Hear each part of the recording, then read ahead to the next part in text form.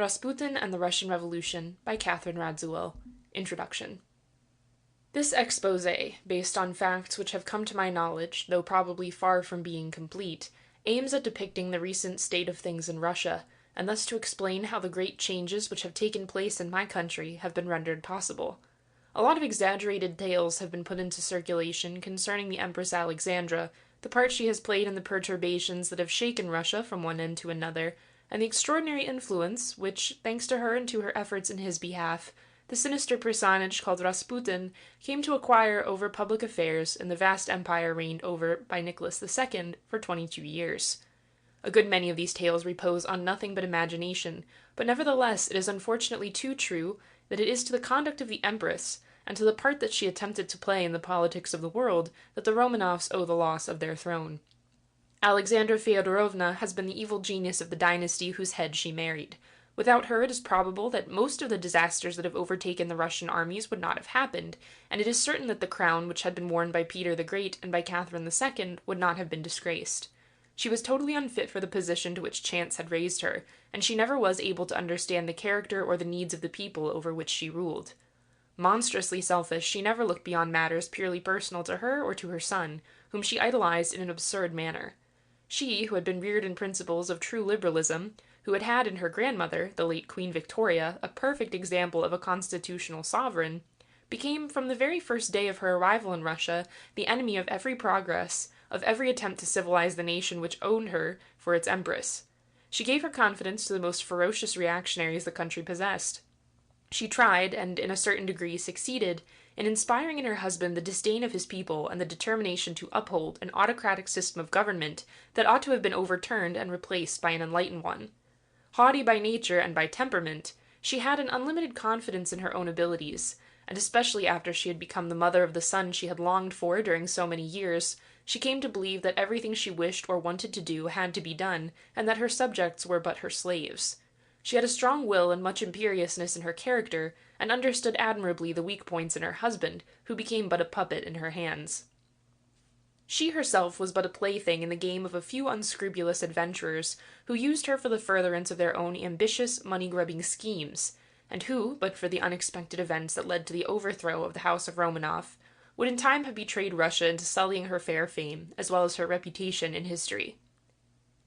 Rasputin, about whom so much has been said, was but an incident in the course of a whole series of facts, all of them more or less disgraceful, and none of which had a single extenuating circumstance to put forward as an excuse for their perpetration.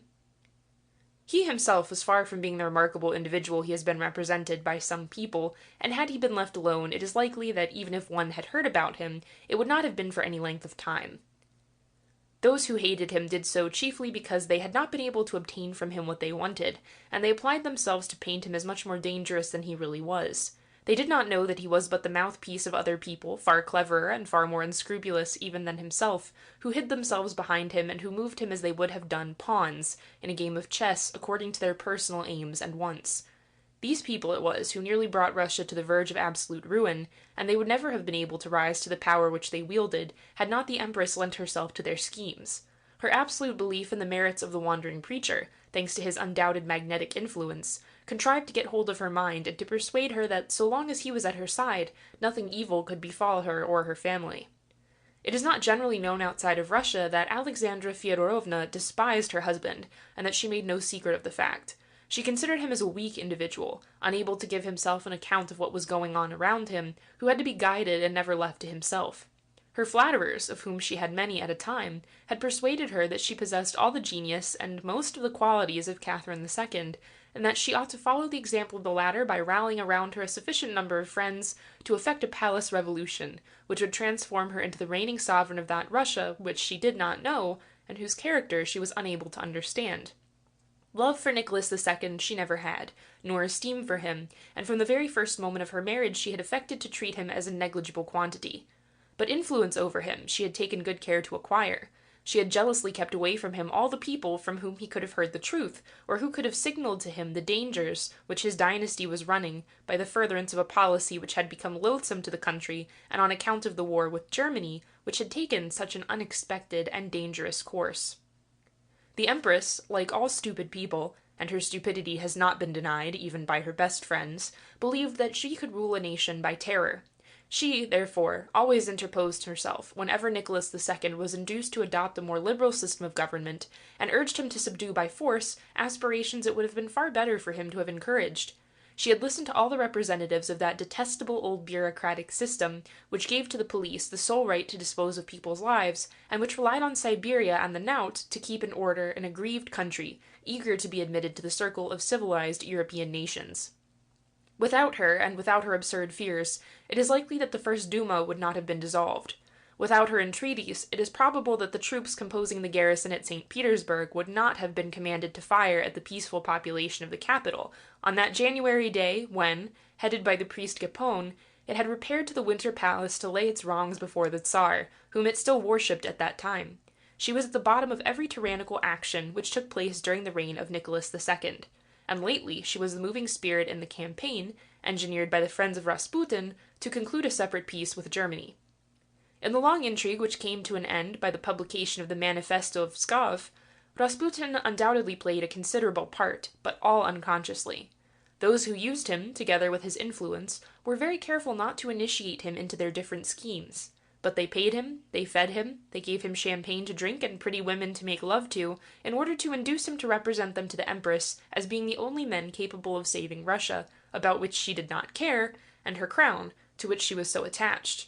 With Rasputin she never discussed politics, nor did the Emperor, but with his friends she talked over every political subject of importance to the welfare of the nation, and being convinced that they were the men best capable of upholding her interests, she forced them upon her husband and compelled him to follow the advice which they gave.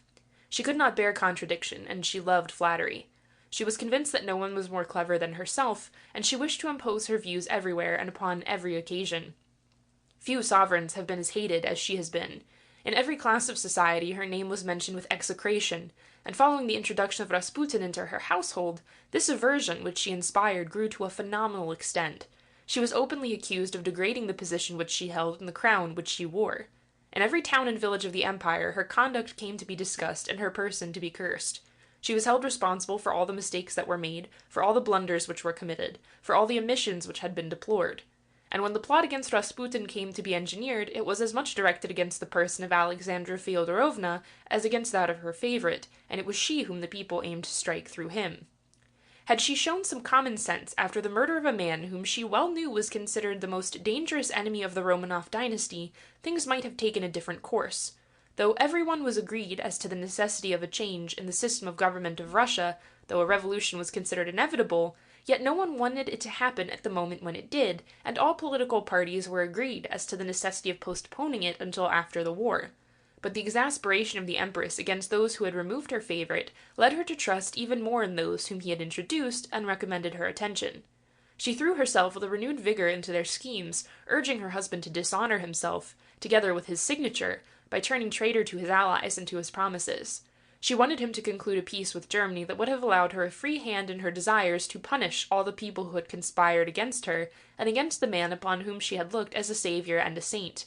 Once this fact was recognized, the revolution became inevitable.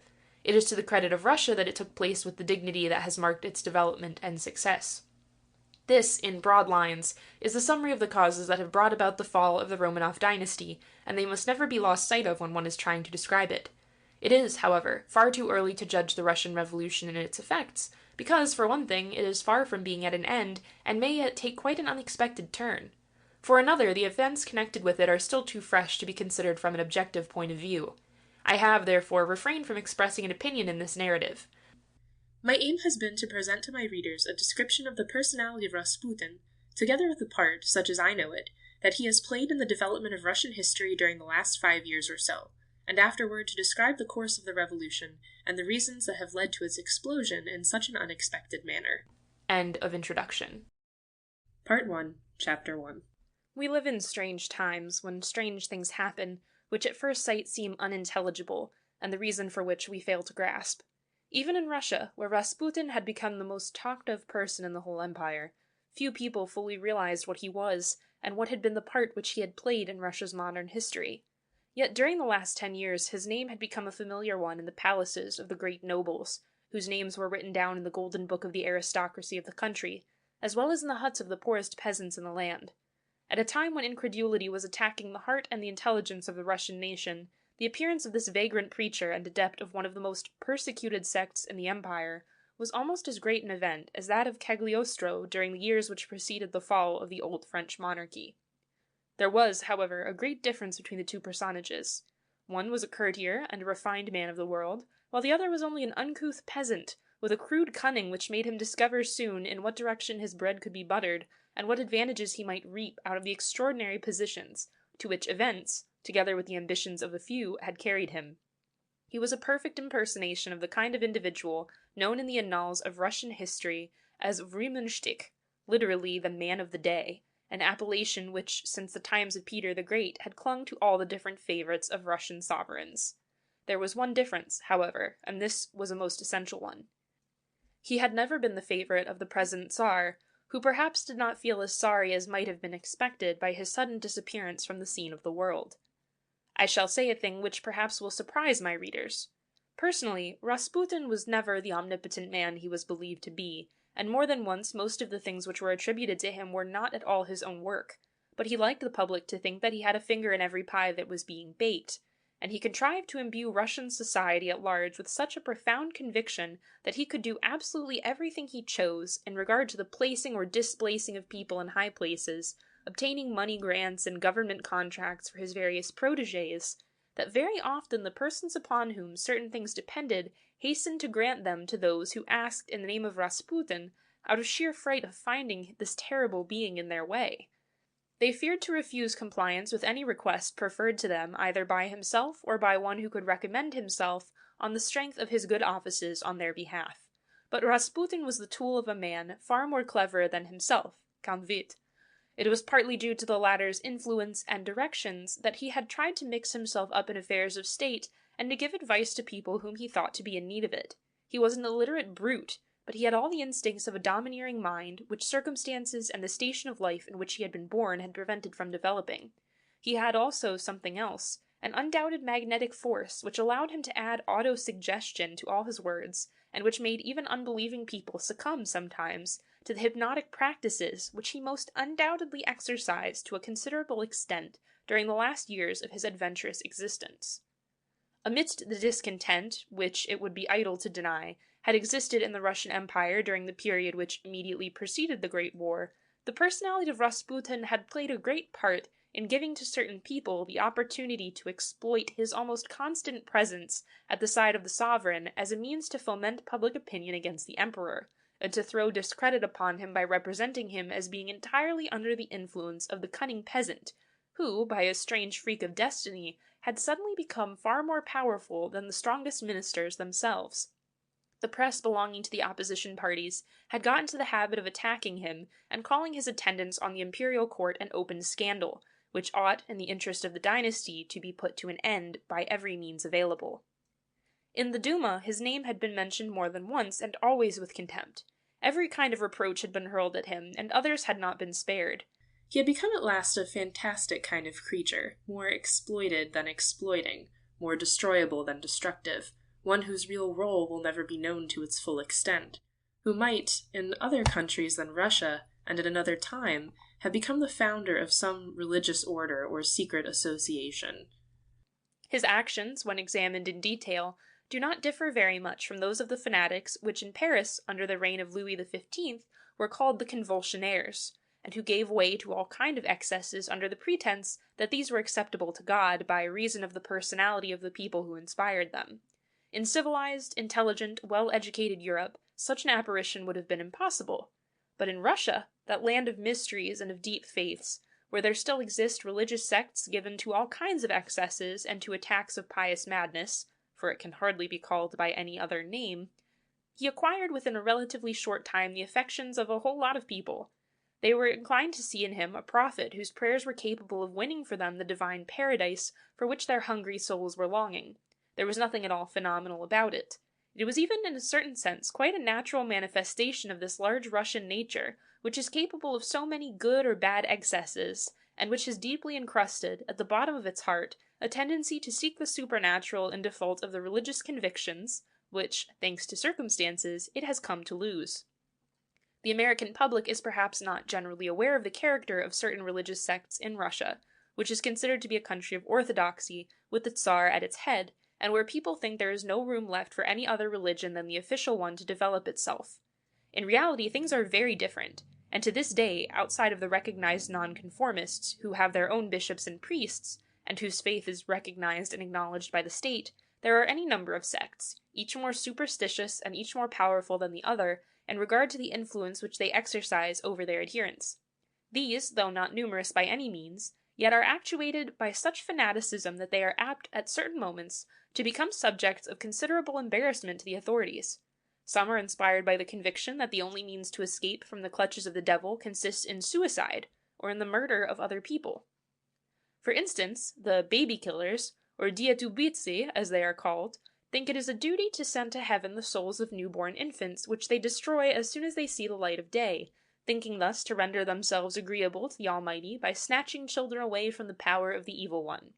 Another sect, which goes by the name of stranglers, fully believes that the doors of heaven are only opened before those who have died a violent death, and whenever a relative or friend is dangerously ill, they proceed to smother him under the weight of many pillows, so as to hasten the end. The Filipovsi preach salvation through suicide, and the voluntary death of several people in common is considered by them as a most meritorious action. Sometimes whole villages decide to unite themselves in one immense holocaust, and barricade themselves in a house, which is afterwards set on fire. An incident that occurred during the reign of Alexander II is remembered to this day in Russia. A peasant called Kotkin persuaded 20 people to retire together with him into a grotto hidden in the vast forests of the government of Perm, where he compelled them to die of hunger. 2 women having contrived to escape, the fanatics, fearing that they might be denounced, killed themselves with the first weapons which fell under their hand. It was their terror that they might find themselves compelled to renounce their sinister design, and thus fall again into the clutches of that Satan, for fear of whom they had made up their minds, to encounter an awful death. Even as late as the end of the last century, such acts of fanaticism could be met with here and there in the east and center of Russia. In 1883, under the reign of the father of the last Tsar, a peasant in the government of Ryazan, called Yukov, burnt himself to death by setting fire to his clothes, which he had previously soaked in paraffin, and expired under the most awful torments, singing hymns of praise to the Lord. Among all these heresies, there are 2 which have attracted more than the others the attention of the authorities, thanks to their secret rites and to their immoral tendencies. They are the Skoptsi, or voluntary eunuchs, about which it is useless to say anything here, and the Khlitsi, or flagellants, which to this day has a considerable number of adepts, and to which Rasputin undoubtedly belonged, to which, in fact, he openly owed allegiance. This sect, which calls itself Men of God, has the strangest rites which human imagination can invent. According to its precepts, a human creature should try to raise its soul toward the divinity with the help of sexual excesses of all kinds. During their assemblies, they indulge in a kind of waltz around and around the room, which reminds one of nothing so much as the rounds of the dancing dervishes in the East. They dance and dance until their strength fails them, when they drop to the floor in a kind of trance or ecstasy, during which, being hardly accountable for their actions, they imagine that they see Christ and the Virgin Mary around them. They then threw themselves into the embrace of the supposed divinities. As a rule, the general public knows very little concerning these sects, but I shall quote here a passage out of a book on Russia by Sir Donald Mackenzie Wallace, which is considered to this day as a standard work in regard to its subject. Among the Khlitsi, he writes, there are men and women who take upon themselves the calling of teachers and prophets, and in this character they lead a strict ascetic life, refrain from the most ordinary and innocent pleasures, exhaust themselves by long fasting and wild ecstatic religious exercises, and abhor marriage. Under the excitement caused by their supposed holiness and inspiration, they call themselves not only teachers and prophets, but also saviors, redeemers, Christs, mothers of God. Generally speaking, they call themselves simply gods and pray to each other as to real gods, and living Christs and Madonnas. When several of these teachers come together at a meeting, they dispute with each other in a vain, boasting way as to which of them possesses most grace and power. In this rivalry they sometimes give each other lusty blows on the ear, and he who bears the blows the most patiently, turning the other cheek to the smiter, acquires the reputation of having the most holiness. Another sect belonging to the same category, and which indeed claims close kindred with it, is the Jumpers, among whom the erotic element is disagreeably prominent. Here is a description of their religious meetings, which are held during summer in a forest, and during winter in some outhouse or barn. After due preparation, prayers are read by the chief teacher, dressed in a white robe and standing in the midst of the congregation. At first he reads in an ordinary tone of voice, and then passes gradually into a merry chant. When he remarks that the chanting has sufficiently acted on the hearers, he begins to jump. The hearers, singing likewise, follow his example. Their ever-increasing excitement finds expression in the highest possible jumps. They continue as long as they can, men and women alike yelling like enraged savages. When all are thoroughly exhausted, the leader declares that he hears the angels singing, and then begins a scene which cannot be here described. I have quoted this passage in full because it may give to the reader who is not versed in the details of Russian existence and Russian psychology the key to the circumstances that helped Rasputin to absorb for such a considerable number of years the attention of the public in Russia, and which, in fact, made him possible as a great ruling, though not governing, force in the country. In some ways, he had appealed to the two great features of human character in general and of the Russian character in particular, mysticism and influence of the senses. It is not so surprising as it might seem at first sight that he contrived to ascend to a position which no one who knew him at first ever supposed he would or could attain. At the same time, I must, in giving a brief sketch of the career of this extraordinary individual, protest against the many calumnies which have associated him with names which I will not mention here out of respect and feelings of patriotism. It is sufficiently painful to have to say so, but German calumny, which spares no one, has used its poisoned arrows also where Rasputin came to be discussed. It has tried to travesty maternal love and anxiety into something quite different, and it has attempted to sully what it could not touch. There have been many sad episodes in this whole story of Rasputin, but some of the people who have been mentioned in connection with them were completely innocent of the things for which they have been reproached. Finally, the indignation which these vile and unfounded accusations roused in the hearts of the true friends and servants of the people led to the drama which removed forever from the Russian society the sectarian who unfortunately had contrived to glide into its midst.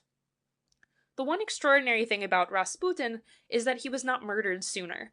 He was so entirely despised and so universally detested all over Russia that it was really a miracle that he could remain alive so long a time after it had been found impossible to remove him from the scene of the world by other than violent means.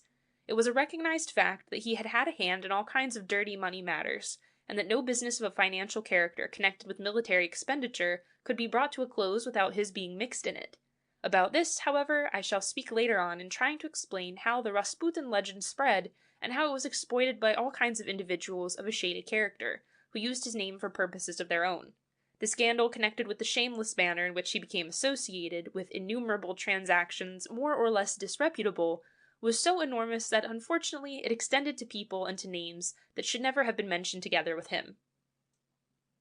It must never be forgotten, and I cannot repeat this sufficiently, that Rasputin was a common peasant of the worst class of the Russian moujiks, devoid of every kind of education, without any manners, and in his outward appearance more disgusting than anything else. It would be impossible to explain the influence which he undoubtedly contrived to acquire upon some persons belonging to the highest social circles, if one did not take into account this mysticism and superstition which lie at the bottom of the Slav nature, and the tendency which the Russian character has to accept as a manifestation of the power of the divinity all things that touch upon the marvelous or the unexplainable. Rasputin, in a certain sense, appeared on the scene of Russian social life at the very moment when his teachings could become acceptable, at the time when Russian society had been shaken to its deepest depths by the revolution which had followed upon the Japanese War, and when it was looking everywhere for a safe harbor in which to find a refuge. At the beginning of his career, and when he was introduced into the most select circles of the Russian capital, thanks to the caprices and the fancies of 2 or 3 fanatic Orthodox ladies, who had imagined that they had found in him a second Savonarola, and that his sermons and teachings could provoke a renewal of religious fervor, people laughed at him and at his feminine disciples, and made all kinds of jokes, good and bad, about him and them. But this kind of thing did not last long, and Rasputin, who, though utterly devoid of culture, had a good deal of the cunning which is one of the distinctive features of the Russian peasant, was the first to guess all the possibilities which this sudden engouement of influential people for his person opened out before him, and to what use it could be put for his ambition as well as his inordinate love of money. He began by exacting a considerable salary for all the prayers which he was supposed to say at the request of his worshippers, and of all the ladies, fair or unfair, who had canonized him in their enthusiasm for all the wonderful things which he was continually telling them.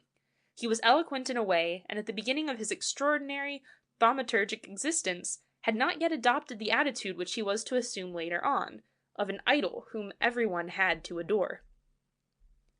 He was preaching the necessity of repenting of one's sins, making due penance for them after a particular manner, which he described as being the most agreeable to God, and praying constantly and with unusual fervor for the salvation of Orthodox Russia.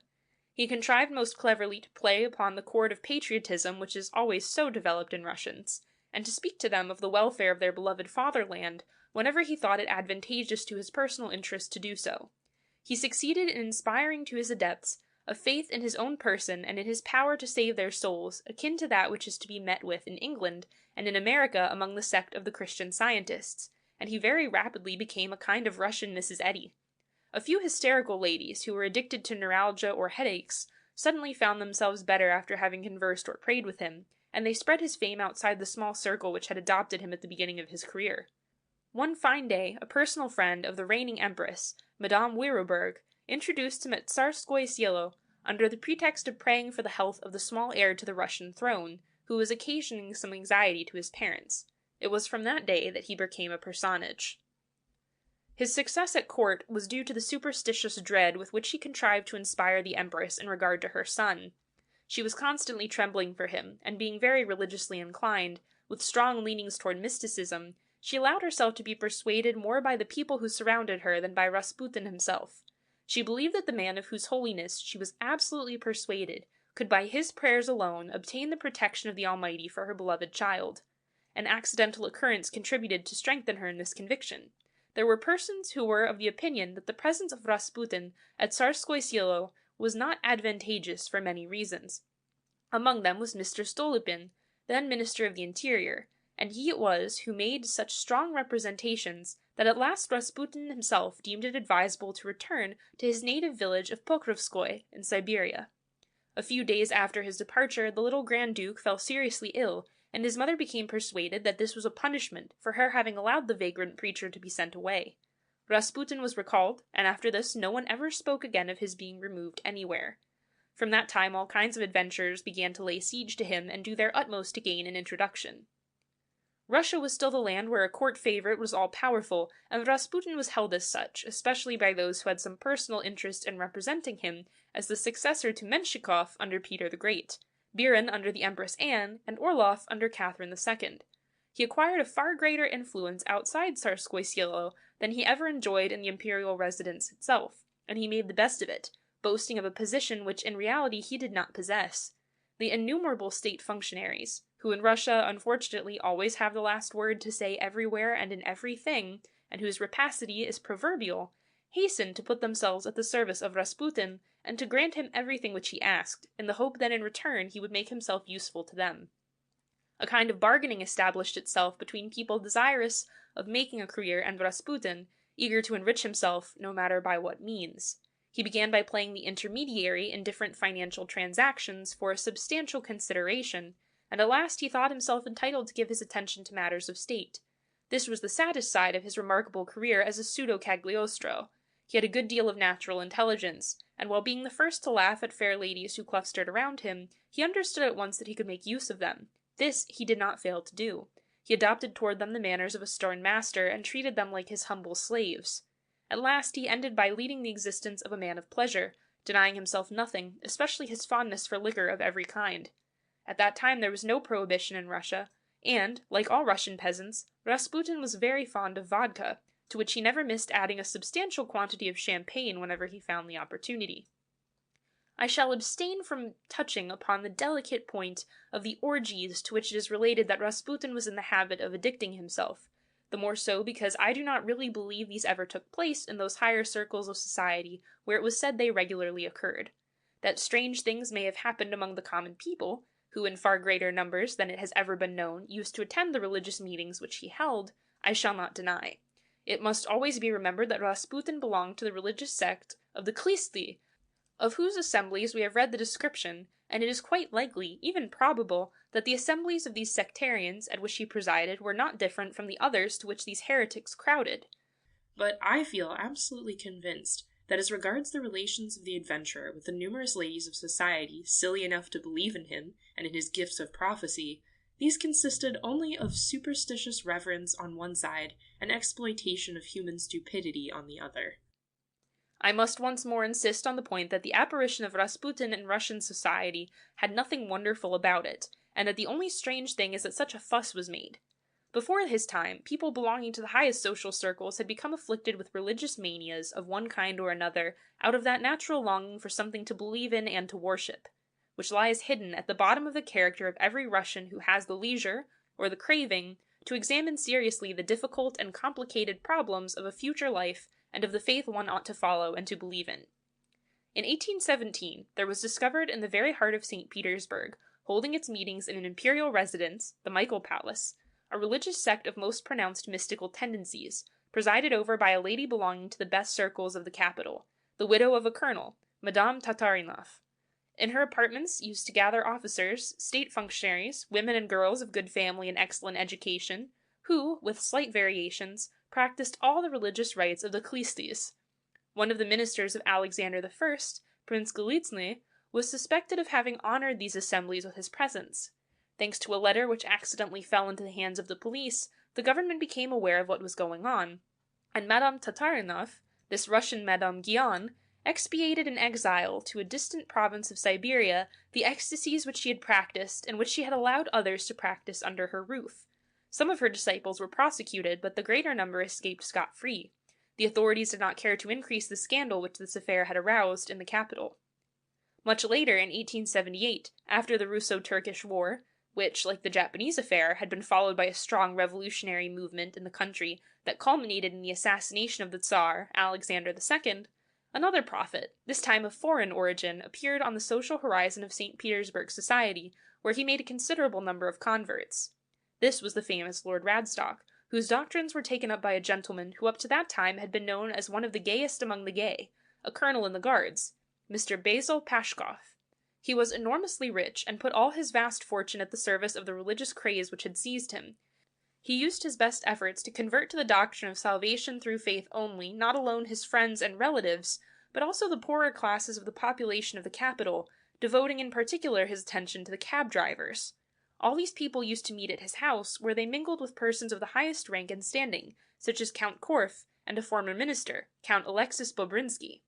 Later on, the whole Chertkov family, to which belonged the famous friend of Count Leo Tolstoy, associated itself with them, and indeed displayed the greatest fanaticism in regard to its participation in the doctrines of the new sect. The Pashkovites, as they came to be called, had nothing at all in common with the Khlistis. Their morals were absolutely unimpeachable, and what they preached was simply the necessity to conform one's morals were always unimpeachable, and what they explained and commented upon, each person according to his own light.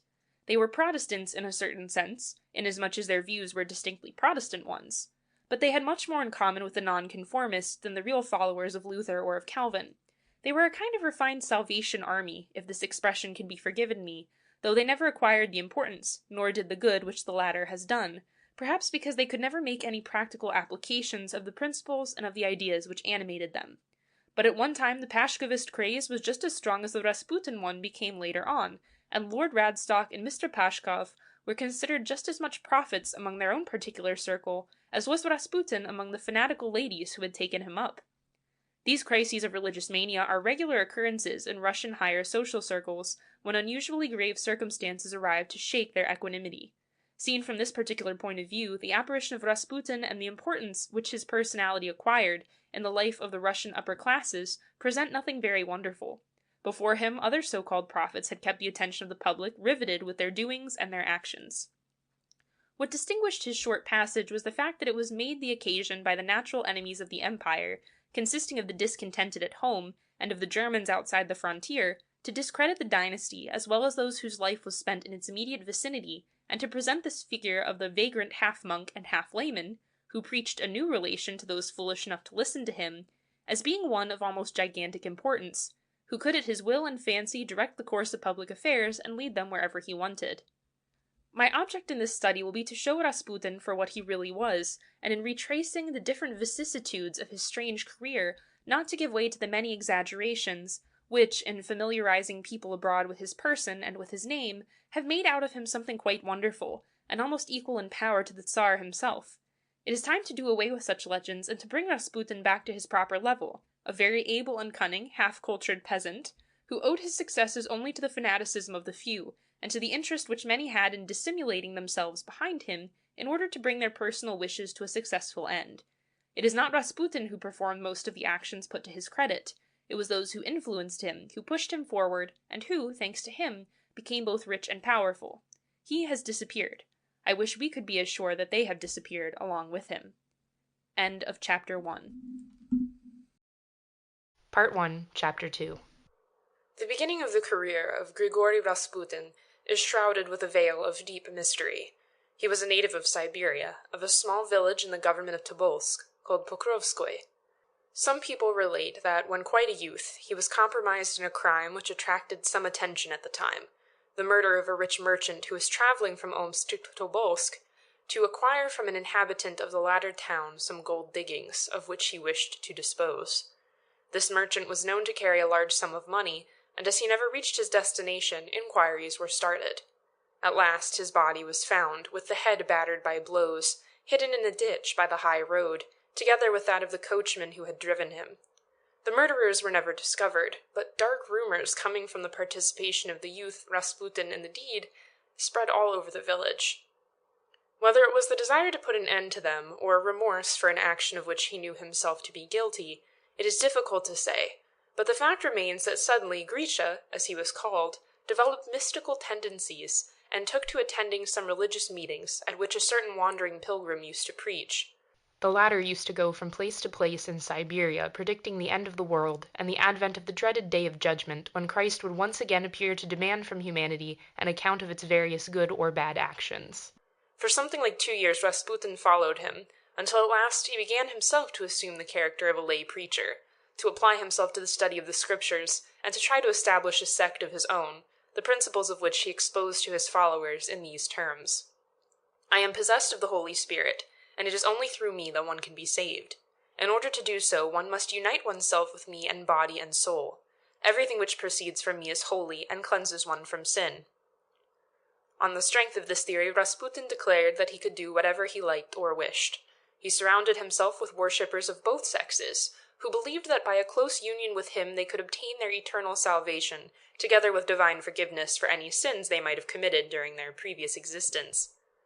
Strange tales began to be related concerning the religious assemblies at which the new prophet presided, but nevertheless, the whole village of Pokrovskoye, whither he had returned after a few years' wanderings, accepted his teachings and submitted to his decrees with scarcely any exceptions. These unbelievers were looked upon askance by the majority of the inhabitants, who had succumbed to the monk's power of fascination and hypnotism. It was with nothing else that Rasputin kept his flock subjugated. He introduced among them the cult of his own person, together with certain rites which he called sacrifice with prayer. According to the narratives of some people, who out of curiosity had attended these ceremonies, this is how they proceeded. In the night, as soon as the first stars had become visible in the sky, Rasputin, with the help of his disciples, dragged some wood into a deep ditch dug for the purpose and lighted a huge bonfire. On a tripod placed in the midst of this fire was put a cup full of incense and different herbs, around which people began to dance, holding themselves by the hand all the while, and singing in a voice which became louder and louder as the wild exercise became more and more accelerated, different hymns which always ended with the phrase, "Forgive us our sins, O Lord, forgive us our sins." The dance went on until people fell exhausted to the ground, and groans and tears replaced the former singing. The fire died out slowly, and, when the darkness had become complete, the voice of Rasputin was heard calling upon his disciples to proceed to the sacrifice which God required them to perform. Then followed a scene of general orgy. As one can see by this tale, the strange practices introduced by the seer, about whom people were already beginning to talk, differed in no way from those generally in use among the Kristli, and, indeed, Rasputin made no secret of his allegiance to this particular form of heresy, in which, however, he had introduced a few alterations. For instance, he did not admit that the souls of his followers could be saved by a general prayer, but only thanks to one uttered in common with him, and by a complete submission to his will. Some persons have alleged that during the early wanderings of Rasputin, he had gone as far as China and Tibet, and there learned some Buddhist practices, but this is hardly probable, as in that case his instruction would have been more developed than it was. It is far more likely that during his travels he had met with exiled sectarians belonging to the different persecuted religious Russian communities, of which there exist so many in the whole Ural region, and that they initiated him into some of their rites and customs. They also made him attentive to the hypnotic powers which he most undoubtedly possessed, teaching him how to use them for his own benefit and advantage.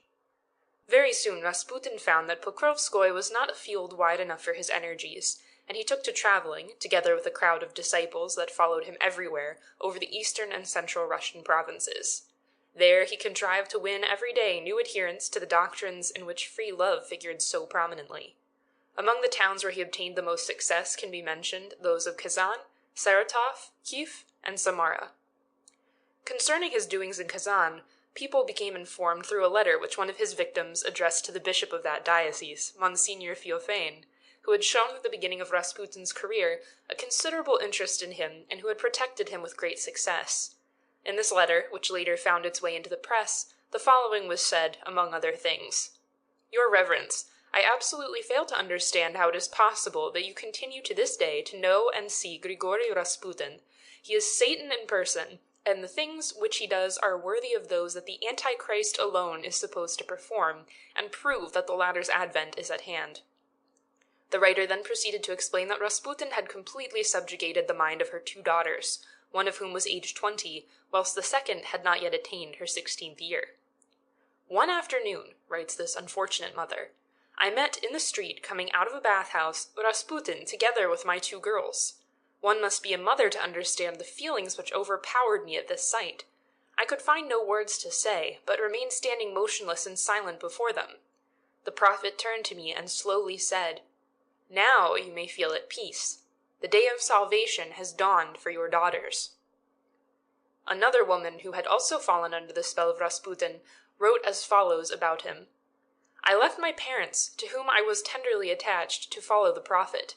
One day when we were traveling together in a reserved first-class carriage, talking about the salvation of souls and the means to become a true child of God, he suddenly got up, approached me, and proceeded to cleanse me of all my sins. Towards evening I became anxious and asked him, Perhaps what we have been doing today was a sin, Grigory Efimych. No, my daughter, he replied. It was not a sin. Our affections are a gift from God, which we may use as freely as we like. Bishop Feofane finally was obliged to recognize the evil which Rasputin was continually doing, and he bitterly repented having been taken in by him and by his hypocrisy. He reproached himself especially for having given him a letter of recommendation to the famous Father John of Kronstadt, through whom Rasputin was to become acquainted with some of the people who were later on to pilot him in the society of St. Petersburg. The bishop was not a clever man by any means, but he had been sincere in his admiration for Rasputin, a fact which added to the consternation that overpowered him when the truth about the famous sectarian became known to him. He assembled a kind of judicial court, composed of 1 bishop, 1 monk, and 3 well-known and highly respected civil functionaries, and called upon the prophet to come and explain himself before this court as to the actions which were imputed to him. Among these figured his general conduct in regard to the women who had enrolled themselves in the ranks of his disciples. But somehow the adventurer succeeded in dispelling the suspicions that had become attached to his name and conduct, and he explained in a more or less plausible manner the things which had been told about him. His leanings towards feminine society, and his invariable custom of bathing with women, he declared to be quite innocent things, and only a proof of his desire to show that it was quite possible for human beings to rise above every kind of carnal temptation. In spite of this episode, which would have interfered with the career of anyone but Rasputin, the fame of the latter grew with every day that passed. He established himself at last in the town of Tyumen in Siberia, where he hired the whole of a large house for himself and some of his most favored disciples, and he began to turn his activity into another and more profitable channel. He established reception hours every day, when all his followers, admirers, and friends could come to speak to him about any business they liked. Hundreds of people used to attend those receptions, among them some very influential persons curious to see and speak with the modern Peter the Hermit, who declared that he had been called by God to save Holy Russia. In some mysterious manner he acquired the reputation of having great influence in high quarters, where, this must be noticed, he was at the time still quite unknown. Governors, fearing dismissal, rapacious functionaries whose exactions had become too flagrant, as well as businessmen in charge of some good Geschäft, to use the German expression employed before the war among financial circles in Russia, crowded round him, waiting sometimes hours for an opportunity to speak with him, and fully believing in his capacities for obtaining what they required. Rasputin soon became a kind of business agent and surrounded himself with a number of secretaries of both sexes, whose occupation consisted in attending to his correspondence. He could himself hardly read or write, and in receiving the numerous offerings which were being brought to him daily. These secretaries, among whom figured a sister of the Bishop of Saratov, Warnava, made an immense amount of money themselves, because no one was ever admitted into the presence of Rasputin without having previously paid yearly for his favor. Very soon they established a tax in regard to the audiences granted by their master. Besides this sister of Bishop Warnava, Rasputin had another female secretary, and they both accompanied him in all his travels, calling themselves his spiritual sisters. They constituted, so to say, his bodyguard, and wherever he went, even in St. Petersburg, they never left off attending him and seeing to all his wants. They were the channel through which everything had to go, and without their consent no one was ever admitted into the presence of the saint, as they had already begun to call him. Grigory Rasputin very often used to visit Tobolsk, where he was always received with great ceremony and pomp, as if he had really been the important personage he believed himself. The policemen in the streets saluted him as he passed. The carriage in which he drove was escorted or preceded by a high police functionary, and the governor asked him to dinner. The same kind of thing used to take place in other Siberian cities. In one of them, the state-rooms reserved at the railway station for any high authority on a visit to the place were thrown open to him. In another, triumphal arches were erected in his honor, while in a third he was met by deputations, in the midst of which could be seen civil functionaries and religious dignitaries. How all this happened, no one knew or could explain. In what consisted the fame of Rasputin, and what he had done to deserve all these honors, nobody could tell. But fame he had acquired, honors he had obtained, and where another person gifted with a smaller amount of impudence than he was possessed of would have been put into prison or sent to a madhouse, Grisha had it all his own way, and defied governors and judges with an equal indifference, sure that none among them would be daring enough to try to put a stop to his progress or to his avidity. Most friendly, not to say intimate, relations were established between Rasputin and Bishop Warnava, especially after the latter's elevation to the episcopal see of Tobolsk. The first sermon which Warnava preached in that town he dedicated to the wife of Rasputin. One need not say that the whole clergy of the town and of the diocese trembled before Rasputin, who did not fail to exact from it large sums of money, which he extorted, thanks to the promises which he made but never meant in the least to keep. During the course of the year 1909, complaints about Rasputin's behavior increased to a considerable extent. He was once more called before an ecclesiastical court to give explanations in regard to his general conduct. Among his judges figured again Bishop Feofane. This time Rasputin could not clear himself of the charges preferred against him, and he was invited to retire for 1 year into a monastery by way of penance. But Rasputin refused to submit to this sentence, and categorically declined to do as he had been told. He gave reason for his disobedience to the commands of his ecclesiastical superiors, that his conscience obliged him to resist, because it would be impossible for his spiritual sisters and daughters to accompany him in his retreat, and live together with him in the monastery they wished him to enter. At the time this incident took place, Rasputin was already living in St. Petersburg, whither he had repaired on the invitation of some of his admirers and protectors, who had the opportunity to listen to his preachings in Kiev and other Russian towns. Among them figured the Countess Sophia Ignatiev, a woman of high standing, irreproachable reputation, and great influence in some circles of the capital, where her salon was considered the center of the conservative Orthodox party. Bishops and priests figured among her daily visitors, and it was among her habitués that the most important ecclesiastical appointments in the empire were discussed. Often it was the candidates whom she honored with her protection who were chosen for a bishop's place, or for that of a superior to one of those rich monasteries, the heads of which are quite personages in the state. The countess was already an old woman, widow of a man who had been murdered during the Revolution of 1905, and incapable of being even suspected of any frailties of conduct. She was the mother of a large family, and though by no means brilliant, was yet clever in her way, with a slight propensity to intrigue. She was extremely devout, with a strong tendency to exaltation where religious matters came into question, and was continually lamenting what she called the relaxation of modern society and those strict practices of church discipline, which Russians belonging to the higher classes have lately taken to forgetting. She would not have missed attending any of the long church services, sometimes so tiring in the Orthodox faith, which are celebrated on Sundays and many feast days, and she strictly fasted at prescribed times. Indeed, her whole existence was, as regards to its daily routine, more that of a nun than of a woman of the world. But for all that, she liked to keep herself well informed as to all that was going on around her, and politics was her special hobby. Among those who frequented her house were Mr. Sabler, then procurator of the Holy Synod, together with his future successor, Mr. Lukyanov, a good sprinkling of ministers. She was distantly related to Mr. Stolypin, a fact that had considerably added to her importance during the latter's lifetime, and a few influential dames belonging to the immediate circle of friends of the imperial family. All this constituted a coterie that had gradually assumed perhaps more importance than it really deserved, but that brought into St. Petersburg society an element with which it would not have been wise to trifle, and which it was impossible to overlook, for anyone caring to concern himself or herself with the course that public affairs were taking and assuming. A few years before the time I am referring to, that is about 1908 or 1909, a good deal of interest was excited not only in St. Petersburg, but in the whole of Russia, by a monk called Iliador, who also preached a new gospel to those willing to listen. There was, however, about him none of the peculiarities which distinguished Rasputin, and no one had ever found one word to say against his morals. But he tried also to form a religion of his own, in a sense that he attempted to develop on a higher scale, and with certain Protestant leanings, the feelings of fervor of the people. At Saratov, where he lived, he did a great deal of good, and he had built there a large church, Orthodox, of course, which soon became a center of pilgrimage to which flocked thousands and thousands of people desirous of hearing him and listening to his inflamed speeches. They reminded one of those crusades that in the Middle Ages had stirred whole nations to rise and rush to deliver the Holy Sepulchre from the yoke of the infidels.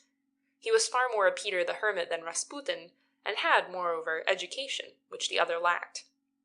But ecclesiastical authorities in St. Petersburg did not approve of his teachings, and he soon came into conflict with them, together with the Bishop of Saratov, who had all along supported him, and who considered him as being really a good and pious man. This conflict led to a quarrel, the result of which was that Iliador was confined to a monastery, whence, however, with the help of his disciples and adherents, he contrived to make his escape. There was also a whole series of lawsuits, into the details of which it is useless to enter here. At last the monk was unfrocked for rebellion to his superiors, by a decree issued from the Holy Synod, and compelled to take back his secular name of Trufanov. He became fearful of future annoyance, and managed to get hold of a false passport, with the help of which he made his way into Norway, where we shall find him presently mixed up in a most extraordinary adventure, with which Rasputin was concerned. But before all this had occurred, there was a brief period when Iliador was quite an important personage in Russia, and the salons of the Countess Ignatiev and other ultra-devout ladies used to see a lot of him whenever he happened to be in St. Petersburg. These feminine listeners were very fond of him, and did their best to spread his reputation all over the capital. During Rasputin's wanderings, he had come across Iliador at Saratov, and the latter, like so many others before and after him, had succumbed to the hypnotic spell which Grisha was casting around him. He had believed him to be a real servant of God, and he had engaged him to come to St. Petersburg and to preach there before some of the people who had already listened to his, Iliador's, sermons. He had introduced him to the celebrated Father John of Kronstadt, this saintly priest who was so famous for his virtues and his good deeds. And, strange though this may appear, Father John also had been struck by Rasputin's eloquence, and had believed him to be really inspired by the Lord. In order to explain the state of mind prevalent at that time among the Orthodox clergy, one must say that the clergy, or at least some of their important members, were trying to bring about a revival of religious fervor in the Orthodox Church, especially among persons belonging to the upper classes, who had, during the last 25 years or so, become more than indifferent in regard to spiritual matters, and who had considered religion more a question of convenience than anything else. Since the religious censorship had been suppressed, and books to any amount treating of every conceivable subject had been allowed to circulate freely in the country, the former attachment to the Mother Church had waxed fainter and fainter, until this church appeared in the eyes of many as simply a question of good breeding, to which it was necessary to conform when one belonged to good society, but which, beyond this, was treated entirely as a matter devoid of importance. In view of this fact, those prelates and dignitaries who lamented over this state of things were not sorry to find that there were still in the world people capable of arousing in the minds of others an interest in religion and religious matters. This explains partly why this craze, which seized some persons in regard to Iliador at first, and to Rasputin later on, was not viewed with the dissatisfaction one might have expected by the Russian ecclesiastical authorities. They argued that surely it was better for people to pray in the way these two so-called saints told them to do than not to pray at all. It was only much later, after Ilyador's rebellion to the orders of his superiors, and Rasputin's ever-growing personal influence had begun to alarm them, that there were found some bishops in Russia who made a stand against both, until at last a catastrophe removed these two men from the scene of their previous labors and successes. Rasputin and Ilyador were in time to become mortal enemies, but at first a great friendship united them, and when Rasputin was sentenced to enter a convent in the manner already related, Ilyador took up his cause most warmly, and telegraphed to one of the former's admirers, an ecclesiastic of high rank in St. Petersburg, in the following terms: "Neither Bishop Theophane nor Archimandrite Serge has behaved fairly in regard to the blessed Grigory." Ilyador's efforts, however, did not avail, and Rasputin was ordered to leave the capital immediately. But instead of being compelled to enter the convent, whither they had wished to confine him at first, he was allowed to return to his native village of Pokrovskoye. Before doing so, he bethought himself of calling on his former patron, Bishop Theophane, but the latter met him with the exclamation, "Don't approach me, Satan! Thou art not a blessed thing, but only a vulgar deceiver." At Pokrovskoye, Rasputin surrounded himself with 12 sisters, of whom the oldest was barely 29 years of age. They all lived in his house, which was extremely well arranged and richly furnished. Rasputin's wife, together with her children, was also there and occupied a suite of 5 rooms, whilst each of the sisters had a separate room to herself. People wondered that the woman who ought to have been the sole mistress in the place had consented to share her authority with all these girls, and some even thought that she was just as bad as her husband. In reality, the prophet's consort had done all that she could to persuade her husband to give up the mission which he declared had been imposed upon him by the Almighty, and to return to his former life of a simple peasant. Her efforts had remained fruitless, and Rasputin had replied to all her entreaties that his past existence had come forever to an end, and that he knew his star was about to shine in a wonderful way within a short time. He commanded his wife not to attempt to interfere in the matter of his own personal relations with the sisters living under their roof. Though she tried to submit to his will, yet there were occasions when terrible scenes occurred between husband and wife. Then the latter would attack violently the girls, whom she accused of all kinds of dreadful things, and would then fall on the ground in attacks of strong hysterics, screaming so dreadfully that people heard her from the street. But tears and submission were equally of no avail, and Rasputin did not trouble about his wife's rage or grief any more than he had troubled in general with any other impediment he had found in his way. As concerns the kind of life which the sisters were leading at Pokrovskoye, this is how one of them describes it. "It is now already 6 months since I am here, living in a kind of nightmare. I do not know to this day whether the blessed Grisha is a saint or the greatest sinner the earth has ever known. I cannot find a quiet place in this miserable village. I would like to run away, to return to St. Petersburg, but I dare not to do so. I am so afraid, so terribly afraid of the Blessed One. His large, grey, piercing eyes crush me, enter into my very soul and absolutely terrify me. At a distance of 5,000 versts, I feel his presence near me. I feel that he has got extraordinary powers, that he can do everything that he wishes with me." For 2 whole years, Rasputin was not allowed to show himself in the Russian capital, but the influential friends he had there never left off trying to get the degree of banishment rescinded. Among others, the Archbishop of Saratov, Hermogen, and Ilyador worked most actively in his favor, and the latter in one of his sermons did not hesitate to call Rasputin the greatest saint which the modern Russian Church had ever known. At last the efforts of his friends proved successful, and Rasputin, toward the end of the year 1912, reappeared in St. Petersburg, where this time his progress was far more rapid than it had been formerly, and here his reputation of a latter-day saint grew with every hour, until at last he came to be looked upon as a real manifestation of the divinity upon earth. It was about that time that he was seen more frequently at Tsarskoye Selo, where the poor empress was eating her heart away in anxiety over the health of her only son, the little heir to the throne, whose days seemed to be numbered. Rasputin, who had been introduced to her as a pious, good man whose prayers had already worked miracles, was very quickly able to influence her in the sense that he persuaded her that the small Grand Duke could only be cured if constant prayers were said for him by people who were agreeable to the Lord. It is not to be denied that the pseudo-saint had cultivated to a considerable extent the science of hypnotism that he used in regard to the consort of the sovereign, in the sense that she grew really to believe that the presence of the prophet by the side of her sick child might cure the latter. There was nothing else in their relations to each other, which remained always, in spite of what has been said, purely official ones. Rasputin was far too clever ever to say one word capable of offending the Empress, whose proud temperament would never have forgiven him any familiarity had he dared to venture upon it. Whenever he was in her presence he kept a most humble attitude, and certainly never discussed with her any matters of state, and never dared entertain her with aught else than religious questions. He was far less guarded with regard to what he told the Emperor, with whom it is unfortunately true that he sometimes allowed himself remarks he would have done better to keep to himself. But the Tsar never looked upon him in any other light than that of a jester, whose sayings were absolutely devoid of importance whatever, but who could amuse him at times by the daring manner in which he would touch upon things, and criticize people whose names no one else would ever have dared to mention in a disparaging tone before Nicholas II. But between that and the possession of any real power and influence, there was an abyss, which, unfortunately, in view of the turn that events were to take, no one noticed among all those who lamented over the almost constant presence of Rasputin at Tsarskoye Selo. All that I have said, however, refers only to the Emperor and Empress. In regard to some people who surround them, it was not quite the same. It is certain that from the first day that the Prophet was introduced at Tsarskoye Selo, some intriguing persons applied themselves to make use of him for their own special benefit and advantage, and tried to create around him a legend that had hardly anything in common with the real truth. It is useless to mention the names of these people, whose influence, it must be hoped, is now at an end. But it is impossible not to speak of their activity in regard to the spreading of these rumors, which attributed to Rasputin an importance he was never really in possession of. This caused no small damage to the prestige of the dynasty.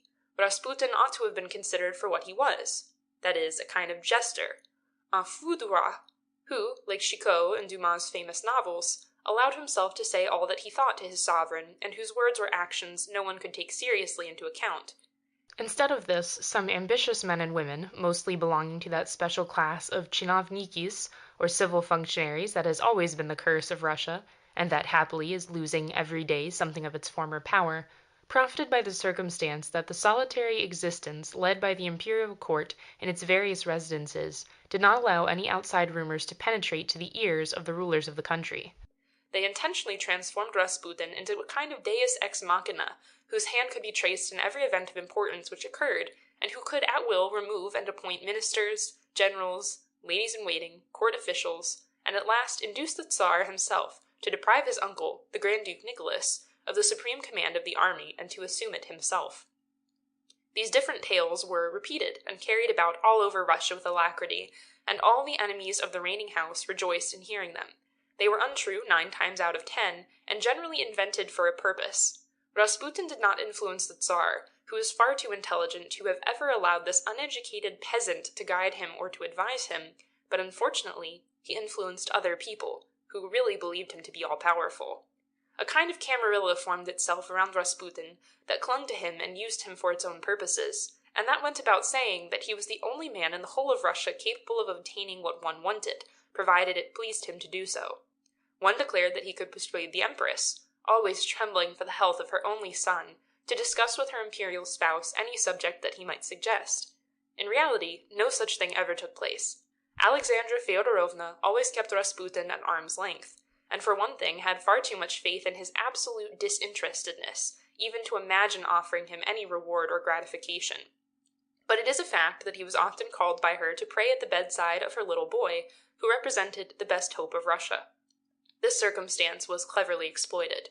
No one was ever present at his interviews with the Tsar or with the Empress. It was therefore easy for him to say what he liked about them, certain that no one could ever contradict him, with the exception of the interested persons themselves, and these could never get to hear or to learn anything about the wild tales which it pleased him, together with his friends, to put into circulation regarding the position which he occupied at the court. Thanks to his persuasive powers and to the undoubted magnetic force he was possessed of, he contrived to imbue even earnest and serious people with the conviction that he was, at times, the echo of the voices of those placed far above him, and that they had called upon him to say to others what it embarrassed them to mention themselves. In Russia, as a general rule, the people in power were all cringing before the Tsar, whom they never dared to contradict.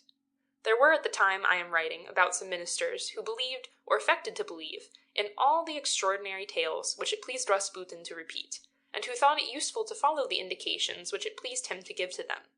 He was only too delighted to be considered the most powerful personage in the whole of the Russian Empire. He hoped as much as he could to accredit all the legends going about among the general public in regard to his own person, and he imagined that the best way to add to his reputation as a man who did not care for the opinions of the world was to treat this world with disdain and with contempt, and to transform into his humble slaves ladies belonging to the highest social ranks, just as he had transformed into his handmaidens the peasant girls who had fallen under his spell. That he magnetized most of the people with whom he prayed seems but too true. Perhaps they did not notice it, and perhaps this was done with the consent of those on whom he exercised his hypnotic strength. It is difficult to know exactly. But that his prayer meetings were the scene of spiritist and magnetic experiences, all who have ever been present agree in saying. He made no secret about the fact, and openly acknowledged the use which he made of the state of trance in which he liked to throw his disciples, especially those belonging to the weaker sex. He practiced to the full all the customs of the Clistes, but he added to them a cunning such as is but rarely found in a human being, and a rough knowledge of human nature which gave him the facility to exploit the passions of the many vile people who thought that he was their instrument, while in reality it was they who were playing fiddle to his tune. After his return to St. Petersburg, he applied himself to the task of setting aside all his former patrons, such as Iliador, against whom he contrived to irritate several important members of the Holy Synod, with false reports about remarks which the now disgraced monk was supposed to have made. He contrived also to bring about the exile of the Archbishop of Saratov, Hermogen, from whom he feared disagreeable revelations concerning his own past life, and certain episodes connected with the days when he had preached his so-called doctrine in the town and government of Saratov. On the other hand, he toadied to other ecclesiastical dignitaries eager for promotion, and in that way obtained their support in the synod. Very soon he turned his thoughts to more practical subjects than religious fervor or religious reforms, and sought the society of business and financial people. Among these he soon obtained the opportunities he longed for, and established a kind of large shop or concern where everything in the world could be bought or sold, from a pound of butter to a minister's portfolio.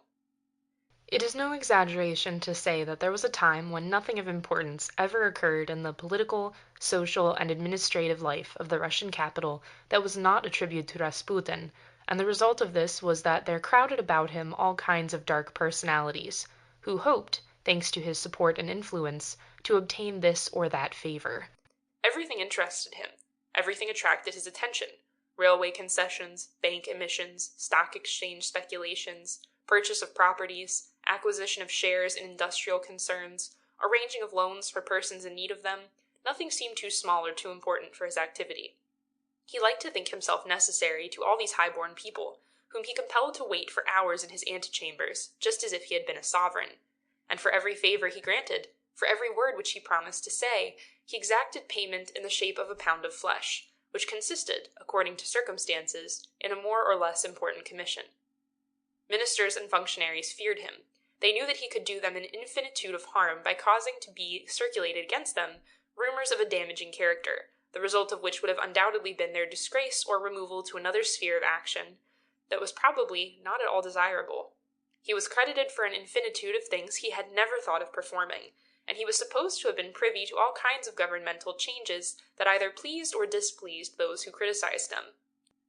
As time went on, one accused him, among other things, of the dismissal of the procurator of the Holy Synod, Mr. Lukyanov, with whom he had, for a long period, been at daggers drawn, and who had openly expressed his disapproval of the prophet and his disbelief in his miraculous powers.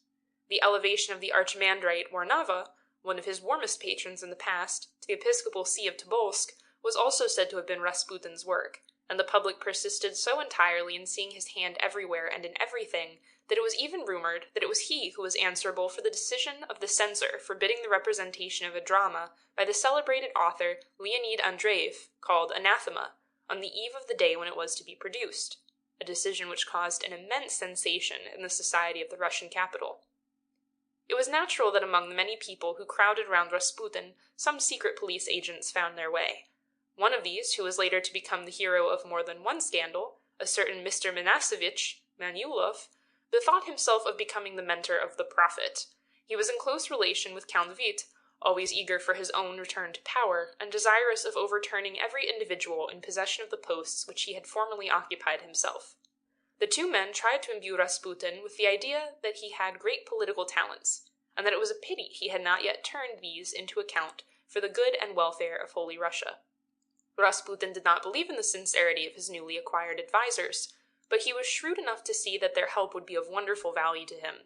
He willingly entered into the plans which they unfolded to him between 2 glasses of brandy or 2 cups of champagne as the occasion presented itself.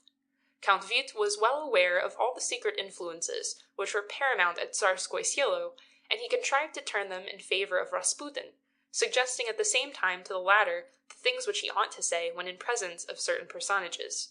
It was easy to throw in a word now and then, either in the shape of a jest, or of a remark uttered inadvertently and unintentionally, but yet sure to bear fruit in the future.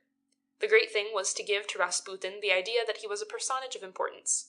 This was not a very difficult matter, considering the very high opinion which he already had of his own capacities, coupled with his set resolution to make the most hay whilst the sun was shining, and never to miss an opportunity of asserting his personality, no matter on what occasion or with what purpose.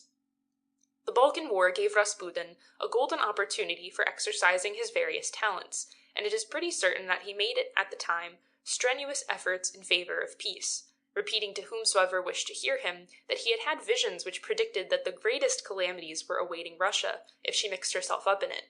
This feeling was shared by a numerous party, and the sovereign himself was the most resolute adversary of any military intervention in this unfortunate affair. It is likely that even without Rasputin, Russia would not have drawn her sword either for Bulgaria or for Serbia, but nevertheless it pleased his friends to say that without him this would have most undoubtedly occurred. And it also pleased him to assert that on this occasion he had proved to be the savior of his native land.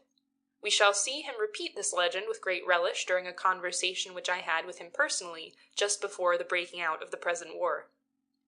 There was also another incident in which Rasputin most certainly was implicated. This was the dismissal of Mr. Kokovtsov, then Prime Minister and President of the Council, followed by the appointment in his place of old and tottering Mr. Goremykin, to whom no one in the whole of Russia had ever thought as a possible candidate for this difficult post. Count Witte was the personal enemy of Mr. Kokovtsov, whom he had never forgiven for his so-called treason in regard to himself, and he never missed any opportunity to attack him in the Council of State, of which they were both members, criticizing his financial administration and making fun of the splendid budgets which were regularly presented to the Duma. These Witte declared to be entirely artificial, reposing on a clever manipulation of figures. In some ways it was easy to find fault with Mr. Kokovtsov, whose name had been mixed up far too much for the good of his personal reputation in all kind of financial transactions and stock exchange operations. But then the same thing had been said about Count Witte, with perhaps even more reason than about Mr. Kokovtsov, whose wife, at least, had never been suspected of any manipulations with her banking account. Indeed, no finance minister in Russia had escaped accusations of the kind from his detractors or his adversaries, and it had never interfered with their administrative careers, nor prevented them from sleeping soundly. So far, so well, but then this was more the work of events as they had unfolded themselves naturally than the merit of Rasputin, yet he was openly congratulated by his friends, or so-called ones, on the success which he had obtained in driving Mr. Kokovtsov away. The ultra-orthodox party, which hailed the advent to power of one of its members, Mr. Goremykin, having always been considered as one of the pillars of the conservative faction, not only cheered the prophet with enthusiasm, but also started to proclaim anew his genius and clear understanding of the needs of the Russian people. Thus a ministerial crisis culminated in the apotheosis of a man whose only appreciation of the qualities and of the duties of a minister consisted in the knowledge of that minister's existence as a public functionary. End of section 2. Part 1, Chapter 3. Among Rasputin's adversaries was Mr. Stolypin, who, with strong common sense and great intelligence, had objected to the importance which certain social circles in St. Petersburg had tried to give the soothsayer. At first he had regarded the whole matter as a kind of wild craze which was bound to subside in time, as other crazes of the same sort had dwindled into insignificance in the past. Later on, however, some reports that had reached him concerning the persons who frequented Rasputin's society had given him reason to think that there might be something more than stupid enthusiasm in the various tales which had come to his ears in regard to the prophet of Pokrovskoye. He therefore expressed a wish to see him, so as to be able to form a personal judgment of the man, and a meeting was arranged in due course at the house of one of the ladies who patronized Rasputin. It is related that after he had cast his eyes upon him, Mr. Stolypin, When asked to give his opinion on the personality of the individual about whom he had heard so many conflicting reports, had simply replied, "The best thing to do with him is to send him to light the furnace. He is fit for nothing else." The words were repeated and circulated freely in St. Petersburg. They reached Rasputin and enraged him the more, because shortly afterwards it was Mr. Stolypin who had insisted on having him expelled from the capital, and who for 2 whole years had refused to allow him to enter it again. When, therefore, in the early autumn of 1912, the prophet was at last allowed to return to St. Petersburg, it was with the feelings of the deepest enmity against the minister who had exiled him. He had the satisfaction of finding that during his enforced absence the popularity of Mr. Stolypin had decreased, and that a considerable number were openly talking about overthrowing him. Rasputin very soon discovered the use which could be made of this state of things, which surpassed by far any hopes he might have nursed of being able to be revenged upon the president of the cabinet for the injury which he imagined that the latter had done to him. He proceeded in all of his sermons to compare him to the Antichrist, and to say that Russia would never be quiet so long as he remained one of its rulers. The police agent, whose name I have already mentioned, Mr. Manisevich Manilov, who always had his eye on Rasputin, and who had hastened to call upon him as soon as he had seen him return to the capital, was not slow to notice the now outspoken animosity of the latter in regard to the prime minister, who was offensive to him as well as to the whole secret police. The latter, finding that it could no longer do what it pleased, and that it had to respect the private liberty and life of the peaceful Russian citizens, or else be called to account by Mr. Stolypin, who had ever since his appointment been working against the occult powers of the Okhrana, had but one idea. This was to get rid, by fair means, or by foul, of a master determined to control the police. It is known in Russia that Mr. Stolypin's assassination was the work of the secret police itself, who had found the murderer in the person of one of its own agents, to whom it had furnished even the revolver with which to kill the unfortunate Stolypin. But few people dared relate all that they suspected in regard to this heinous crime, and fewer still were aware of all its details, and of the manner in which it had been planned. The truth of the story is that Mr. Manilov secretly took to Rasputin's house 2 or 3 police agents, to whom the latter said that God himself had revealed to him that Russia could never be saved from the perils of revolution until the removal of Mr. Stolypin. He even blessed the officers, together with a pistol which he presented them. It turned out afterwards that this pistol was the very weapon which the Jew Bagrov fired at the Prime Minister in the theatre of Kiev during the gala performance given there in honor of the Emperor's visit to the town. When Stolypin had succumbed to his wounds, Rasputin made no secret of the satisfaction which his death had occasioned to him, and exerted himself in favor of several people who were supposed to have been privy to the plot that had been hatched against the life of the Prime Minister.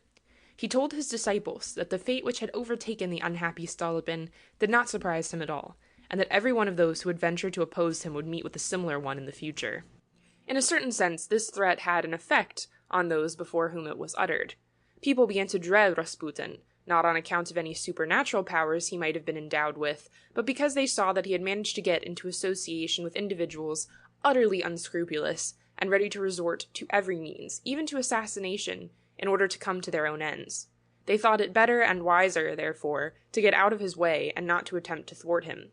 He became associated in the mind of Russian society with conspirators, similar to the Italian Carbonari or Camorrists. The conviction that, under the veil of religious fervor, he was able to persuade his satellites to do whatever he pleased, and to hesitate at nothing in the way of infamy and crime, gradually established itself everywhere, until it was thought advisable to have nothing to do with him, or else to submit to him in absolutely and in everything. It was very well known that he had had a hand in the murder of Mr. Stolypin, but not one single person could be found daring enough to say so, and an atmosphere of impunity enveloped him together with those who worshipped at his shrine, or who had put themselves under his protection. It was during this same winter of 1912-13 that the name of Rasputin became more and more familiar to the ears of the general public, which until that time had only heard about him vaguely and had not troubled about him at all. It was also then that rumors without number concerning the prayer meetings at which he presided began to circulate. Innumerable legends arose in regard to those meetings, which were compared to the worst assemblies ever held by Khlisti sectarians. In reality, nothing unmentionable took place during their course. Rasputin was far too clever to apply to the fine ladies, whose help he considered essential to the progress of his future career, the same means by which he had subjugated the simple peasant women and provincial girls whom he had depraved. He remained strictly on the religious ground with his aristocratic followers, and he tried only to develop in them feelings of divine fervor, verging upon an exaltation which was close to hysteria in its worst shape or form. In a word, it was with him and them a case like that of the nuns of Laudun in the 16th century. Had he lived in the Middle Ages, it is certain that Rasputin would have been burnt at the first stake to be found for the purpose, which, perhaps, would not have been such a great misfortune. I have seen a photograph representing the prophet drinking tea with the ladies who composed the nucleus of the new church or sect, which he prided himself upon having founded. It is a curious production. Rasputin is seen sitting at a table before a samovar or tea urn, slowly sipping out of a saucer the fragrant beverage so dear to Russian hearts. Around him are grouped the Countess I, Madame W, Madame T, and other of his feminine admirers, who, with fervent eyes, are watching him. The expression of these ladies is most curious, and makes one regret that one could not observe it otherwise than in a picture. Their faces are filled with an enthusiasm that bears the distinct stamp of magnetic influence, and it is easy to notice that they are plunged into that kind of trance when one is no longer accountable for one's actions. The method used by Rasputin was to humiliate all the women of the higher circles whom he had subjugated, and who had been silly enough to allow themselves to fall under his spell. Thus he liked to compel them to kiss his hands and feet, to lick the plates out of which he had been eating, or to drink out of the glass which he had just drained. He made them say long prayers in a most fatiguing posture, compelled them sometimes to remain for hours prostrate on the ground before some sacred image, or to stand for a whole day in one place without moving, as a penance for their sins, or again to go for hours without food. Once he commanded one of them to walk in one night to the village of Strelna, a distance of about 25 miles from St. Petersburg, and to return immediately, without giving herself any rest at all, with a twig from a certain tree he had designated to her. In a word, Dr. Charcot would have found in him an invaluable assistant in the experiments he was so fond of making. But he did not go further than these eccentricities. Orgies did not take place during the prayer meetings in which Rasputin exerted to the utmost the magnetic powers which he undoubtedly possessed. While he had been preaching to the humble followers he had at the beginning of his career of thaumaturgy, the theory of free love, to his St. Petersburg disciples he declared that sensuality was the one great crime which the Almighty never forgave to those who had rendered themselves guilty of it. It was in order to subdue the flesh and the devil that he commanded his victims to mortify themselves together with their senses, and that he submitted them to the most revolting practices of self-penitence, before which they would have recoiled with horror had they been of sound mind. There is a curious account of an interview with him, which was published in the Wretch, the organ of the Russian Liberal Party, immediately after the death of Rasputin by Prince Lvov, who had had the curiosity to speak with the prophet. The prince was one of the leaders of the progressive faction of the Duma. This is what he wrote, which I feel certain will interest my readers sufficiently for them to forgive me for quoting it in extenso. I have had personally, twice in my life, occasion to speak with Rasputin.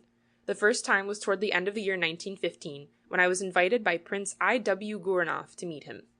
When I arrived, Rasputin was already there, sitting beside a large table, with a numerous company gathered around him, among which figured, in the same quality as myself, a curious stranger, the present chief of the military censorship in Petrograd, General M.A. Adabash, who was the whole time attentively watching the prophet from the distant corner whither he had retired. Rasputin was dressed in his usual costume of a Russian peasant and was very silent, throwing only now and then a word or two into the general conversation or uttering a short sentence, after which he relapsed into his former silence. In his dress and in his manners he was absolutely uncouth, and when, for instance, he was offered an apple, he cut a hole at its top with his own very dirty pocket-knife, after which he put the knife aside and tore the fruit in two with his hands, eating it, peel and all, in the most primitive manner. After some time, he got up and went to the next room, where he sat down on a large divan with a few ladies who had joined him, toward whom his manner left very much to be desired. I had kept examining him the whole time with great attention, seeking for that extraordinary glance which he was supposed to possess, to which was attributed his power over people, but I could not find any trace of it, or notice anything remarkable about him. The expression of his face was that of a cunning mujik, such as the one constantly meets with in our country, perfectly well aware of the conditions in which he found himself, and determined to make the best of them. Everything in him, to begin with his common dress and to end with his long hair and his dirty nails, bore the character of the uncivilized peasant he was. He seemed to realize, better perhaps than those who surrounded him, that one of his trump cards was precisely this uncouthness, which ought to have been repelling, and that if he had put on different clothes and tried to assimilate the manners of his betters, half of the interest which he excited would have disappeared. I did not stay a long time, and went away thoroughly disappointed and perhaps even slightly disgusted at the man. A few months later, in February of the present year, 1916, I was asked again to meet Rasputin at Baron Miklos's house. There I found a numerous and most motley company assembled. There were 2 members of the Duma, Messrs. Kariloff and Surchan, General Polivanov, a great landowner of the government of Voronezh, N.P. Alexiev, Madame Svechin, the Senator S.P. Bieletsky, and other people. Ladies were in a majority. Rasputin remained talking for a long time with the deputy Kariloff in another room than the one in which I found myself. Then he came to join us in the large drawing room, where he kept walking up and down with a young girl on his arm, Mademoiselle D., a singer by profession, who was entreating him to arrange for her an engagement at the Russian opera, which he promised her to do for certain, as he expressed himself. Every 5 or 10 minutes, Rasputin went up to a table on which were standing several decanters with red wine and other spirits, and he poured himself a large glass out of one of them. He swallowed the contents at one gulp, wiping his mouth afterwards with the sleeve or the back of his hand. During one of these excursions he came up to where I was sitting, and stopped before me, exclaiming, "I remember thee. Thou art a gasser, who writes and repeats nothing but calumnies." I asked the prophet why he did not say you to me, instead of addressing me with the vulgar appellation of thou. "I speak in this way with everybody," he replied. "I have got my own way in talking with people." I made him a remark concerning some words which he had pronounced badly, adding, "Surely you have learned during the 10 years which you have lived in the capital that one does not use the expressions which you have employed." "And how do you know that I have written or repeated calumnies? You cannot read yourself, so that everything you hear is from other people, and you cannot feel sure whether they tell you the truth." "This does not matter," he replied. "Thou hast written that one is stealing, and thou knowest thyself how to do so." "I do not know how to steal," I answered, "but I have written that one is doing so at present everywhere. This it was necessary to do for the public good." "Thou hast done wrong. One must only write the truth. Truth is everything," he said. The conversation was assuming an angry and sharp tone. Rasputin became enraged at my telling him that all he was saying was devoid of common sense, and he began shouting at me at the top of his voice. "Be quiet! How darest thou say such things? Be quiet!" I did not wish to remain quiet, and I began in my turn to shout at the prophet, who became absolutely furious when I assured him that I was not a woman whom he could frighten, that I wanted nothing from him, and that he had better leave me alone, or it might be the worse for him. Then he howled at me, screaming as loudly as he could, "It is an evil thing for everybody that thou art here." When in the following April it came to my knowledge that Mr. Sturmer wanted to expel me from the capital, I was surprised to have Baron Miklos come to me one day in the name of Rasputin, who had asked him to tell me that though I was a proud man, he did not bear me any grudge, that if I wished it he would take steps to have the order for my expulsion revoked, and that at all events he begged me not to think that he had taken any part in this whole affair. I categorically refused to avail myself of the help of Rasputin, and there ended the whole matter. I have reproduced this tale because it seems to me that it helps one to understand the personality of Rasputin, and because it describes to perfection the manner in which he used to treat the people with whom he dealt. Personally, when I interviewed the prophet, I had the opportunity to convince myself that the impression which he had produced upon Prince Lvov was absolutely a correct one, and I made the same remark which the latter had done in regard to the total absence of this magnetic strength which Rasputin was supposed to possess over those with whom he entered into conversation. The man was a fraud and nothing else. He had been deified by a group of foolish people whom he had persuaded that he was a messenger from heaven, come to announce to Holy Russia that a new Christ had arisen. But his pretended fascination existed only in the imagination of the persons who asserted its existence. To the impartial observer he appeared what he was, an arrogant and insolent peasant, who, knowing admirably well on which side his bread was buttered, exploited with considerable ability to his personal advantage the stupidity of his neighbors. I have already related that his house had become a kind of stock exchange in which everything could be bought or sold, where all kinds of shady transactions used to take place, and where the most disgusting bargaining for places and appointments was perpetually going on. Gifts innumerable were showered upon him, which he pretended he distributed to the poor, but which in reality he carefully put into his own pocket. This peasant, who when he had arrived in St. Petersburg for the first time had hardly possessed a shirt to his back, had become a very rich man. He had bought several houses, gambled in stock shares and other securities, and contrived to accumulate a banking account, which, if one is to believe all that has been related, amounted to several millions. From time to time, however, he used to come out with some munificent offering to some charity or other, with which he threw dust in people's eyes. They thought that it was in this manner that he employed all the money which was showered upon him by his numerous admirers. It was in this way that he built in St. Petersburg, not far from the spot where, by a strange coincidence, his murdered body was afterwards found, a church which was called the Salvation Church, which adjoined a school for girls. There he used to go often. Whenever he went, he was always met by the clergy in charge with great pomp, as if he had been a bishop or some great ecclesiastical dignitary, and was awaited at the door with the cross and holy water. The church was placed under the special protection of the Metropolitan of Petrograd, Petirin, who often celebrated divine service in it, at which Rasputin always made it a point to be present. But instead of meeting the Metropolitan, as he should have done, he had the habit of arriving after him. Monsignor Petirin, however, awaited his arrival just as he would have waited for the emperor. Indeed, the submission which the official head of the clergy of the capital effected in regard to Rasputin is one of the most extraordinary episodes in the latter's wonderful career. In fact, when one reviews all one has heard concerning this personage, one is tempted to ask the question whether his appearance in St. Petersburg had not brought along with it an epidemic of madness among all those who had come in contact with him. It hardly seems possible that bishops, priests, ministers, high dignitaries, statesmen even, or at least men having the pretension to be considered as such, should have thought it necessary to go and seek the favor of this vulgar, ill-bred, dirty Russian mujik, devoid of honesty and of scruples, about whom the most disgraceful stories were being repeated everywhere, and whose presence in the houses, where he was a daily visitor, used to give rise to the worst kind of gossip. This gossip was of such a nature that decent persons hesitated before repeating it, let alone believing it. Like an insidious poison, it defiled all whom it touched. One fails to realize by what kind of magic grave men like Mr. Sabler, for instance, who for some time had occupied the highly responsible and delicate function of procurator of the Holy Synod, one of the most important posts in the whole Russian Empire, could be made so far to forget himself as to prostrate himself before Rasputin in his eagerness to become entitled to the latter's good graces and protection. And that he did so is at least not a matter of doubt, if we are to believe the following letter which the monk Iliador wrote from his exile on the 5th of May 1914, to a personage very well known in the political circles of St. Petersburg.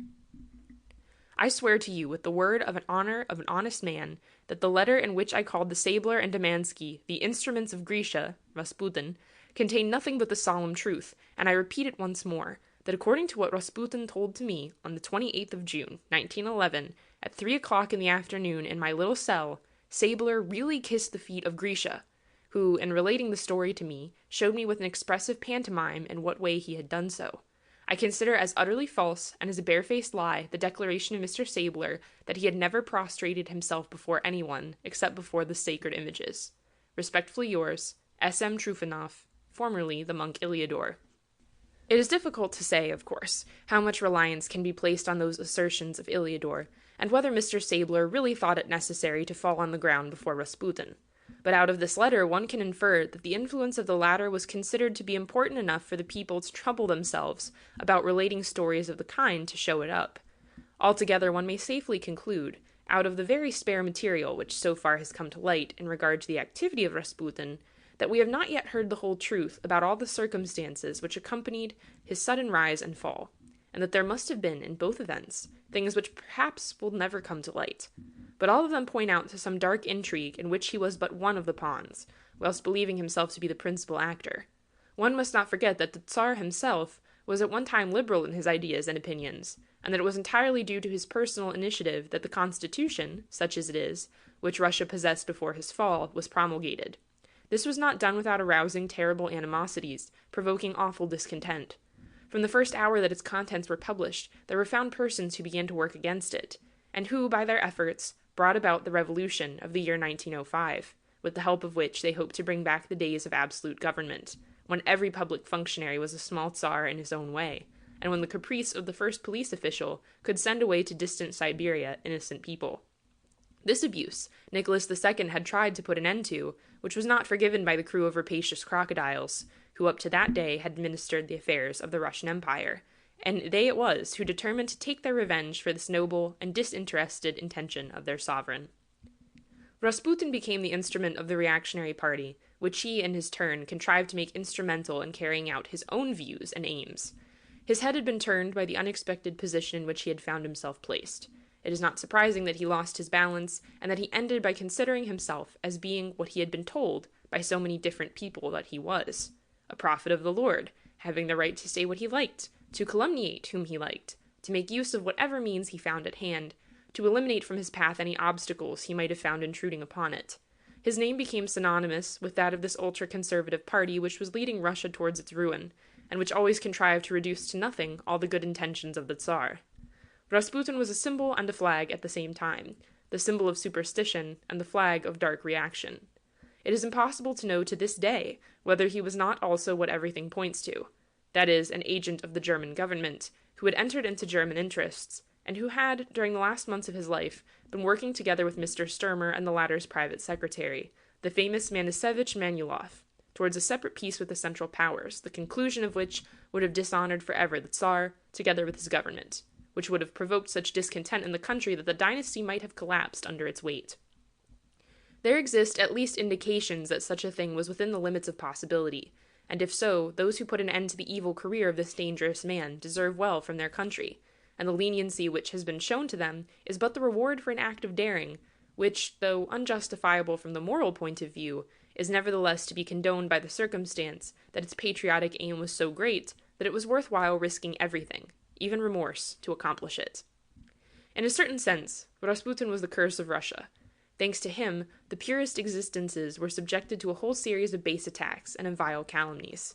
Thanks to him, our enemies were given the opportunity to pour out upon us, upon our institutions, our statesmen, and even upon our sovereign, the poison of their venom, and to represent us to those who do not know us in a light which, thanks be to God, was an absolutely false and untrue one.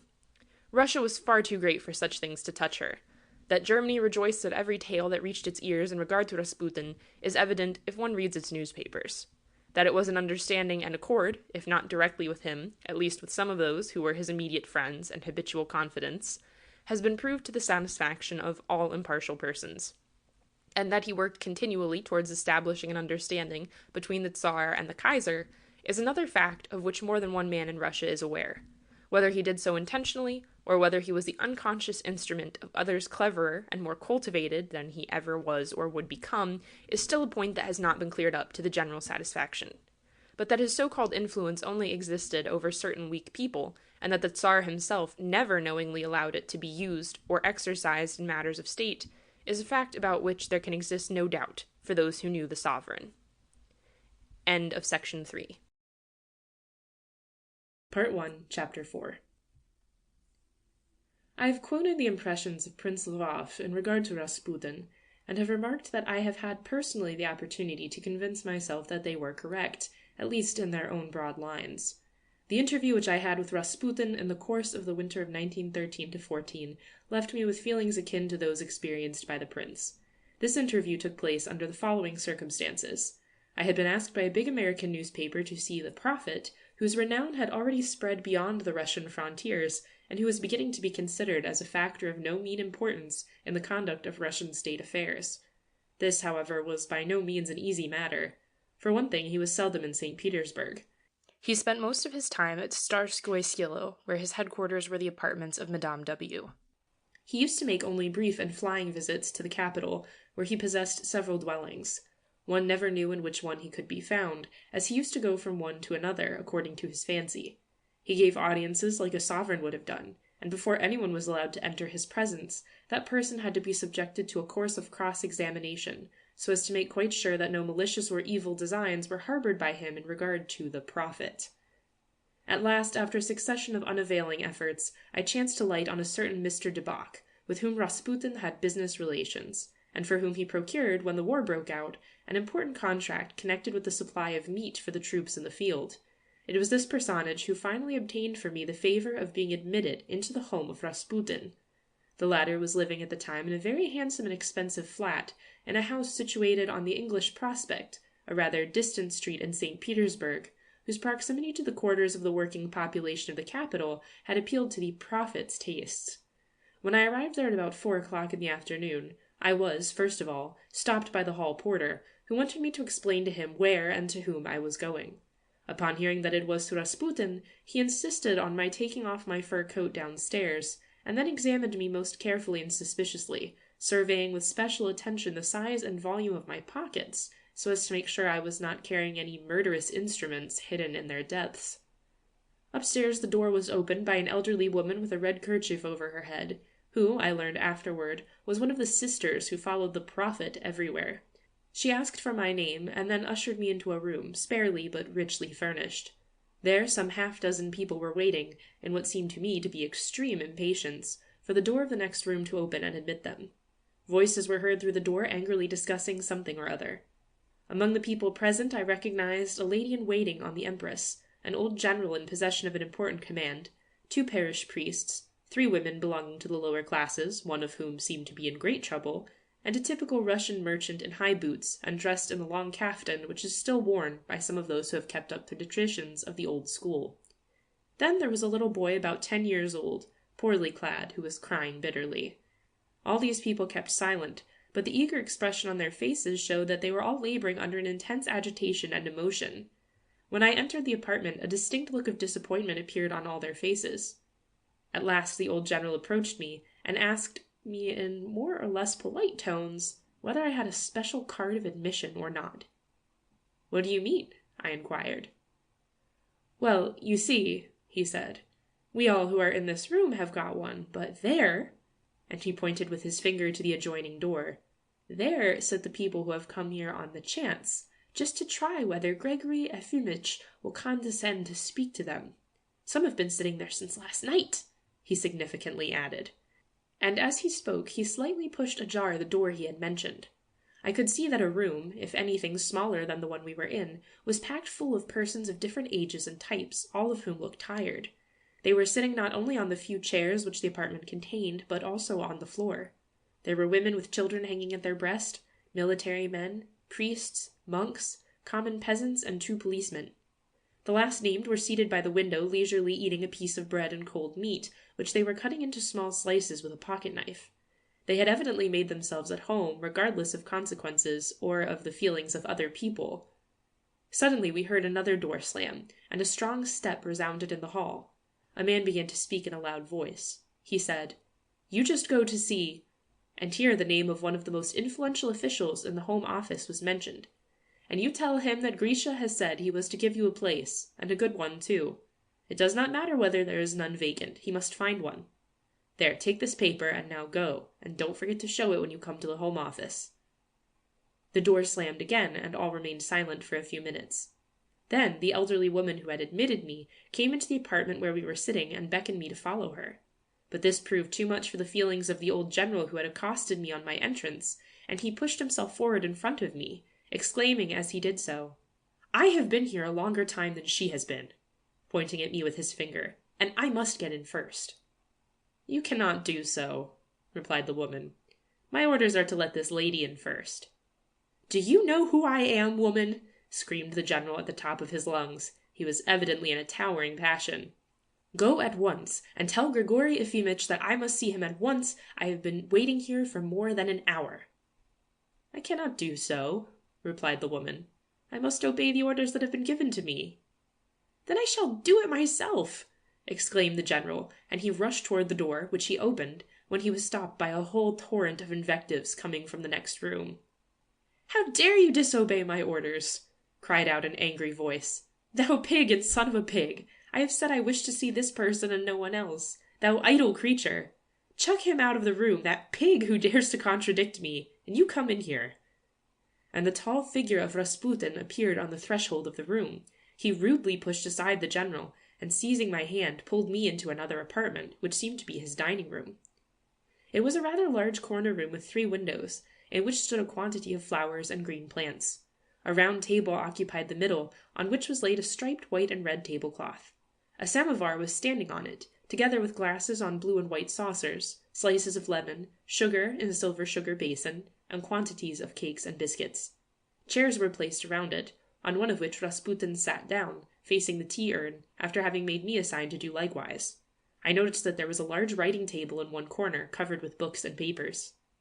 The prophet himself did not at all strike me as being the remarkable individual I had been led to expect. He must have been about 40 years old, tall and lean, with long, black beard and hair, falling not quite down to his back, but considerably lower than his ears. The eyes were black, singularly cunning in their expression, but did not produce, at least not on me, the uncanny impression I had been told they generally made on those who saw for the first time. The hands were the most remarkable thing about the man. They were long and thin, with immense nails, as dirty could be. He kept moving them in all directions as he spoke, sometimes folding them on his breast, and sometimes lifting them high up in the air. He wore the ordinary dress of the Russian peasant, high boots and the kaftan, which, however, was made of the best and finest dark blue cloth. What could be seen of his linen was also of the best quality. After having beckoned me to sit down, Rasputin poured out some tea in a glass, and proceeded to drink it, sipping the beverage slowly out of the saucer into which he poured it out of the glass which he had just filled. Suddenly he pushed the same saucer toward me with the word, "Drink."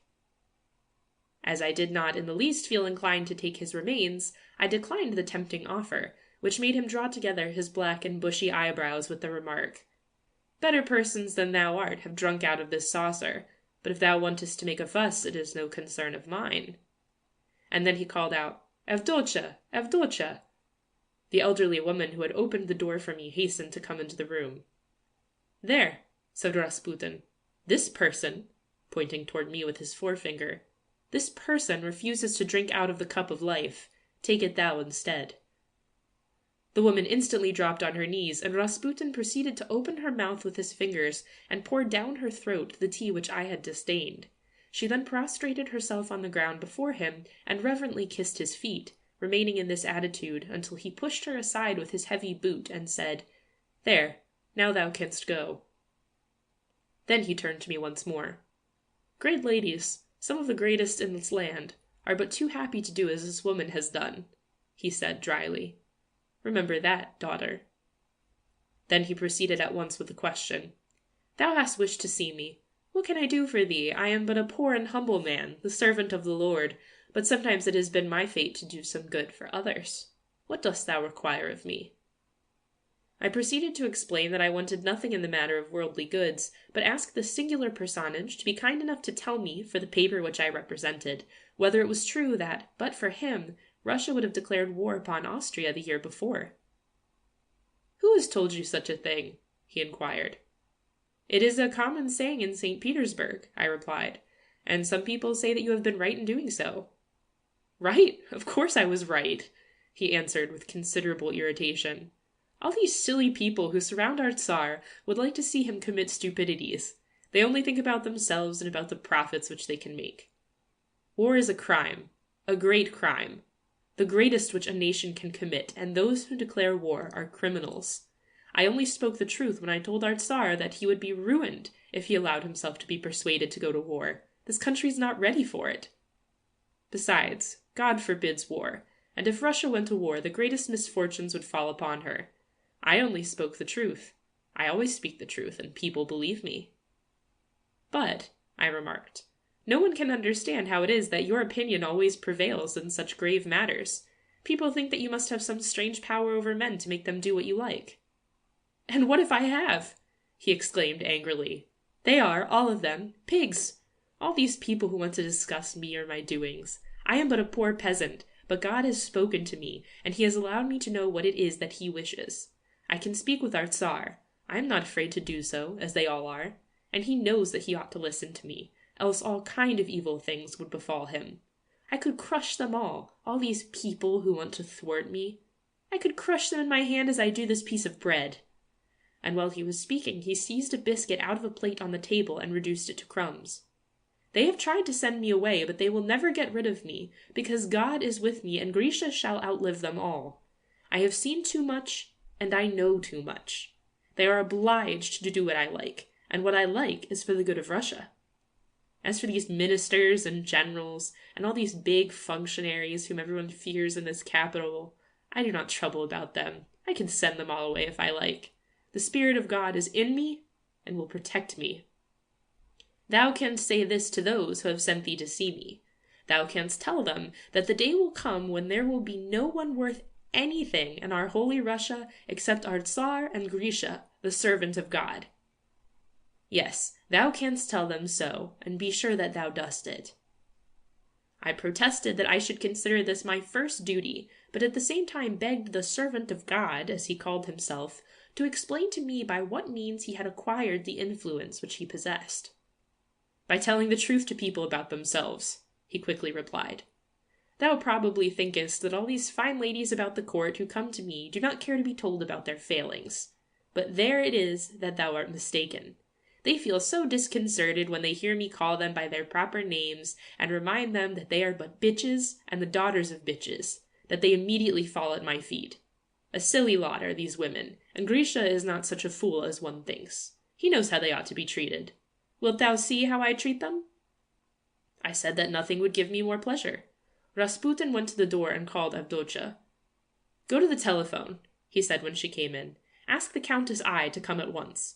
She must come herself to the telephone, and if a servant replies, say that he must call her immediately, and then tell her that I require her presence here at 12 o'clock tonight. Not 1 minute earlier or later, mind. The woman went away, and I could hear her talking at the telephone in the next room in an authoritative tone. Soon she returned with the words, The Countess sends her humble respects to Gregory Efimych, and she will be here at midnight as she has been ordered to. Rasputin turned toward me with a triumphant smile on his coarse, cunning countenance. Thou canst see they are losing no time to obey me. Thou dost not know what women are, and how they like to be handled. Wait, and thou shalt see something better. Avdotya, he called again. Is Marie Ivanovna here? He asked, when she came in response to his call. Yes, since 3 hours, was her reply. Call her here. A young woman of about 25 years of age appeared. She was very well dressed in rich furs, and ran up to Rasputin, kneeling before him and kissing with fervour his dirty hands. How long hast thou been here? He asked. About 3 hours, Batyushka, she answered. This is well. Thou art to remain here until midnight, and neither to eat or to drink all that time. Thou hearest? Yes, Batyushka, was the reply, uttered in timid, frightened tones. Now, go into the next room, kneel down before the icon, and wait for me without moving. Thou must not move until I come. She kissed his hands once more, prostrated herself on the floor before him 3 times in succession, and then retired with the look of being in a kind of trance, during which she could neither know nor understand what was happening to her. If thou carest, thou canst follow her, and see whether she obeys me or not, said Rasputin, in his usual dry tone. I declined the invitation, protesting that I had never doubted that the prophet would be obeyed, adding, however, that though I had understood he could control the fancies and imagination of women gifted with an exalted temperament, yet I was not convinced that his influence could be exerted over unemotional men, and that this was the one point which interested my friends. Thou must not be curious, shouted Rasputin. I am not here to tell thee the reasons for what I choose to do. It should suffice thee to know that I would at once return to Pokrovskoye if ever I thought my services were useless to my country. Russia is governed by fools. Yes, they are all of them fools, these pigs and children of pigs, he repeated with insistence. But I am not a fool. I know what I want, and if I try to save my country, who can blame me for it? But Gregory Efimych, I insisted, can you not tell me at least whether it is true that some ministers do all that you tell them? Of course they do, he replied angrily. They know very well their chairs would not hold them long if they didn't. Thou shalt yet see some surprises before thou diest, daughter, he concluded with a certain melancholy in his accents. Avdotya entered the room again. Gregory Efimych, she said, there is Father John of Ladoga waiting for you. Ah, I had forgotten him. Then he turned toward me. Listen again, he said. This is a priest, very poor, who is seeking to be transferred to another parish somewhere in the south. Avdotya, call on the telephone the secretary of the synod, and tell him that I am very much surprised to hear that Father John has not yet been appointed to another parish. Tell him this must be done at once, and that he must have a good one. I require an immediate answer. The obedient Avdotya went out again, and we could hear her once more talk on the telephone. The secretary of the synod presents his humble compliments to you, Batyushka, she said when she returned. Who cares for his compliments? Interrupted Rasputin. Will the man have his parish or not? This is all that I want to know. The order for his transfer will be presented for the minister's signature tomorrow, said Avdotya. This is right. sighed Rasputin with relief. And then, turning to me, "Art thou satisfied?" he asked. "And hast thou seen enough to tell to thy friends?" I declared myself entirely satisfied. "Then go," said Rasputin. "I am busy and cannot talk to thee any longer. I have so much to do. Everybody comes to me for something, and people seem to think that I am here to get them whatever they need or require. They believe in Grisha, these poor people, and he likes to help them. But as for the question of war, this is all nonsense. We shall not have war, and if we have, then I shall take good care it will not be for long." He dismissed me with a nod of his head, and his face assumed quite a shocked look when he found that I was retiring without seeming to notice the hand which he was awkwardly stretching out to me. But I knew that he expected people, as a matter of course, to kiss his dirty fingers, and as I was not at all inclined to do so, I made as if I did not notice his gesture. As I was passing into the next room, I could perceive through a half-open door leading into another apartment the young lady whom Rasputin had called Marie Ivanovna. She was prostrated before a sacred image hanging in a corner with a lamp burning in front of it, with her eyes fixed on heaven, and quite an illuminated expression on her otherwise plain features. Saint Teresa might have looked like that. But seen in the light of our incredulous 20th century, she appeared a worthy subject for Charcot, or some such eminent nerve doctor, and her place ought to have been the hospital of La Salpêtrière, rather than the den of the modern Cagliostro, who is making ducks and drakes out of the mighty Russian Empire. As I was going down the stairs, I met an old man slowly climbing them, with a little girl whom he was half carrying, half dragging along with him. He stopped me with the question, "Do you happen to know whether the Blessed Gregory receives visitors?" I replied that the prophet was at home, but that I could not say whether he would receive anyone or not. "It is for this innocent I want to see him," moaned the man. "She is so ill, and no doctor can cure her. If only the Blessed Gregory would pray for her, I know that she would be well at once. Do you think that he will do so, Barinia?" the man added anxiously. "I am sure he will," I replied, more because I did not know what to say, rather than from the conviction that Rasputin would receive this new visitor. I saw the old creature continue his ascent up the staircase, and the whole time he was repeating to the child, "You shall get well, quite well, Vanya. The Blessed One shall make you quite well." On the last steps before the stairs ended on the landing, two men were busy talking. They were both typical Israelites, with hooked nose and crooked fingers. They were discussing most energetically some subject, which evidently was absorbing their attention to an uncommon degree, and discussing it in German, too. "You are quite sure that we can offer him 20%, one was saying. "Quite sure. The concession is worth 1,000,000. The whole thing is to obtain it before the others come on the scene." "Who are the others?" asked the first of the two men. "The Russo-Asiatic Bank," replied the second. "You see, the whole matter lies in the rapidity in which the thing is made. The only one who can persuade the minister to sign the paper is the old man upstairs," and he pointed out toward Rasputin's apartment. Thereupon the two, in their turn, started to mount the steps. My first interview with Rasputin, all the details of which I wrote down in my diary when I got home, gave me some inkling as to the different intrigues which were going on around this remarkable personage. It failed, however, to make me understand by what means he had managed to acquire, if he really acquired, a fact of which I still doubted, the strong influence which he liked to give the impression he exercised. It was quite possible that he had contrived, through the magnetic gifts with which he was endowed, to subdue to his will the hysterical women, whose bigotry and mystical tendencies he had exalted to the highest pitch possible.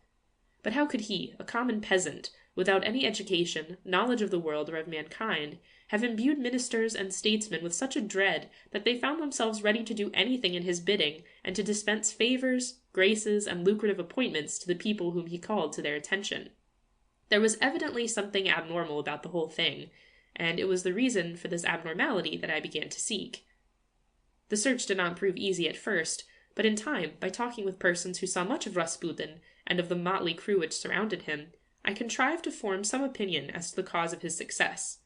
It seemed to me that he was the tool of a strong, though small party or group of men, desirous of using him as a means to attain their own ends. There is nothing easier in the world than to make or to mar a reputation, and it is sufficient to say everywhere that a person is able to do this or that thing, to instill into the mind of the public at large the conviction that such is the case. This was precisely what occurred with Rasputin. Count Witt, who was one of the cleverest political men in his generation, and perhaps the only real statesman that Russia has known in the last 25 years, ever since his downfall, had been sighing for the day when he should be recalled to power.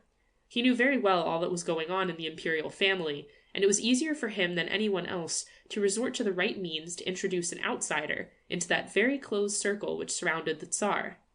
So long as he had been a minister and had under his control the public exchequer, it had been relatively easy for him to obtain friends, or rather tools, that had helped him in his plans and ambitions. When this faculty for persuasion failed him, he bethought himself to look elsewhere for an instrument through which he might still achieve the ends he had in mind. He was not the kind of man who stopped before any moral consideration.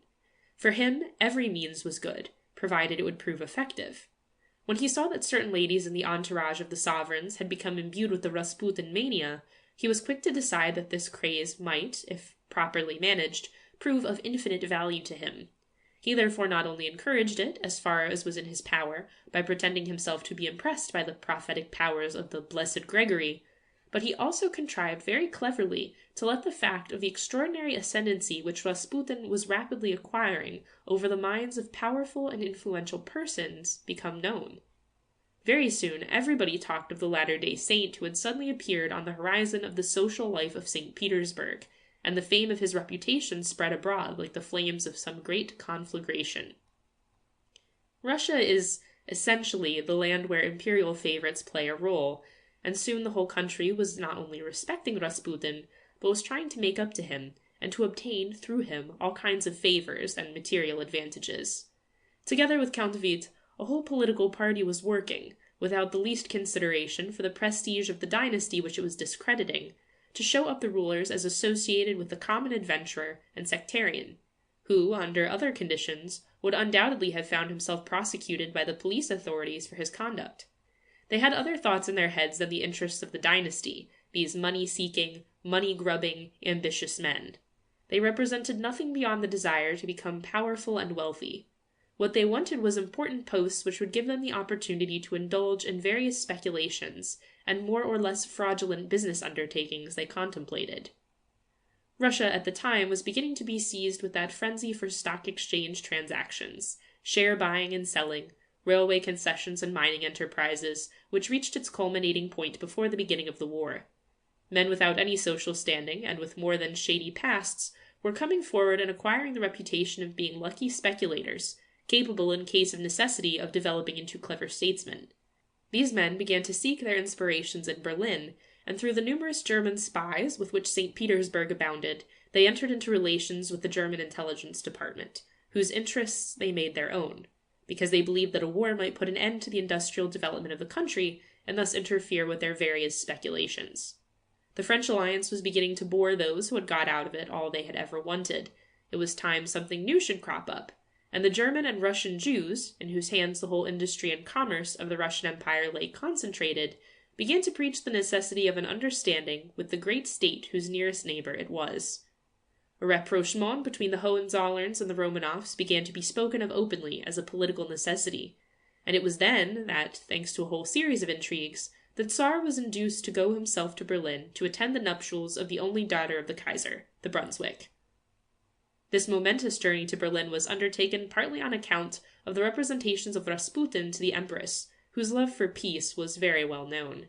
Europe had just gone through the anxiety caused by the Balkan crisis, and it was repeated everywhere in St. Petersburg that a demonstration of some kind had to be made in favor of peace in general, and also to prove to the world that the great powers were determined not to allow quarrels in Serbia, Bulgaria, and Greece to trouble the security of the world. The marriage festivities, of which Berlin became the theater at the time, seemed a fit opportunity for this demonstration.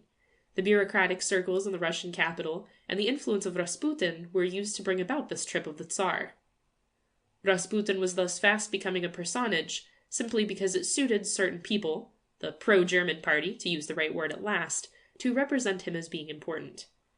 They pushed things so far that many ministers and persons in high places refused on purpose certain things which were asked of them, and which were absolutely easy for them to perform, simply because they wished Rasputin to ask for them for those who were weary of always meeting with a non-possumus in questions which they required the help of the administration.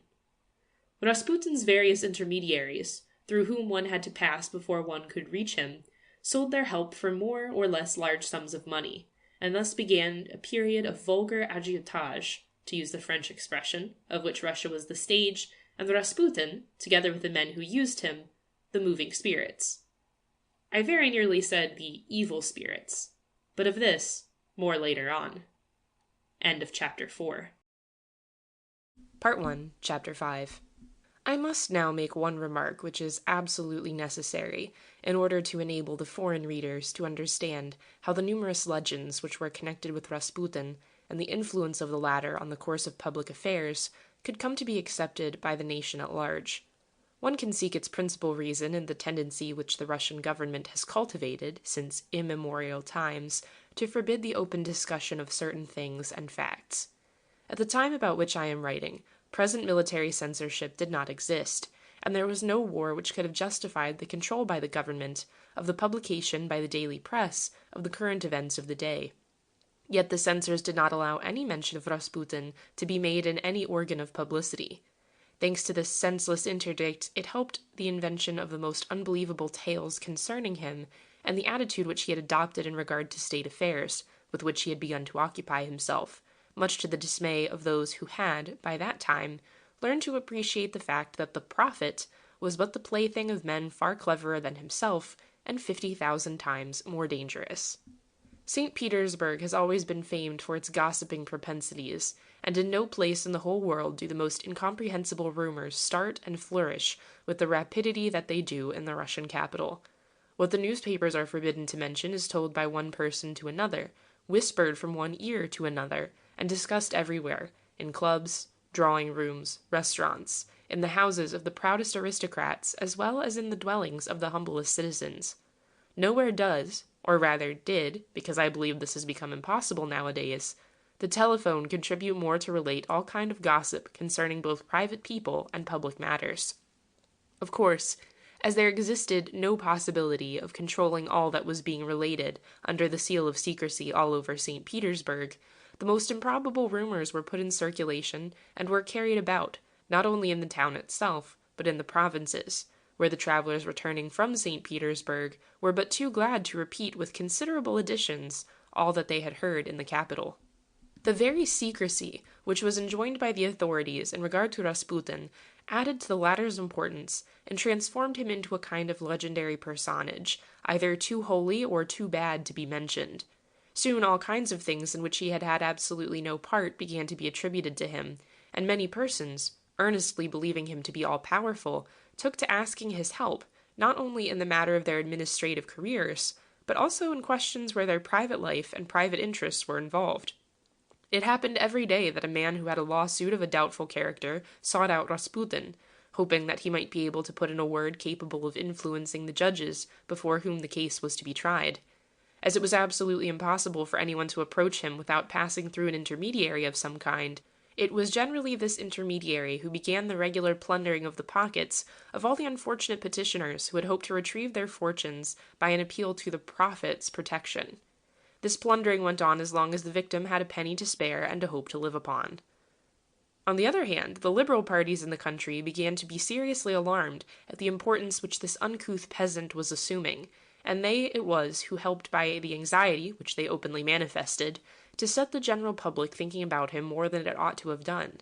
In the Duma, the name of Rasputin was mentioned with something akin to horror, and allusions without number were made concerning the dark powers, as they were called, who were grasping in their hands the conduct of public affairs.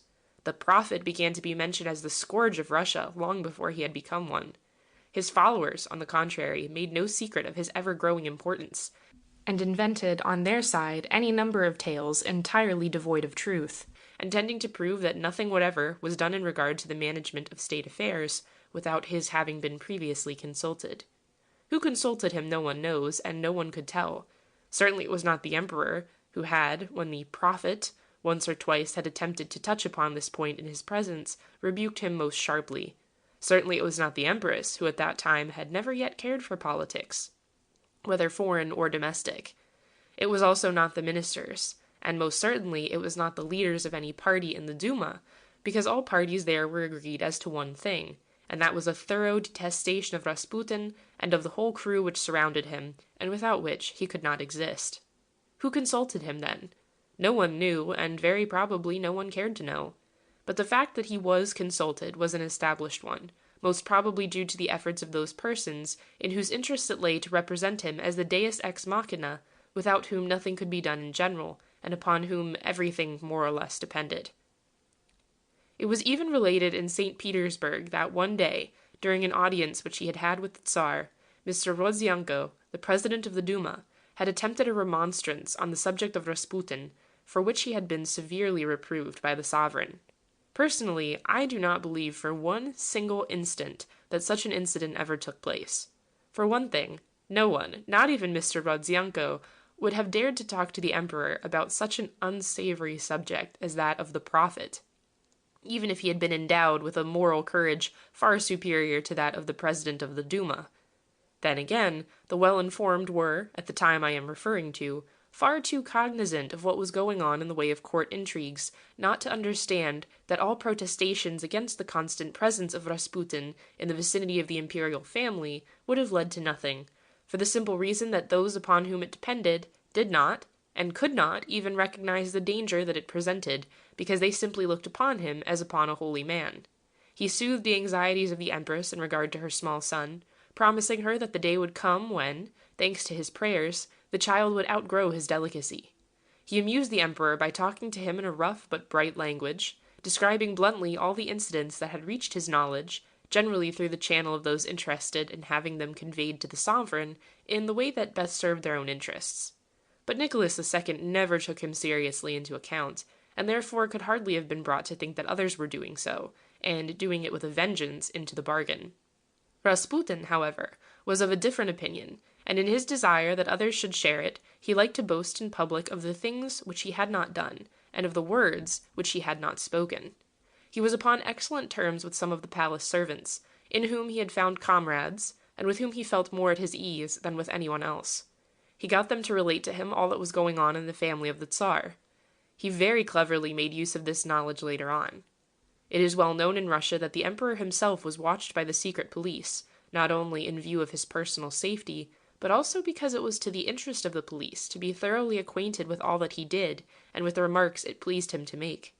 And the secret police were working hand in hand with Rasputin.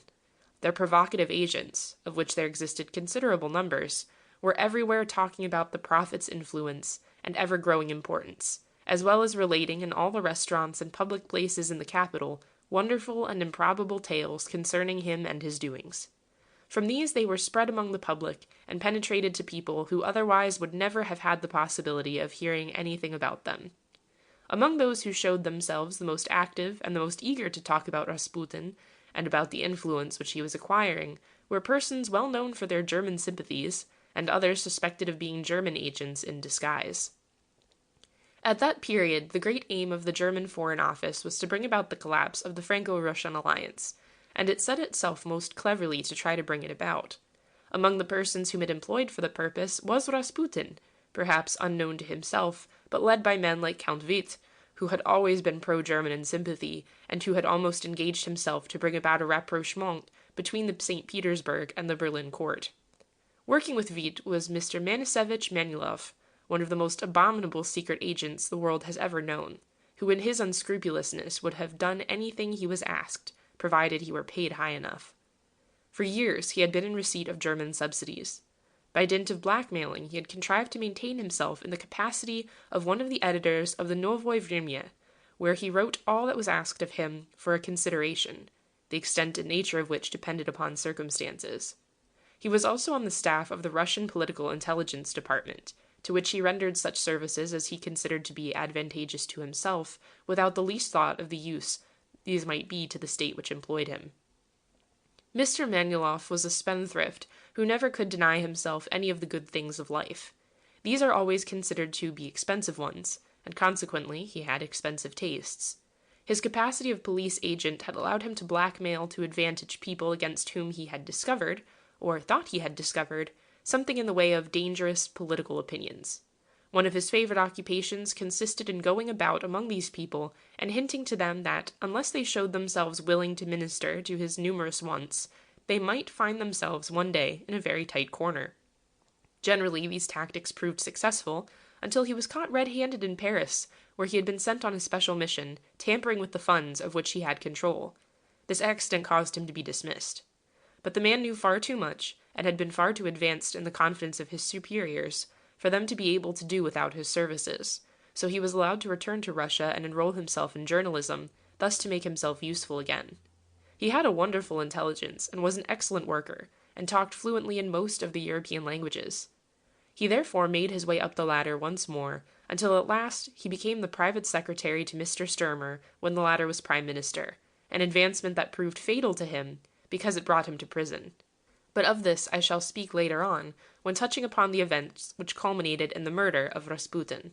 Such were the men who virtually controlled every action of the Prophet, and it is no wonder if, guided by them, he sometimes contrived to influence never the Tsar himself, but the latter's ministers and officials, who had been told, they did not even know by whom, but probably by the loud voice of the public, that to do anything to please Rasputin was to secure for oneself the good graces of the highest people in the land. As time went on, the Prophet showed himself less and less in public, remaining among a small circle of personal friends, whose interest it was to represent him as a kind of Indian idol, unapproachable except to his worshippers. And in the meanwhile, the ladies who had been the first artisans of Rasputin's favor were still holding religious meetings under his guidance, and still seeking inspiration from his teachings. They believed him to be a real saint, refused to admit that he could do anything wrong, and refused to accept as true the rumors which went about, and which, unfortunately for the Prophet's reputation, were but too exact, that he was fond of every kind of riotous living, that he spent his nights in drunken revels, and that he gave his best attention to brandy mixed with champagne. His admirers persisted in seeing in him the prophet of the Almighty, and believed that they could never be saved, unless they conformed to all the directions which it might please him to give them. The Rasputin craze became more violent than ever during the few months which immediately preceded the war, and it very nearly verged on complete fanaticism for his personality. Everything that he did was considered to be holy. His insolence and arrogance, displayed with increasing violence every day and hour, were almost incredible. This illiterate peasant dared to send dirty little scraps of paper, on which he had scribbled a coarse message, to ministers and public men, ordering them to do this or that according to his pleasure, and presuming to give them advice, which was never his own, in matters of the utmost public importance. At first people had laughed at him, but very soon they had discovered that he could revenge himself on them quickly and effectively, and this had led to the general determination not to interfere with him any more, but to leave him severely alone, no matter what extravagance he might commit or say. And when it came to the extortion of large sums of money, those who were challenged to pay them generally did so with alacrity, as happened in the case of several banks to which Mr. Manulov applied for funds, with the help of these illiterate scraps of paper, upon which Rasputin had scribbled his desire that the money should be put at the disposal of his protégé. What I have been writing is, in fact, which has been proved publicly, and never contradicted by so much as one single word of protestation. It accounts for the hatred with which the Prophet came to be viewed. As time went on, it was felt that something ought to be attempted against the impostor who had contrived to break through barriers one could have believed to be absolutely impregnable. But no one knew how this was to be done, and at the time I am referring to the idea of a political assassination of Rasputin had not entered the people's heads. It was a woman who was to bring it before the public in the following circumstances. During the spring of the year 1914, Rasputin, to the general surprise of everybody, declared to his friends that he intended to leave the capital and to return for a few months to his native village of Pokrovskoye in Siberia to rest from his labors. Strenuous efforts were made to detain him in Petrograd, but he remained inflexible and rudely thrust aside those who would fain have kept him back. He declared that he was tired and weary of the existence which he had been leading the last year, and that the various annoyances and difficulties that had been put in his way by his numerous enemies had quite sickened him. Such, at least, was the explanation which he chose to give, and to which he stuck. Others, it is true, declared that the real reason for his departure was that he had been given to understand that he would do better to absent himself from St. Petersburg during the time when the visit of the President of the French Republic was expected, as his presence there might prove embarrassing from more than one point of view. The hint had enraged him, and he had determined to go away for a much longer time than he had been told to do. He had even declared to a few of his closest friends that he was not going to return to the capital any more, but that he would remain in Siberia, where, as he graphically put it, there was a great deal more money to be made than anywhere else in the world. Whether the above is strictly true or not, I am not in a position to say, but it does not sound improbable. The fact remains that Rasputin left St. Petersburg for Pokrovskoye, where he arrived in the first days of June, 1914, accompanied by the sisters, who were his constant companions. He was received with such honors that he might have been a sovereign himself instead of the simple peasant he was. A crowd composed of several thousand men and women met him at the gates of the village, and threw themselves at his feet, imploring his blessing, and calling upon him to pray with them, and to show them the real way to God, which he was supposed to be the only one in Russia capable of indicating.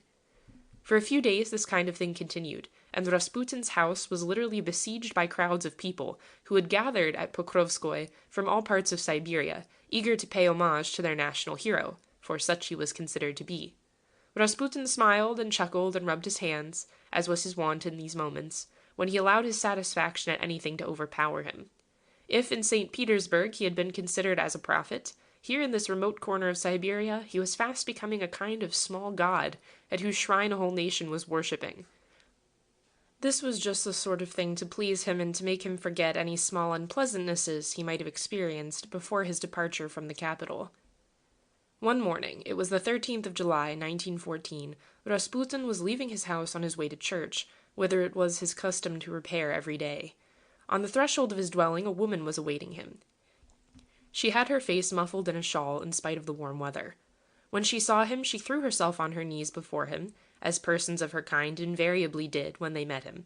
The prophet stopped and asked her what it was she wanted from him. Her only response was to plunge into his stomach a large kitchen knife, which she had held the whole time hidden under her shawl. Rasputin uttered one cry and sank upon the ground. The crowd which was always following him rushed toward him and lifted him up, while two local policemen who had been sent by the authorities to protect and guard him threw themselves upon the woman and seized her violently by both arms. She remained perfectly quiet, declaring that they need not hold her, as she had not the slightest intention of running away. She knew very well what she had done, and she had meant to do it for a long time. When asked what had been her motives, she declared that she would speak before the magistrates, and only asked to be protected, in the meanwhile, against the fury of the mob that was threatening to tear her to pieces in its rage. She did not seem to be in the least disturbed by what she had done, and throughout she showed the most extraordinary coolness and self-possession. Very soon it was ascertained that she was a native of the government of Saratov, and that her name was Gusieva. When Rasputin had been preaching in Saratov, she was among the women who had been taken in by his speeches, and though married she had left her husband and family to follow the prophet. He very soon proceeded to cleanse her from her sins, according to his favorite expression. We know, of course, what this meant, and Gusieva, who at the time was young and pretty, only shared the fate of so many other women, deluded by the mealy-mouthed utterances of the new Savior, and it was only by means of a complete union with himself that they could be saved and their sins forgiven them. The unfortunate Gusieva had been only one of many. When she had found it out, an intense rage had taken hold of her, which had been further enhanced and strengthened by the monk Iliador, to whom she had related her misfortune. He had already, at the time she sought him out, become the deadly enemy of his former friend Rasputin.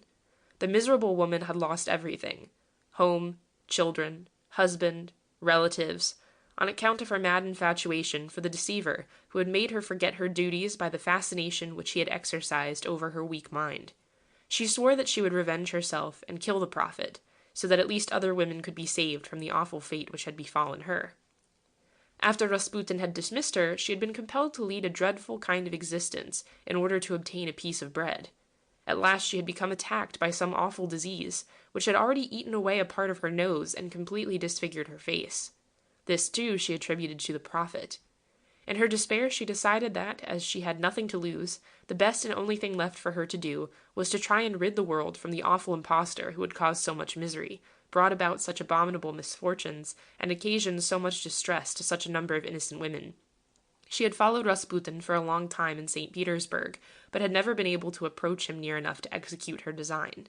But when it had come to her knowledge that he was returning to Pokrovskoye, she had taken it as an indication that the Almighty would be with her in the deed which she was contemplating, and she, too, started for the distant Siberian village.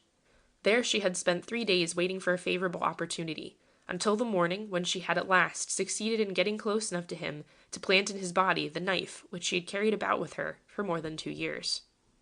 This whole story was related by Gusieva with the utmost composure, and without any hesitation at all. She considered Rasputin as the incarnation of the devil, and she had thought it a good deed to put him out of the way of committing any more evil. For the rest, she did not care what was to become of her. As it was, she knew that she had not long to live, and with the illness with which she was afflicted, existence in itself was not so sweet that she should sacrifice her revenge in order to retain it. She had had no accomplices, and she had consulted no one. In spite of the efforts which were made to induce her to say that she had acted under the directions and the inspiration of Iliador, she denied it absolutely, adding that, had she spoken to him about her intention, she knew that he would have dissuaded her from it, and that he might even have warned the police so as to frustrate her design. In the meanwhile, Rasputin had been carried back to his room and telegrams dispatched everywhere for a doctor. The wound, though deep, was not a serious one, and it had not attacked any vital organs. The man was in no danger, but his disciples chose to say that it was a miracle of Providence that he had not succumbed at once under the blow which had been dealt at him. The prophet, when he had felt himself stabbed, had cried out that someone was to arrest that bitch who had hit him. Then he caused several telegrams to be sent to his friends in St. Petersburg, in which he described the attempt against his life as the work of the devil, who had inspired the woman Gusieva and induced her to commit her abominable action. He added that at the moment when her weapon had touched him, he had seen an angel descend from heaven, stop her arm, and then put a hand on his wound so as to stop it from bleeding, and that it was only due to this direct intervention of the Almighty that he had escaped with his life.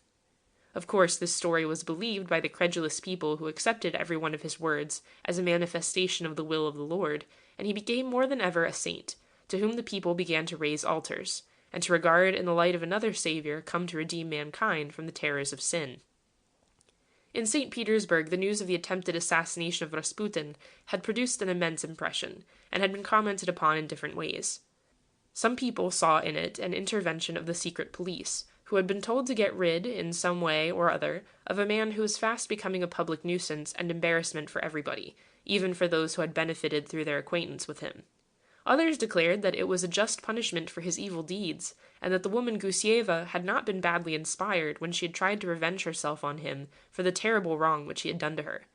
Everyone was anxious to learn how the news would be received in certain quarters, and among the bevy of feminine worshippers whose existence was wrapped up in that of Rasputin. Public curiosity, however, was not destined to be satisfied, because nothing was heard concerning the feelings of these adepts of his on this remarkable occasion. The only thing which one learned in regard to the whole affair was that two ladies who figured among his most prominent supporters had started at once for Pokrovskoye, and that a celebrated surgeon from Kazan had also been requested to go to see him, regardless of what his journey might cost. The care that was taken of Rasputin soon restored him to his usual health, and he became at once a martyr. When the first moment of fright, and being a great coward he had been thoroughly frightened, had passed away, he felt rather satisfied at the fuss which was made about him, and more grateful than anything else to the woman Gusieva for having given him such a splendid opportunity to recover some of his popularity, which he had feared might decrease during his absence from St. Petersburg. The fact that his attempted assassination had brought his name and his person once more prominently before the public pleased him, and his natural cunning made him at once grasp the whole importance of the event and the capital that might be made out of it. He was the first to plead for indulgence for his would-be murderess, perhaps out of fear of the scandal which a trial might produce, a trial during which a lawyer might be found daring enough and enterprising enough to speak openly of the reasons which had driven the accused woman to this act of madness, and to disclose certain episodes in the past existence of the prophet, which the latter would not have cared at all to become the property of the public. On the other hand, the authorities, too, felt that a public trial would only cause the most painful sensation, by the mention of names, which it was of highest importance to keep outside the question. The culprit herself insisted upon being brought in front of a jury, declaring that she had sought publicity and that she would not rest until she had it. That, moreover, she did not intend to be cheated out of her revenge, or prevented from exposing the man in whom she saw the most flagrant and daring impostor, a creature for whom nothing in the world was sacred, and who would not hesitate at anything in order to come to his ends. She insisted on the fact that she would have rendered a public service to the country had she killed him, and that, whatever happened to her personally, the vengeance of God would one day overtake Grisha and his wickedness, and that others would be found who would follow the example which she had given to them, and not fail as she had failed. Gusieva told all this to the examining magistrate to whom had been entrusted the preliminary inquest, and she persisted in her allegations, notwithstanding all the efforts and even the threats which were made to her to induce her to retract her first deposition. The authorities found themselves in a dilemma from which they did not know how to extricate themselves, when Rasputin himself came to their rescue. "The woman is mad," he said. "All that she relates is but the ravings of a madwoman. Lock her up in an asylum and let us hear nothing more about her." This piece of advice was considered to be the best possible under the circumstances, and Gusieva was placed first in a hospital for observation, and then a few months later adjudged insane by order. She was removed to a madhouse, no one knows exactly where, and there she probably is locked up to this day, unless death in some shape or form has overtaken her and removed her forever out of a world which certainly had never proved a kind one for her. In the meanwhile, her victim was mending rapidly, and 3 weeks after his accident, he was removed first to Tobolsk and then to St. Petersburg. His disciples were preparing a great reception for him, and he himself was openly talking of all that he would do on his return, and of the revenge which he was going to take on the people to whose influence he attributed the mad act of the woman who had attacked him. He made the greatest efforts to connect Iliador with the attempt of Gusieva, and he was quite furious to see them fail, declaring that when he was once more in the capital, he would make it his business to find out whether it was not possible to discover some points of association between the unfrocked monk and the woman whose knife had been raised against him. He further made no secret of his intention to obtain the proofs which he needed, thanks to the intelligence, and with the help of his friend, Mr. Manisevich Manilov.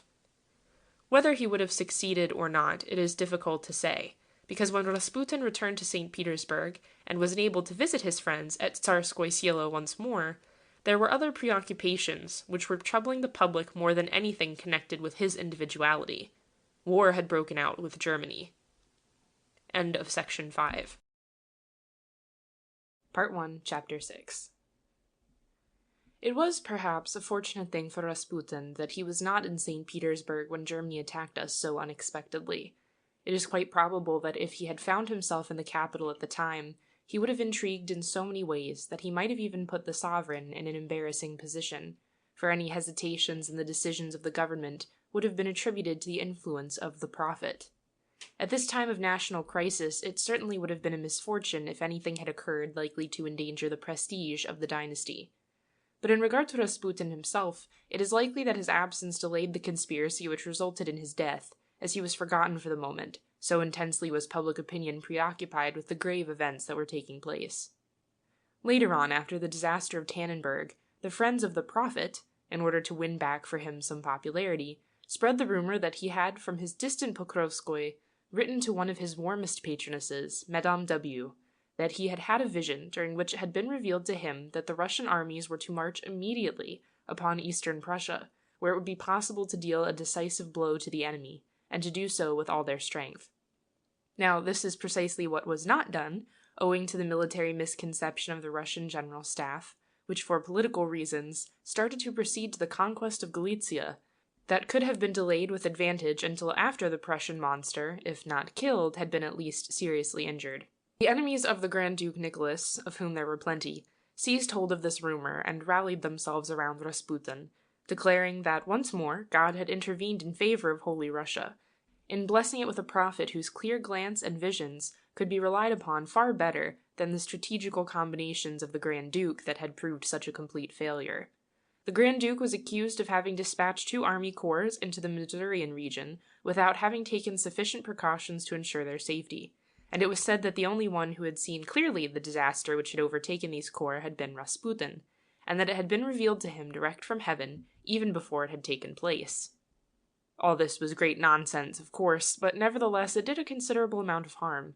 One must not lose sight of one fact when one judges the whole history of the impostor, who for so many years contrived to occupy with his personality the attention of the Russian public, and that is that his sermons and utterances appealed to that mystical side of the Slav character, which in all hours of great national crises and misfortunes asserts itself in a manner which to the Occidental mind seems quite incomprehensible. It is sufficient to have looked upon the crowds kneeling in the streets of St. Petersburg and of Moscow during those eventful August days which saw the breaking out of the catastrophe, to become persuaded of the fact that they reckoned more on God's intervention on their behalf than on the efficacy of any guns or soldiers to ensure a victory for Russian arms. Rasputin, for a short period, became once more a national hero, at least in the eyes of the select circle that had first brought him prominently before the public, and they began to say among this circle that until one followed his directions, and gave oneself up entirely to the service of God in the manner it pleased him to recommend, the campaign that had just begun would never be won. For other people, too, the return of the prophet to Petrograd, as St. Petersburg had been rechristened, was also a boon. All the speculators, army purveyors, and persons interested in army contracts awaited him with an impatience which surpassed every description, and they surrounded him at once and laid siege, not so much to his person as to the influence which he was supposed to possess.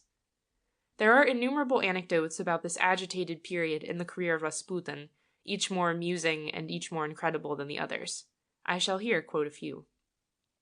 A Danish gentleman had arrived in Petrograd from Copenhagen with a load of medicines and different pharmaceutical products which he wanted to sell to the Red Cross. He brought excellent credentials with him, and he imagined that the business would be a relatively easy one. But to his surprise, he found that this was not at all the case. Though the prices which he asked for his goods were not at all high compared with those current in the Russian capital, he could not get rid of them, and he was always put off until the next day. At last he became quite discouraged, and was already thinking of returning home, when he met in the lounge of the principal hotel of Petrograd, famed for the financial transactions which were regularly taking place under its roof, a Jew, who, seeing him looking worried and annoyed, asked what was the matter. The Dane then related his story, adding that he failed to understand why, at a time when the things which he had brought with him were in great demand, he could not sell them, though he had lowered his prices to a point below which it was quite impossible for him to go. The Jew looked at him for some minutes, then asked him whether he would feel inclined, if he could help him to dispose of his wares at a profit, to give a large commission in exchange. The Dane of course assented, and the Jew took him the next day to Rasputin, to whom he told a long story of which the seller of the articles in question understood nothing at all, but which culminated in the prophet scribbling something in pencil on a dirty scrap of paper, and handing it to his visitors.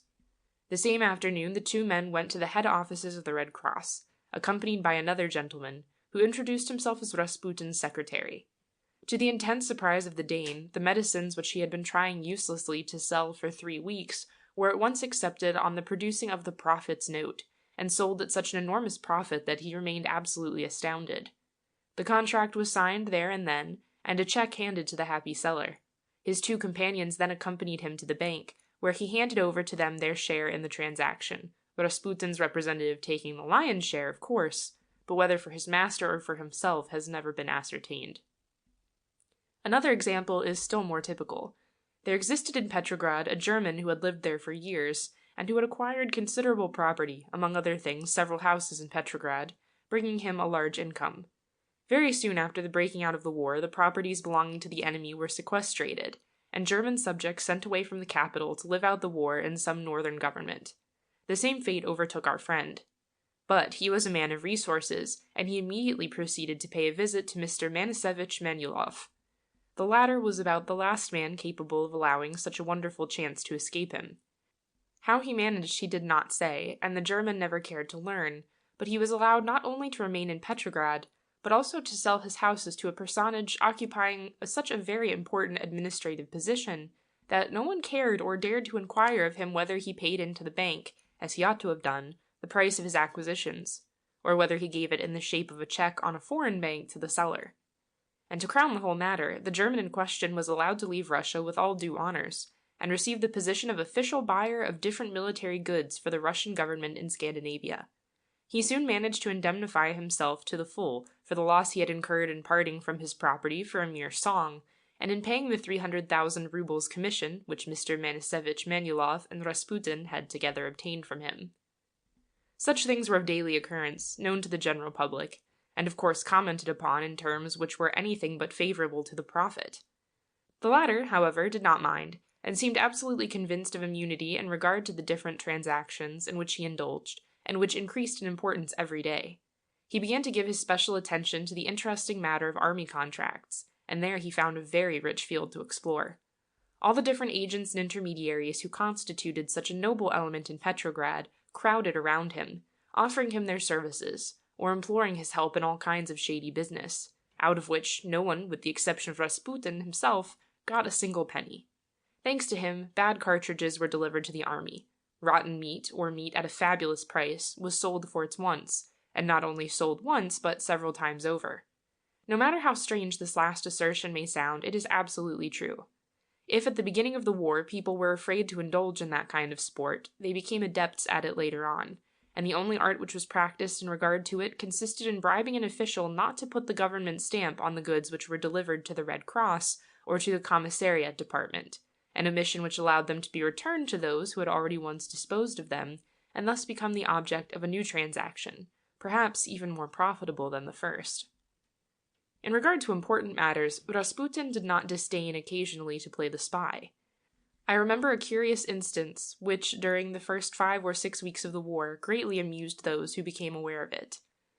The whole incident is most characteristic of the business methods then in vogue in Russia, which are at present dying out fast, thanks to the cooperation of the English and French authorities with the Russians in all questions connected with army contracts. When war was declared, the military administration proceeded to requisition numerous things which it required in the way of war material. Among others were sandbags for the trenches. Now, there happened to be a Jew in Petrograd who had about 50,000 of them. He did not care to declare them as he ought to have done, knowing very well that he was not in a position to obtain from the commissariat department the price which he wanted. He therefore sold them to another Jew, who gave him a certain sum on account, stipulating that he would take the delivery of the goods in the course of the next week or so. But in the meanwhile, prices went down, and the unlucky buyer found that he had indeed made about as bad a bargain as possible.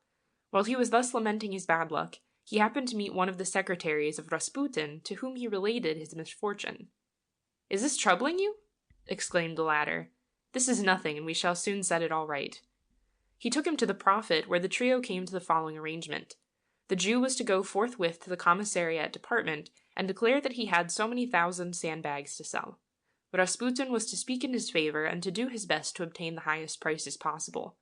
Rasputin's secretary proceeded then to denounce the first Jew, who was the real owner of the bags, as having neglected to declare their existence. Immediately, a requisition was made in the latter's store, where the bags, of course, were found. Then the Jew who had given an account of them interfered, and said that they were his property, and that he had fulfilled all the formalities required by the law in regard to them. He forthwith proceeded to take possession of the bags, laughing in the face of their real owner, whom he defied to claim the balance still due to him, well knowing that the unfortunate victim could do nothing, because if he had tried to complain, he would inevitably have been condemned to pay a heavy fine and to be imprisoned. Then again there was a story of railway trucks, in which the Prophet was also mixed up in some unaccountable way. Some Jews, protected no one knows to this day by whom or in what way, had obtained some contracts from the government for different goods which were to be delivered to the army, together with the necessary numbers of railway trucks to carry them to the front. They immediately proceeded to sell these contracts at a fair price, though not an exaggerated one, to other people, but with the clause that these other people were to take upon themselves the care of forwarding the goods to their destination, and they kept for their own use and benefit the trucks which had been allotted to them, hiring them afterward to whoever wanted to have them for as much money as they could get.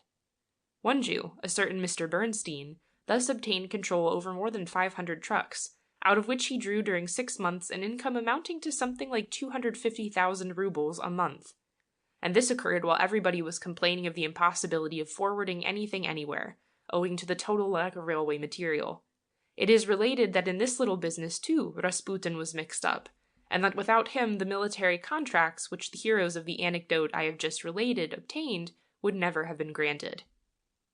These stories, scandalous though they are, were well known. There were others of which it is hardly possible to speak in a language fit for a drawing-room. Such, for instance, is the sad case of a young girl, the daughter of a rich merchant in Moscow, who traveled all the way to Petrograd to see the Prophet and implore his prayers for her fiancé who was at the front.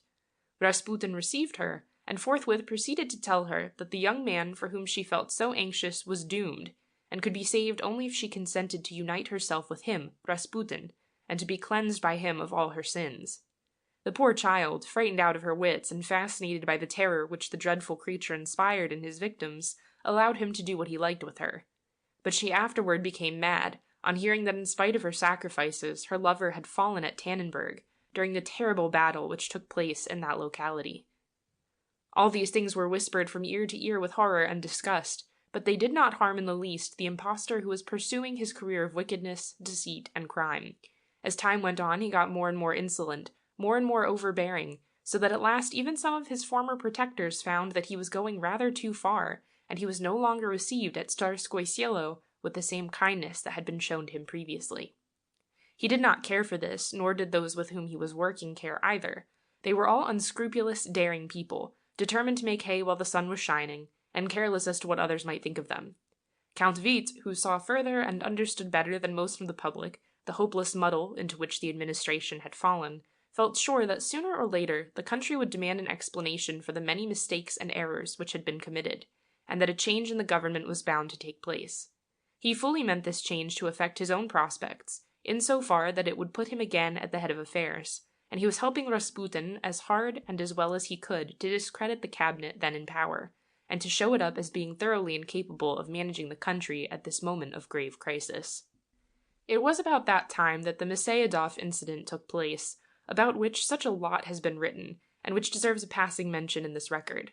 Maseyadov was a colonel who had already given some reasons to be talked about for misdeeds of a more or less grave nature. General Rennenkampf, when he had received the command of the Kovno Army Corps, had energetically protested against his appointment on his staff, but headquarters ignored his representations and maintained the colonel in his functions. After the disaster of Tannenberg and the loss of 2 Russian army corps in the swamps of the Masurian region, it was discovered that some spying of a grave nature had been going on, and that the principal spy was Colonel Maseyadov, who had kept the enemy informed of the movements of the Russian troops. He was tried and condemned to death, which sentence was duly executed. Together with him, several individuals compromised in the same affair, mostly Jews connected with questions of army purveyance, were also hanged. Among these last was a man called Friedman, who had been one of the parasites who were perpetually crowding around Rasputin. The latter, however, when asked to interfere in his favor, had refused to do so, but whether this was due to the desire to get rid of a compromising accomplice, or the dread of being mixed up himself in a dangerous story, it is difficult to say or to guess. But others talked, if the prophet himself remained silent, and soon it began to be whispered that he was also, if not exactly a German agent, at least a partisan of a separate peace with Germany. There certainly exist indications that such was the case. In spite of the strong character upon which Rasputin prided himself, it is hardly possible that he could have escaped the influence of the people who were constantly hanging about him, and who were all partial to Germany. This was due to the fact that they hoped, if the latter power triumphed and vanquished the Russians, to obtain from the German government substantial rewards for their fidelity, in the shape of some kind of army contracts, for the time that the Prussian troops remained in occupation of some Russian provinces. It is quite remarkable that while the nation in general was all for the continuation of the war, and would have considered it a shame to listen to peace proposals without consent of its allies, commercial and industrial people were always talking about peace to whomever would listen. And Rasputin had now more to do with that class of individuals than with the nation.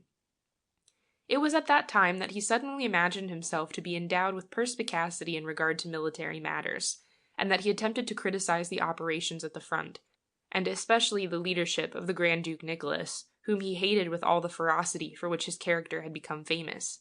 He was known to be absolutely without any mercy for those whom he disliked. He disliked none more than the Grand Duke, who had, on one occasion when the prophet had tried to discuss with him the conduct of the campaign, and even volunteered to arrive at headquarters, declared that if he ever ventured to put in an appearance there, he would have him hanged immediately from the first tree he could find. Rasputin was prudent, and moreover he knew that Nicholas Liguleyevich was a man who always kept his word, so he thought it wise to leave a wide berth between him and the irascible commander-in-chief. But he applied himself with considerable perseverance to undermine the position of the latter, and especially to render him unpopular among the people, accusing him openly of mismanagement in regard to military matters, and of want of foresight in his strategical dispositions. In the beginning this did not succeed, partly because the staff did not allow any news of importance to leak out from the front, and partly because the country believed so firmly in a victory over the Prussians that it was very hard to shake its confidence in the Grand Duke's abilities. The early successes of the First Galician campaign had strengthened this confidence, and no one in Petrograd during the first months of the year 1915 ever gave a thought to the possibility of our troops being compelled to retreat before the enemy, and no one foresaw the fall of Warsaw and of the other fortresses on the western frontier. Rasputin, however, knew more than the public at large. He had his spies everywhere, who faithfully reported to him everything that was occurring in the army. He was well aware that the army was suffering from an almost complete lack of ammunition, and that it would never be able to hold against any offensive combined with artillery attacks on the part of the enemy. This knowledge, which he carefully refrained from sharing with anyone, enabled him to indulge in prophecies of a more or less tragic nature, the sense of which was that God was punishing Russia for its sins, and that with an unbeliever like the commander-in-chief at the head of its armies, it was surely marching towards a defeat which would be sent by God, as a warning never to forget the paths of Providence, and never to disdain the advice of the one prophet that he had sent in his mercy to save Russia from all the calamities which were threatening her. He used to speak in that way everywhere and to everybody, even at Starsky Cielo, not to the emperor and empress, of course, but to all those persons surrounding them, who were favorably inclined toward himself, and likely to spread abroad the prophecies which he kept pouring into their ears. But in spite of all this, he was not quite so successful as he had hoped, because owing to the ignorance which prevailed as to the real state of things in the army, few people believed him, and fewer still would own that they did so. Once more, Rasputin's star was beginning to wane, and even the empress began to think him very wearisome with his perpetual forebodings concerning misfortunes which seemed to be far away from the limits of possibility. Then, suddenly, things changed. Mackensen began his march forward, and the Grand Duke, with his heart full of rage and despair, was compelled, owing to the mistakes, the negligence, and the crimes of others, to make the best out of a very bad job, and to try at least to save the army confided to his care.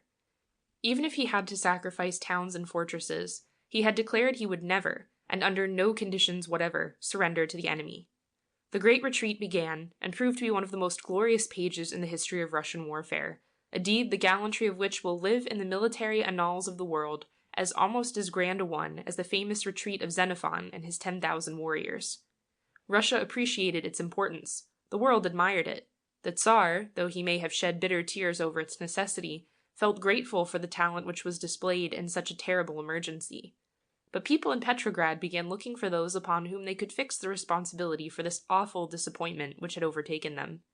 This was the moment for which Rasputin had been waiting with the patience of the serpent watching for its prey, and of which he hastened to make use with the infernal cunning he usually displayed in all the evil deeds with which he was familiar. The secret police agents who were working with him, and thanks to whom he had been enabled to make the enormous profits that had added so many millions to his fortune since the war had started, began to spread the rumor that the Grand Duke was plotting against the Tsar, and wanted to usurp the latter's throne and crown, out of fear of being called upon to render an account of his activity during the 9 months of the campaign.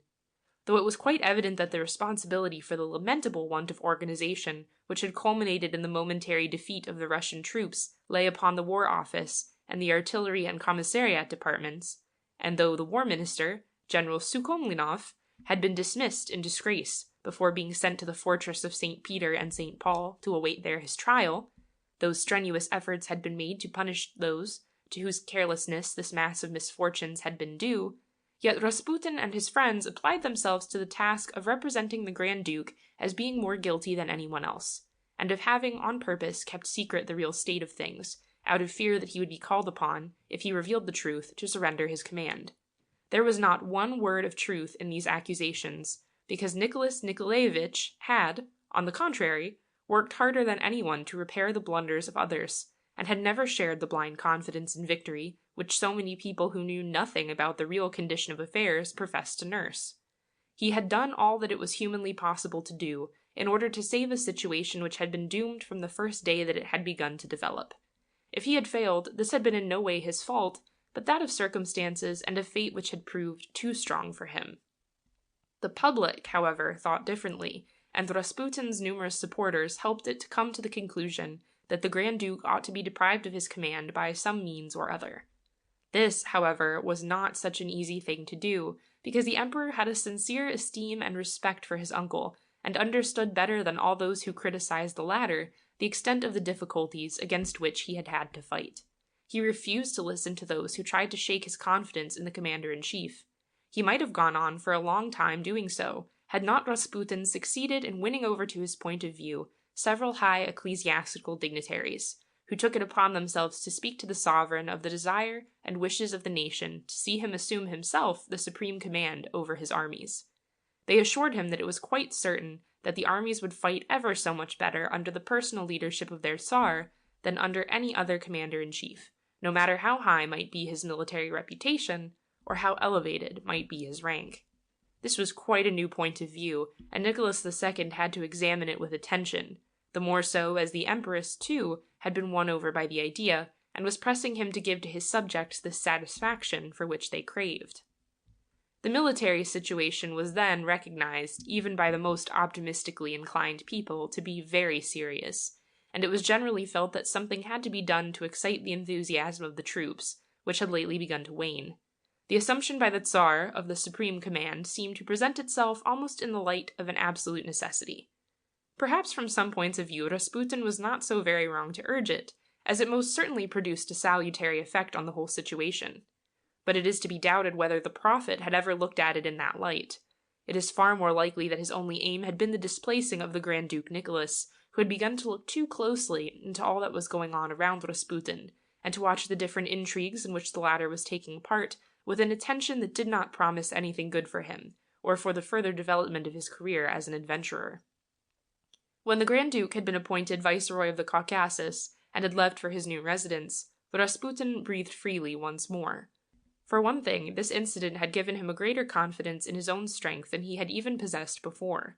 Now that he had been able to remove the commander-in-chief of the Russian armies from his post, it seemed to him that it would be a relatively easy thing to push forward, and to appoint to the most important functions in the state people indoctrinated with his view, and ready to help him in keeping undisturbed and unchallenged the position into which he had glided so naturally, and as now appeared to him so simply, a position which he was absolutely determined not to lose. With a prime minister at his command, he would become the real master of Russia, and the Tsar himself would be compelled to take him into account, a thing which up to then he had refused to do, much to the distress of the prophet.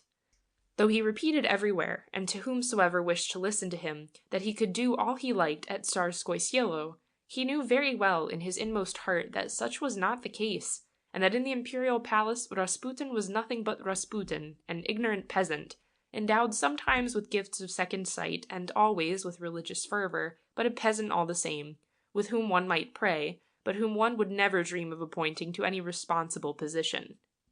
The knowledge that such was the case, and that his so-called influence existed mostly in the imagination of the people who spoke about it, worried Rasputin.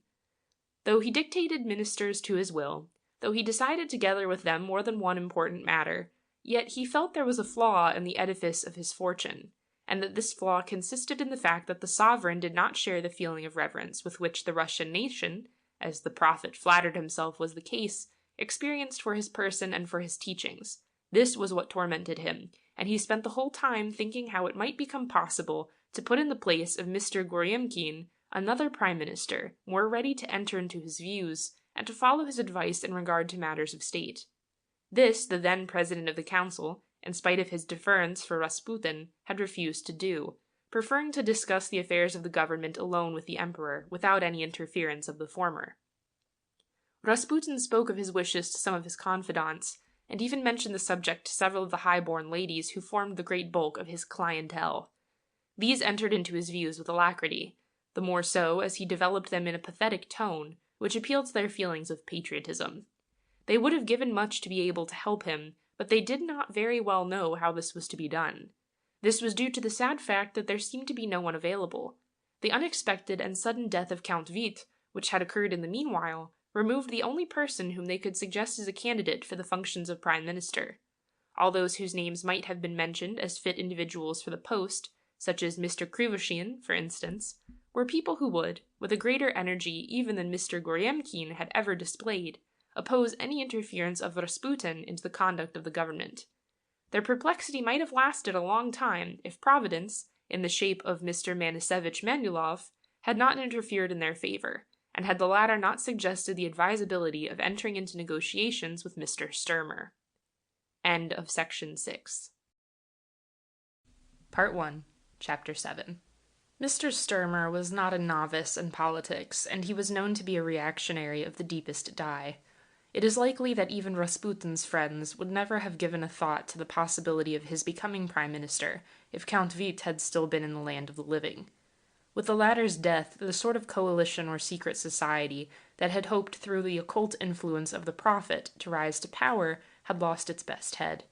There was no one to take his place, officially at least. because with the best will in the world it was impossible to suggest as a candidate for a ministerial portfolio Mr. Manisevich Manulov. The past record of this man did not permit him to play any role but that of the Père Joseph of a minister who was not a Richelieu. And though the secret position of principal adviser to a personage the importance of Rasputin had its advantages, it nevertheless precluded the possibility of becoming a candidate for the place of a statesman. The next best thing, therefore, was to find someone who would be willing to become consciously what the prophet was unconsciously, the instrument of the vile crew whose ambition was to make money, by all means, out of the terrible situation into which the country was plunged.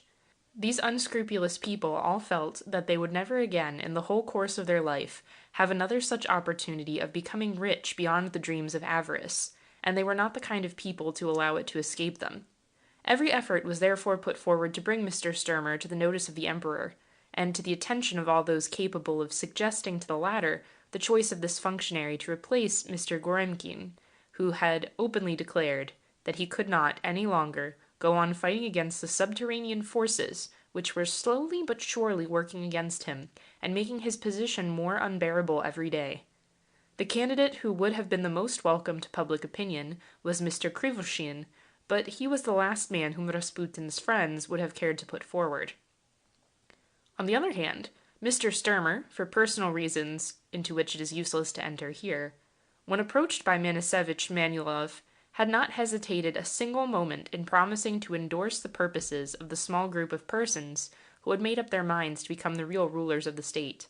As soon as he had declared his willingness to join with them in the future, an energetic campaign was started in his favor, not in the press, nor in the Duma, nor even among the public, but in the immediate vicinity of the sovereign, a campaign in which some of the highest authorities in the Greek Church were enrolled, and in which the Empress herself was persuaded by some of her personal friends to take part. The expected then occurred. The Tsar was finally persuaded that in Mr. Sturmer he would find a faithful servant, which in a certain sense he did, and also a minister determined to govern according to the old principles of autocracy, with an utter disregard for the liberal parties, as well as for the Duma. The Duma had not spared the government during the whole summer, and its activity had been viewed with dismay by certain members. Yet the country was glad to find that at last there existed among its representatives men courageous enough to say what they thought, and to try to save Russia from the abyss into which it was felt that she was falling through the influence not so much of Rasputin himself as of those who surrounded him and who used him for their own ends. This campaign succeeded, and Mr. Sturmer was appointed. His selection caused an outcry of indignation throughout the whole country, and distressed its best friends for more than one reason.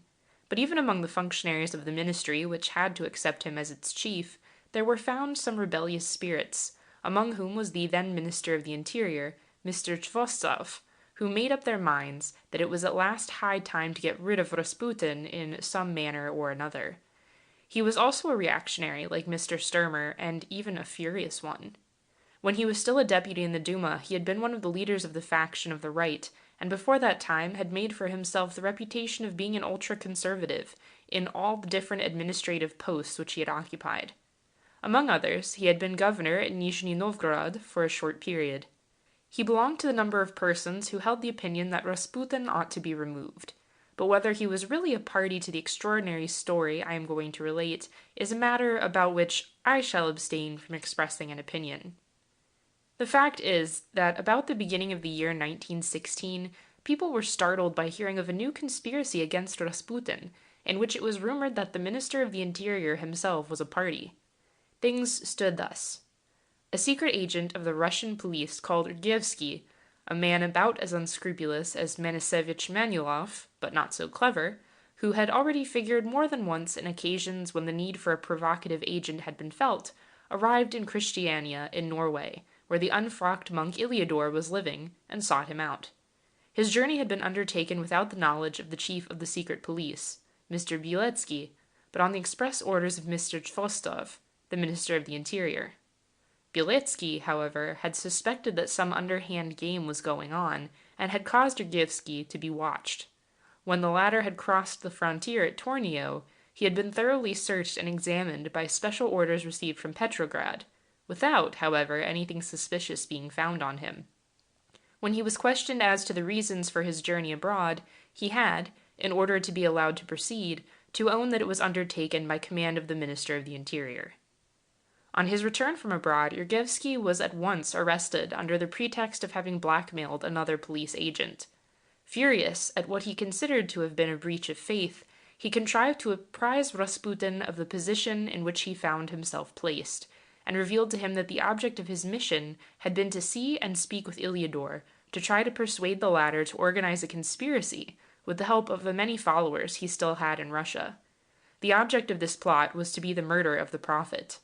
Iliador had been considered, ever since his quarrel with Rasputin, one of the latter's worst enemies, and it was felt that he would enter with alacrity into the plot which it was proposed to engineer. But to the stupefaction of the persons who had thus applied to him in the hope of finding in him the instrument which they required, Iliador went over to the enemy.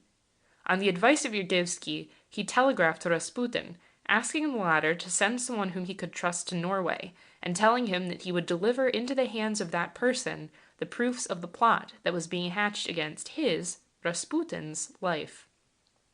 Mr. Chvostov, when taken to task for the affair, of course, denied it in its entirety. He declared that he had given quite different instructions to Yurgevsky, and that he had sent the policeman to Norway to buy the memoirs of Iliador, which he had heard the latter was about to publish abroad. But, at the same time, Chvostov made no secret of his feelings of repugnance to Rasputin, and declared that he considered him a most dangerous and mischievous man, whose presence at Petrograd was exceedingly harmful for the prestige of the dynasty, as well as for the welfare of the state in the grave circumstances in which the country was finding itself placed. According to Mr. Chvostov, Rasputin was surrounded with individuals of a most suspicious character, who spent their time in concocting any amount of shady affairs and transactions, and who had organized a regular plundering of the public exchequer. He did not dare to do anything directly against the prophet, but he tried to get at him through the arrest of several of his adepts and friends. He caused the houses of a considerable number of these to be thoroughly searched for compromising documents. Among other places searched was the flat of a Mr. Dobrovolsky, who held the position of a school inspector.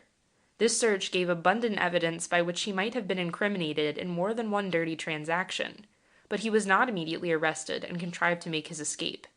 Another of the Rasputin crew, a certain Simonovitch, was arrested at the very moment when he returned to his home in the private automobile of Mr. Sturmer, one of whose familiar friends he happened to be. At the request of the prophet, an inquest into the denunciation of Yurgevsky was ordered by Mr. Sturmer and a certain Mr. Gorland, whose name had often been mentioned as that of a rising secret agent, was entrusted with it. But Manisevich Manulov contrived to oust him and to get himself appointed in his place. At the same time it was decided to send someone to Norway to interview Iliador, and to try thus to come to the bottom of the whole business. A certain General Spiridovich, who had already more than once been entrusted with missions of a delicate character, which he had always accomplished to the satisfaction of those who employed him, was selected for the task. The general had several interviews with Mr. Chvostov, but they all came to nothing, and he did not go abroad as it had been rumored that he would do. At last both the Minister of the Interior and the Chief of the Secret Police, Mr. Bieletsky, had to resign their functions, and Rasputin found himself delivered from two of his most dangerous enemies. The next question which arose was that of the appointment of Chvostov's successor. The post which he had vacated was such a difficult and responsible one that several persons, who were sounded as to their readiness to accept it, refused the offer in a most categorical manner. The story which I have just related died at last a natural death. Yurgevsky disappeared, no one knew where, but the difficulties out of which it had arisen were still there. They could hardly be set aside by any minister, unless some radical measures were adopted, such as the exile of Rasputin, a thing which no one dared to propose, and which no one would have dared to enforce, even if someone else had proposed it. After the resignation, or rather the dismissal, of Mr. Chvostov, his post was finally offered, by the advice of Rasputin, and at the suggestion of Manisevich Manulov, to Mr. Protopopov, a rich landowner of the government of Simbirsk, who for some time had occupied the position of vice-president of the Duma of the Empire. Just before his appointment to what is the most important and responsible function in the whole Russian Empire, there was much talk of an interview which he had had at Stockholm with Mr. Warburg, a representative of the German government, during which, The conditions at which a separate peace might come to be concluded between Russia and the Central Empires had been discussed. Later on, when this meeting, which had been arranged through the good offices of a Jew, Mr. Malignac, became the subject of general knowledge in Stockholm, and details concerning it had found their way into the Russian press, Mr. Protopopov was violently attacked by the liberal parties in the Duma, which accused him of treason, and refused even to listen to the clumsy explanations which he attempted to give of the affair. It was then generally believed that the political career of this gentleman was at an end, and it was assumed that he would have to resign his vice-presidency in the House. Certainly no one ever thought that he would suddenly develop into a minister. And yet, this is the very thing which happened, thanks to the Rasputin crew, which persuaded Mr. Sturmer to present Mr. Protopopov to the Emperor as the best candidate for the place vacated by Mr. Chvostov.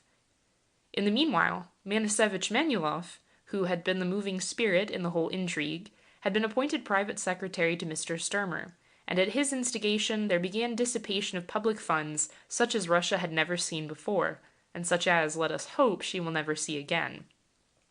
There are many more things than I could possibly relate in regard to the incidents of which I have given the outline here, but these could hardly be published at present. The only thing which I can do is try to make my readers understand the general position as it presented itself before the murder of Rasputin, by quoting some speeches which were delivered in the Duma as far back as the year 1912. They were reproduced in the Russian liberal organ, the Wretch, on the day following the assassination of the Prophet. The Russian censor offered no opposition to this republication. The first of these speeches was made by Mr. Guchkov, one of the most enlightened men in the whole of the Russian Empire, whose liberal opinions and sound political views had won for him the respect of all parties, even those who were opposed to them. The occasion upon which it was pronounced was that of the discussion of the budget of the Holy Synod, a discussion during which, for the first time, the personality of Rasputin, together with his activity, was publicly denounced as one of the greatest sources of danger that had ever threatened the country as well as the dynasty. "You all know," said Mr. Guchkov in this memorable address, "what a terrible drama Russia is living through at present. With sorrow in our hearts, and with terror in our souls, we have followed its developments, and we are dreading its consequences. Standing in the very heart of this drama, we see a mysterious, enigmatical, tragicomical figure, who seems to have come out of the Dark Ages, which we believed had passed away forever, into the full light of the 20th century. Perhaps this figure is that of a sectarian of the worst kind, who is trying to popularize amongst us his mystical rites. Perhaps it is that of an adventurer seeking to hide under the cloak of religious fanaticism and superstition his numerous swindles. By what means has this individual succeeded in rising to such a prominent position and in acquiring such an influence, which even the dignitaries of our church, together with the highest functionaries in our state, acknowledge and which they seek to propitiate? If we had had to do with only this one figure, which had made its way on the field of religious superstition, and which has thriven, thanks to an exalted spirit of mysticism, a state of mind which, though not perhaps bordering on insanity, is not yet quite normal, then we should have said nothing. We might have regretted the fact. We might even have wept over it, but we would not have spoken about it. But unfortunately, this figure is not standing alone. Behind it there is a whole crew, strong and varied, unscrupulous and grasping, which is taking advantage of its position and of the talents of persuasion which it may possess. Amongst this crew, there are to be found journalists in want of copy, shady businessmen, adventurers of every kind and sort. It is they who are the moving spirits in all this sad history. It is they who inspire it, they who tell it what it is to do. They constitute a kind of commercial enterprise, and they understand how to play their game in the most clever manner. Before such a spectacle, it is our duty to cry out as loud as we can that one ought to beware of all those people, and that the church, our church, and the country, our country, find themselves in imminent danger, because no revolution and no anti-Christian propaganda have ever done them more harm than the events which are daily taking place under our eyes for the last 12 months. 2 years later, in 1914, a few weeks before the breaking out of the present war, another deputy, this time a clergyman, Father Filinenko, spoke out about Rasputin in the Duma, and did so in the following strong terms. As a faithful and devoted son of our Holy Orthodox Church, I consider it my painful duty to mention once more what has already been discussed here, by so many orators better than myself, and to recur to a subject which is at present talked of at the corner of every street, in every town and in every village, no matter how distant and how far from any civilized center in our vast empire. We find ourselves compelled to look upon this unexplainable influence of a common adventurer, belonging to the worst type of those sectarians, whom until now we have known by the name of Christis, and despised accordingly. We are obliged to reckon with this influence of a man upon whom all the sane elements in our society look with contempt. On that same day, another deputy belonging to the group of ultra-conservatives, Prince Mansarev, also spoke about Rasputin, with perhaps even more energy than anyone had ever done before in the Duma. Said the prince, "The adventure of Iliador ended in ridicule, but we have now in his place another adventurer, with the personality of whom are connected the most nefarious and disgusting rumors, the most unnatural and contemptible crimes. It is useless to mention his name. Everyone knows who he is and of whom I am talking. He has been let loose on our society to acquire some influence over it, by men even more shameless than he is himself. He has been used to terrorize all those who have dared to express their opinions against the currents which prevail at present in our administrative circles. This adventurer, whenever he travels and whenever he arrives in St. Petersburg, is met at the railway station by the highest dignitaries of the church. Before him pray, as they would do to God, unfortunate hysterical ladies of the highest social circles. This individual, who only seeks the satisfaction of the lowest instinct of a low nature, has introduced himself into the very heart of our country and of our society, and we find and feel everywhere his disgusting and filthy influence." A few days after this memorable sitting of the Duma, the government issued instructions to the press never to mention Rasputin's name, or to speak of any subject connected with him in the newspapers. As soon as this became known, the Octobrists put down on the order of the day in the Duma an interpellation on the matter, and Mr. Guchkov, in moving it, exclaimed, "Dark and dangerous days have arrived, and the conscience of the Russian nation has been deeply moved by the events of the last few months, and is protesting against the appearance amongst us of symptoms proving that we are returning to the darkest periods of the Middle Ages. It has cried out that things are going wrong in our state, and that danger threatens our most holy national ideals." Prince Lvov seconded the motion, and asked the government to explain who was this strange personality who had been taken under the special protection of the administration, who was considered as too sacred to be subjected to the criticism of the press, and who had been put upon such a pedestal that no one was allowed to touch or even to approach him. I would not have quoted these speeches but for the fact that they all bore on the same point, and one that I have tried to make clear to the mind of my readers. This point is that the danger which Rasputin undoubtedly personified in Russian society at large did not proceed from his own personality, but from the character of the men who surrounded him, who had made out of him their tool, and who were trying through him to rule Russia and push it into the arms of Germany. There is no doubt that Germany had been carefully following all the phases of the drama which culminated in the assassination of the Prophet, and had been helping by her subsidies the underhand and mysterious work of men like Mr. Manisevich Manilov and his satellites, and like Mr. Sturmer. Sturmer believed quite earnestly that he would secure immortality for his name and for his work if he contrived to conclude a peace which everyone knew that Russia required, but which no one except himself and the adventurers to whom he owed his elevation thought of making, except in concert with Russia's allies, and only after Germany had been compelled to accept the conditions of her adversaries.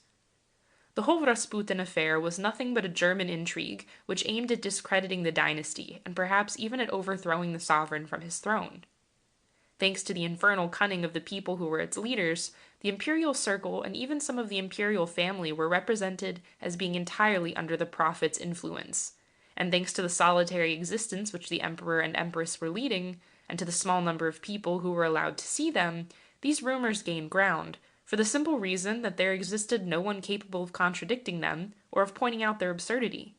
Calumnies as stupid as they were degrading to the authors of them were set in circulation, and the revolutionary movement, which Germany had been fomenting, grew stronger and stronger every day, until it reached the lower classes. These classes, by a kind of miracle, were also kept very well informed as to everything that was connected with Rasputin, or with the subterranean work performed by his party, a work which tended to only make the House of Romanov unpopular, and to represent it as incapable of taking to heart the interest of the country, over which it reigned.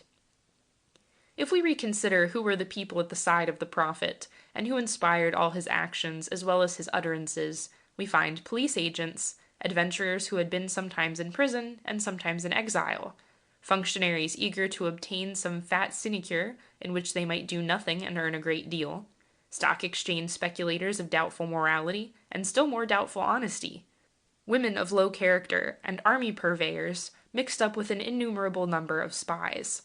Most of these last were in the German service, and were working for all that they were worth to bring about some palace conspiracy or some popular movement capable of removing from his throne a Tsar whose honesty and straightforwardness of character precluded the possibility of Russia betraying the trust which her allies had put in her. Yet this was precisely what these people wanted, and what they had made up their minds to force through, thanks to the indignation which the various stories, which were being repeated every day concerning Rasputin, and the favor which he enjoyed, was arousing all over Russia. The emperor, of course, knew nothing of all this. The empress even less. There was no one to tell them the truth, and they would have been more surprised than anyone else had they suspected the ocean of lies which had been told concerning themselves, and concerning the kindness with which they had treated a man whom they considered as being half saint and half mad, but of whom they had never thought in their wildest dreams of making their chief adviser. In this extraordinary history there is also another point which must be noticed. When the first deceptions produced by the disasters of the beginning of the campaign had thrown public opinion into a state of mind which was bordering well nigh upon despair, and before it had had time to recover from the shock of the fall of Warsaw and the line of fortresses upon which they had relied to protect the western frontier, people had begun to seek for the cause of the great disillusion they had been called upon to experience. It was very quickly discovered, partly through the revelations that had been made in the Duma, that the real reason for all the sad things which had happened lay in the systematic plundering of the public exchequer that had been going on for such a long time, and which even the experiences of the Japanese War had not cured. When the fierce battle against Germany began in grim earnest, the first thought of the emperor had been to try to put an end to those depredations that had compromised the prestige and the good name of Russia abroad as well as at home. Great severity was shown to the many adventurers who had enriched themselves at the expense of the nation. When it had come to the fabrication of the necessary ammunition required by the army, then the help of Russia's allies, England and France, had been sought. Thanks to the efforts of these two powers, something like order was re-established in the vast machine of the War Office. The fabrication of shells of a size that could not fit any gun was stopped. The army at the front got clothes and food, of which it had been in want at the beginning of the campaign. Ammunition was dispatched where it was required, and not in the contrary direction, as often had been the case before. The Allies helped Russia to the best of their ability, and Russia, at least the sane and honest part of Russian society, felt grateful to them for their cooperation in the work of their common defense against a foe which it had become necessary to defeat so thoroughly that civilization could no longer be endangered by its existence and activity. But the people who surrounded Rasputin and with whom he was working were not grateful for the labor of love which Great Britain and France had assumed. They began to complain of the so-called interference of foreign elements with the details of the Russian administration. Some went even so far as to say that Russia was becoming an English colony. All the plunderers, all the thieves who had had their own way for so many months, perceiving that they would no longer have the opportunities which they had enjoyed before to add to their ill-gotten gains, tried by all means in their power to discredit the sovereign, whose firmness they had found in their way. They joined all the pro-Germans, of whom, alas, there existed but too many in the country, in an effort to bring about a peace, the shame of which would have been quite indifferent to them. It is not at all wonderful if those shameless adventurers started the conspiracy for the success of which they required the moral influence of Rasputin and the authority of his person. It was, after all, such an easy matter to say that in such and such a case he had been acting in conformity with the imperial will. No one could disprove the truth of the assertion, and in that way the emperor was made responsible for all the unavowable things which were going on. He was supposed to have given his sanction to all these things simply because it had pleased, not even Rasputin himself, but individuals like Mr. Manisevich Manilov, to declare that they had been done with his knowledge and approval. Can one feel surprised if in the presence of this artificial atmosphere, and still more artificial position, an intense feeling of disgust took hold of real patriots, and made them contemplate seriously the possibility of trying at least to unmask Rasputin and his crew, and bring to the ears of the Tsar all the different rumors which were in circulation concerning the prophet and what was going on around him? Men of experience and of weight seriously thought how this could be done. They made no secret of the fact, unfortunately for themselves as well as for the success of their plans.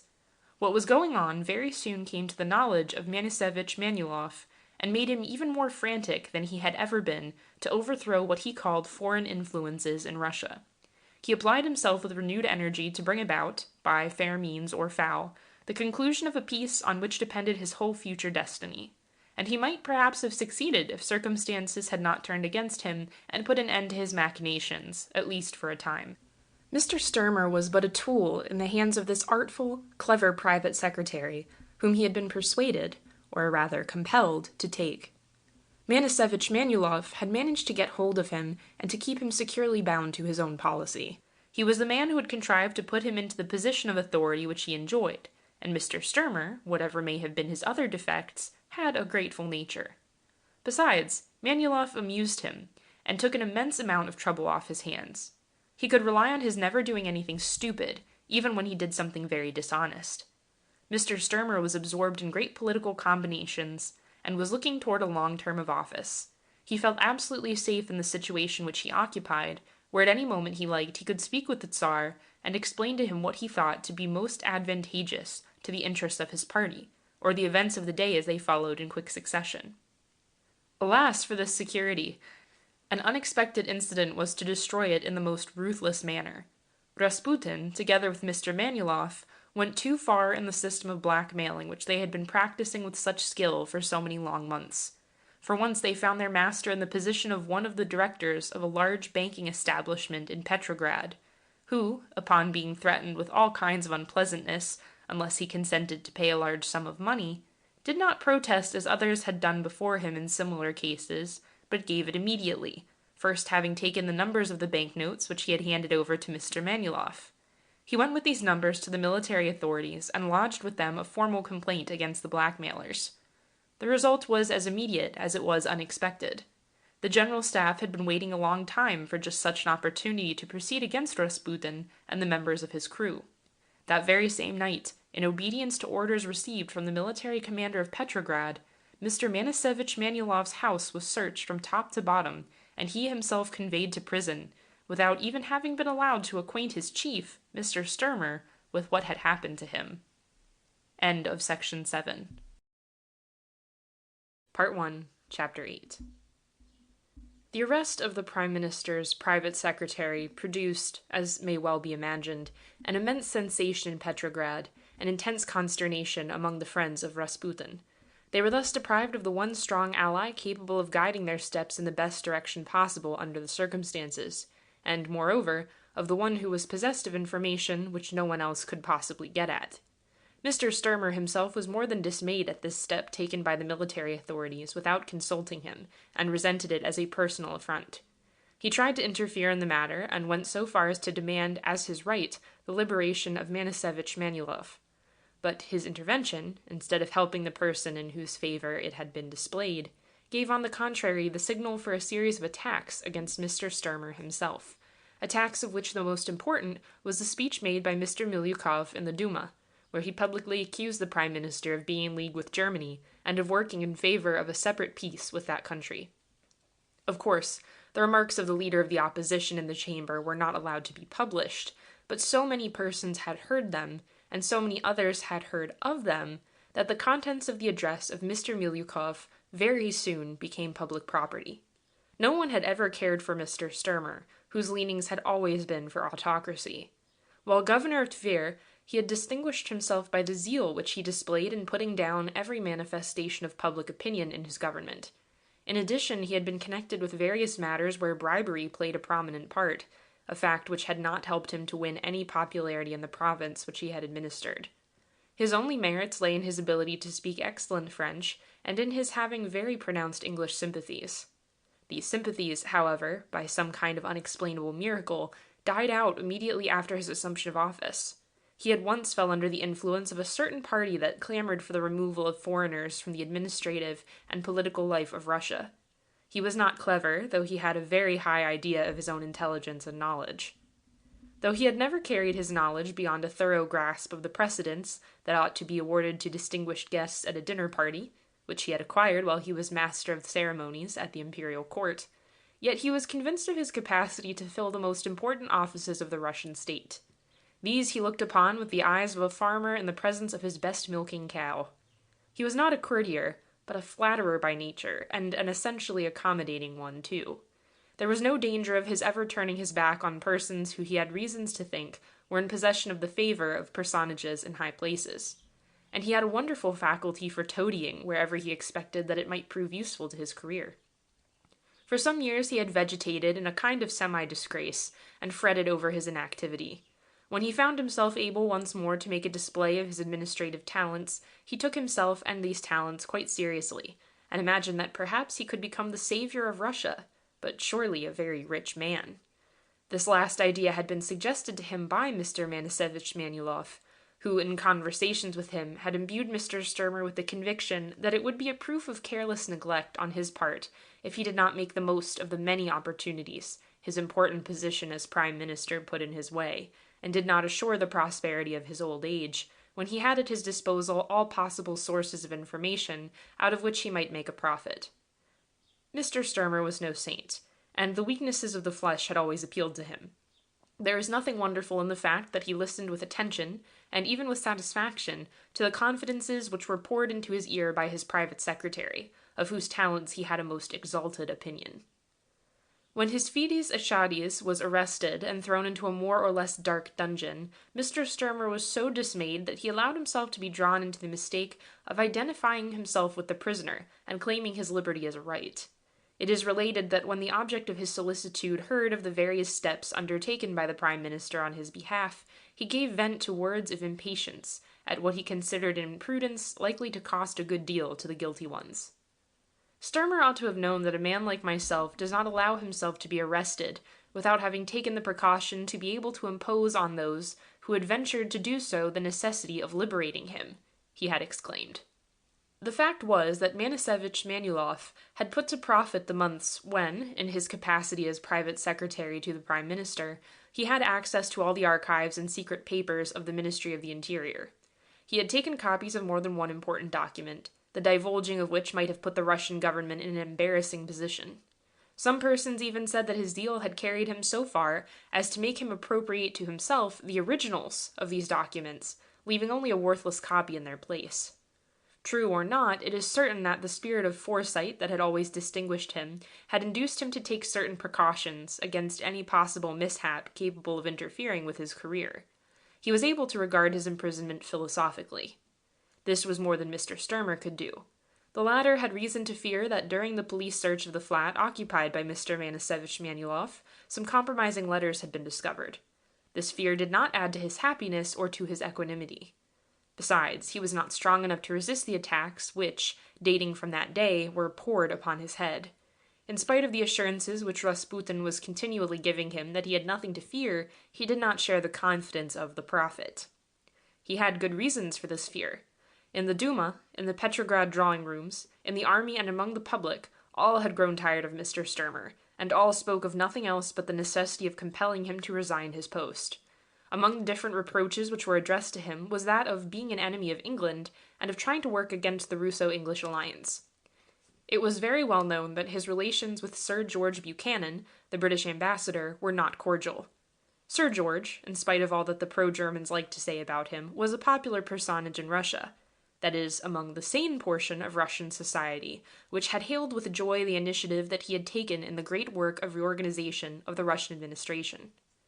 Thanks to the English officers who had arrived in Russia with the aim of bringing some kind of order out of the chaos that had prevailed, not only in the War Office, but in every other branch of the government, the military position of the empire had considerably improved, and the great work of national defense had been at last put upon a sound basis. As a man occupying a very important position in Petrograd wrote to me during the course of last summer, "There are some people here who say that Russia is fast becoming an English colony, but I reply to them that she might certainly do worse, if by that word is meant the introduction of the English spirit of order and of English honesty in our country." This was the opinion of a sincere Russian patriot.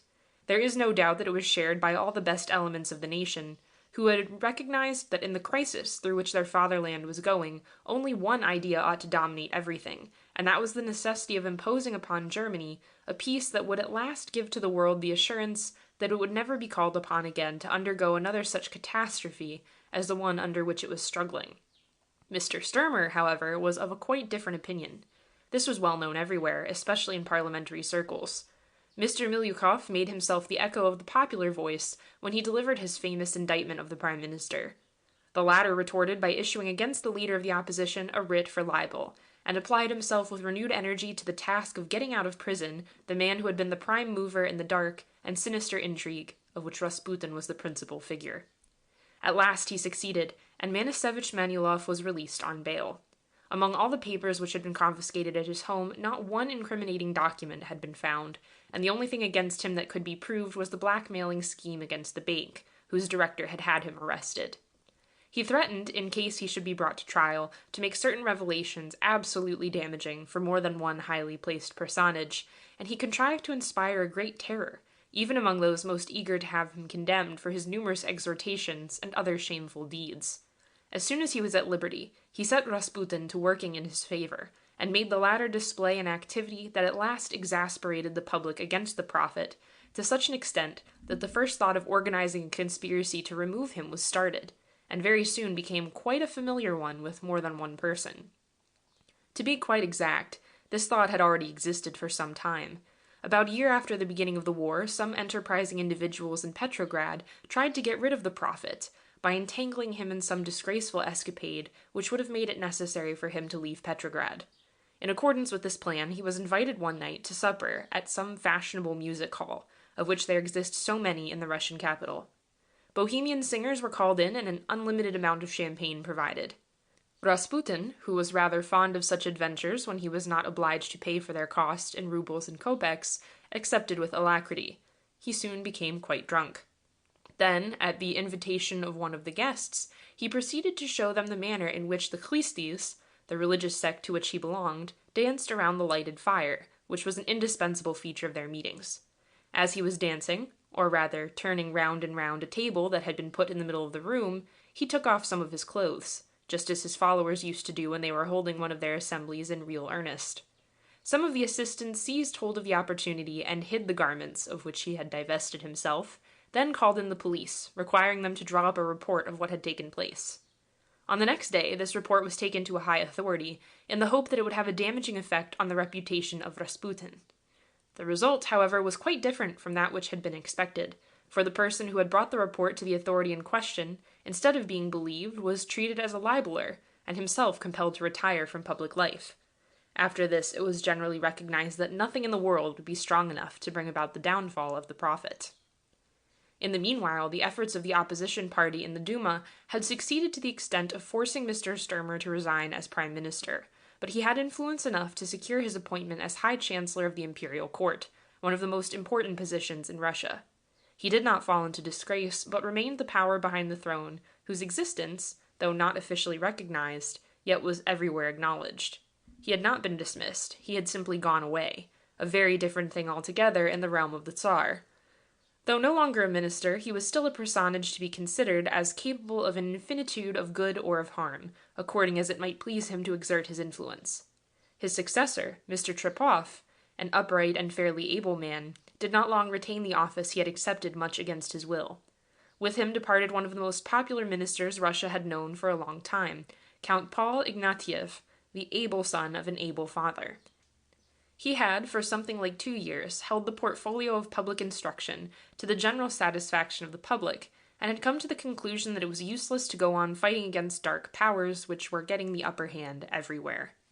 The resignation of these two statesmen was preceded by one of the most scandalous incidents in Russian modern history, the trial of Mr. Manasevich Manilov. This had been put off from day to day for a considerable length of time, until at last it became impossible to secure further delay. The culprit had taken good care, as I have already indicated, to put in safety documents of a most incriminating nature, implicating many persons whom the authorities could not afford to see mixed up in the dirty business connected with the numerous sins of Mr. Sturmer's private secretary.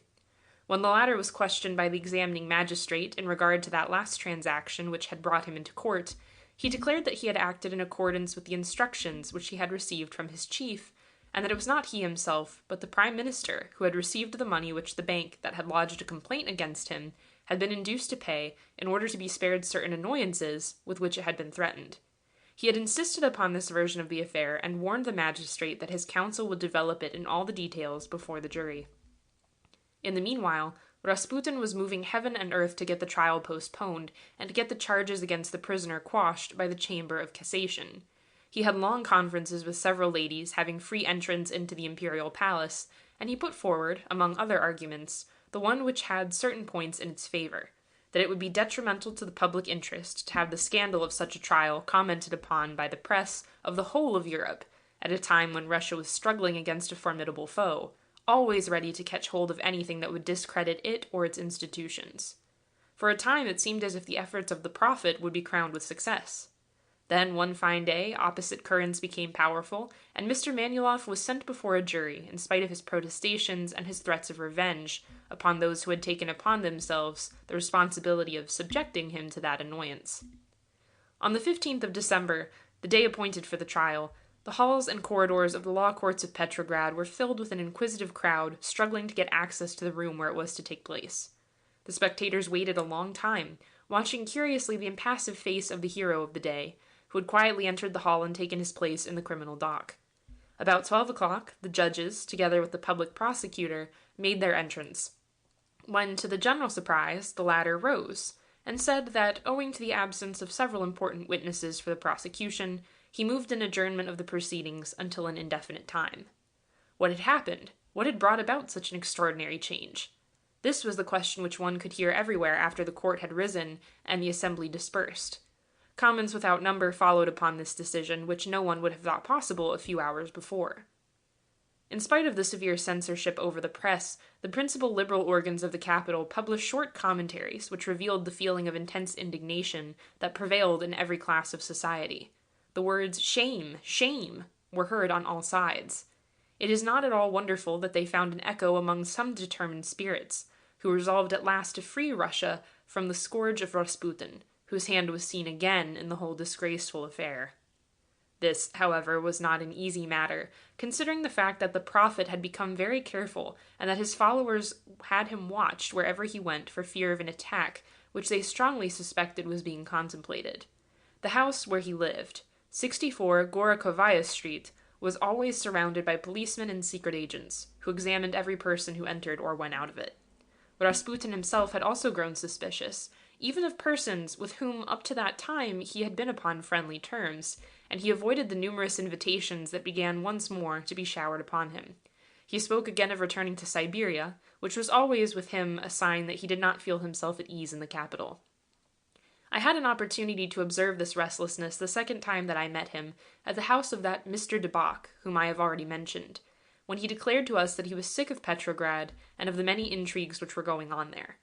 But that was before the war, and it seems that after it began, the ideas of Rasputin changed, and that he was always saying that he considered it his duty to remain beside his friends at this hour of national peril. The fact that his feelings had changed on the last point proves that he was aware of the danger in which he stood, and of which it is likely that he had been warned by the numerous spies who were but too ready to keep him well informed of all that was his interest to know. One thing seems certain, and that is the activity which he began to display during the last weeks and days of his evil life, in favor of the conclusion of a peace which he now said Russia ought to make if she wanted to escape from further sin, as he termed it. Why his feelings had undergone such a change it is impossible to say, but one may make a pretty near guess. One of the principal motives which actuated him, undoubtedly, was the idea that existed among a certain circle of persons, that if peace were made with Germany, the English and French officials working with Russian officials in perfecting the defense of the fatherland, and whose presence already had prevented so many malversations, would depart.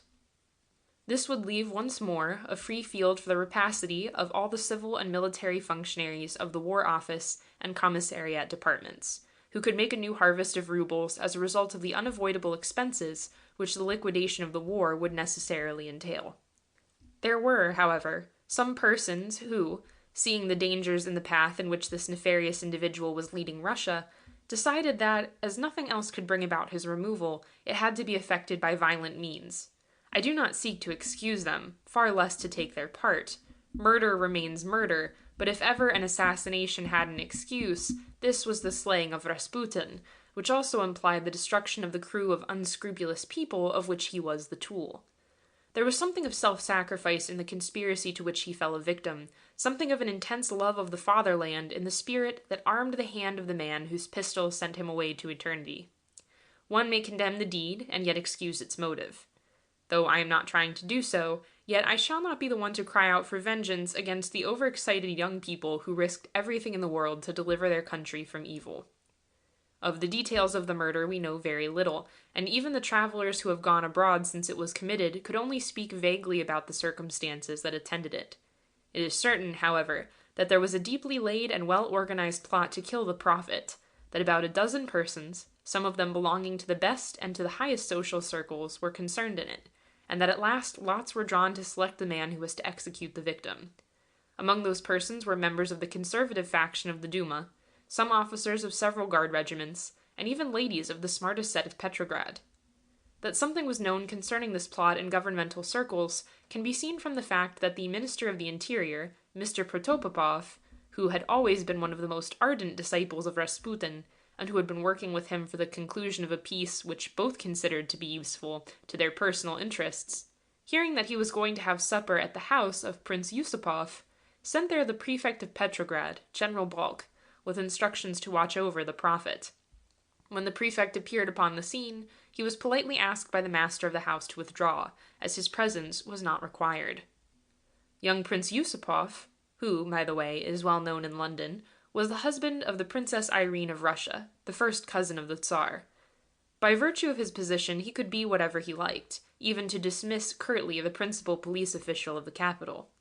At the supper which he gave on the night when Rasputin was killed, about a dozen people belonging to the best circle of Petrograd society were present. What passed during the meal, and how the murder itself was committed, is not known even now, though several versions of the crime are given. Some say that it was done during the meal, and that the pretext for it was the conduct of Rasputin toward one of the ladies present at the table. Other people relate that they waited until the prophet was on the point of departing, and that as he was putting on his overcoat, the young man who had drawn the lot designating him for the deed shot him with his revolver at the foot of the stairs. The body was then wrapped up in a blanket and put into the automobile of a very high personage, which was waiting in the garden of the house where the event took place, and driven to the Neva, where it was dropped under the ice. It seems that after this had been accomplished, one of the conspirators went to Tsarskoye Selo and informed the Tsar of what had taken place, as well as his own share in the deed. In the meanwhile, the authorities had become suspicious. At 3 o'clock in the night, screams had been heard by a policeman on duty at the corner of the street in which was situated the house of Prince Yusupov. He also noticed several persons coming out of the house, not by the usual entrance, but by the garden, which had a door leading into another street. After this, an automobile was seen driving out of that same garden, an altogether strange circumstance. This automobile was seen by another policeman about 1 hour later in the islands which surrounded Petrograd, driving close to the Neva and not on the usual road. The next day, the garden of Prince Yusupov was searched by Secret Service agents, who found some traces of blood on the snow, but the servants of the prince declared that it was that of a dog that had been shot the day before. No one dared say or do anything more against the supposed murderers, especially as the body of their victim had not yet been found. The river was dragged, but it was not until 24 hours after the event that the dead man was discovered under the ice in a frozen condition, with the features so battered that they could be recognized only with difficulty. The curious thing is that, though it was known exactly where the body had been dropped, it could not be found at once, having been carried away by the current further than had been expected. This gave rise to all kinds of rumors, and the friends of Rasputin tried to spread the news that he had escaped and was hiding away somewhere from his persecutors. This tale, however, could not be kept up for any length of time, as the whole capital, with an unheard of rapidity, became aware that the most detested man in the whole of Russia had at last met with the fate which he so richly deserved. The joy of the public could not be suppressed, notwithstanding the fear of the police. In all the theaters and public places, the national anthem was sung with an immense enthusiasm. No one regretted what had happened, and the people suspected of having had a hand in the murder received messages of congratulation from every quarter. In fact, they became at once national heroes. The murder so far has remained unpunished, and it is more than likely that no one will be brought to account for it. As for the body of Rasputin, it was at first kept in the hospital where it had been taken after its recovery from under the ice. The police received orders not to allow it to be seen by the crowds, which it was feared would flock in numbers to have a last look at their saint, the Blessed Gregory, as he was called. But to the general surprise, these crowds did not manifest any curiosity to view the mortal remains of the man about whom so much fuss had been made in his lifetime, but after whose death the whole Russian world seemed to breathe more freely than it had been able to do for the last 10 years or so. Among the clergy, satisfaction was openly expressed, and it was only a few hysterical women who were found to weep over the end of the career of one of the wickedest men who had ever lived. The question most discussed in connection with the death of this sinister adventurer was whether he was to be allowed a Christian burial. He had been, after all, but a sectarian, a heretic, the follower of a creed which was not only reproved by the Orthodox Church, but also prosecuted by the law of the land. The synod was called upon to pronounce itself on the subject, when the advice of the Metropolitan Pitirim of Petrograd, one of the personal friends of Rasputin, at last prevailed, and he was buried with the rites of Holy Church. Some of the ladies who had been the first cause of his having obtained the importance which grew to be so attached to his strange figure did not wait, however, for the permission of the ecclesiastical authorities, and a few hours after the body had been discovered, Madame W., one of the most hysterical among the many women followers of Rasputin, caused solemn prayers to be celebrated in her apartments for the repose of his soul. She went to fetch his 2 daughters, girls of 16 and 14 years of age, who were living with him at Petrograd, taking them to her house and declaring that she would henceforth consider and treat them as her own children. But apart from this small group of blind admirers, no one regretted him, not even the crew of parasites that had surrounded him and exploited him. By one of those strange anomalies, such as can only take place in Russia, Mr. Manisevich Manilov, who had been the indirect cause of his death, was appointed, together with other secret police agents, to investigate the details connected with the murder of his former friend and patron. Of course, the inquest led to nothing. No one had any wish to see it end otherwise than in oblivion.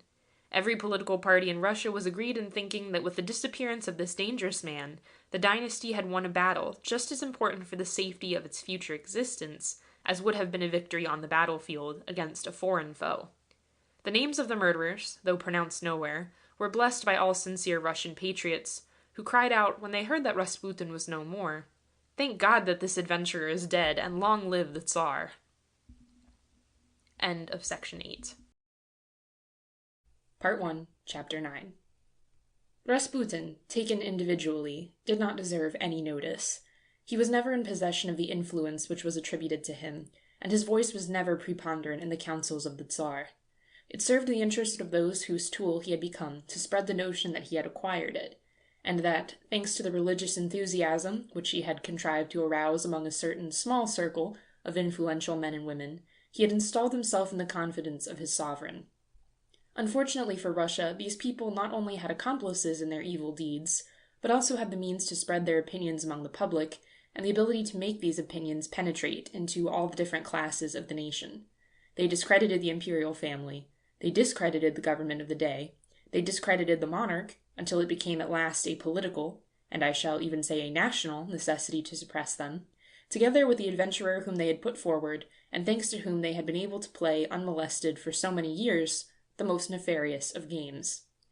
Unfortunately, the slaying of Rasputin did not destroy the persons who had used him. It did not put an end to the many abuses which had brought Russia to the sad state of chaos in which it found itself at the moment of its great trial. The man himself was but an ensign, and the loss of an ensign does not mean that the regiment that carried it about has shared its fate. Rasputin was the last representative of the old regime. His appearance on the horizon of Russian social life was but the last flicker of a detestable past.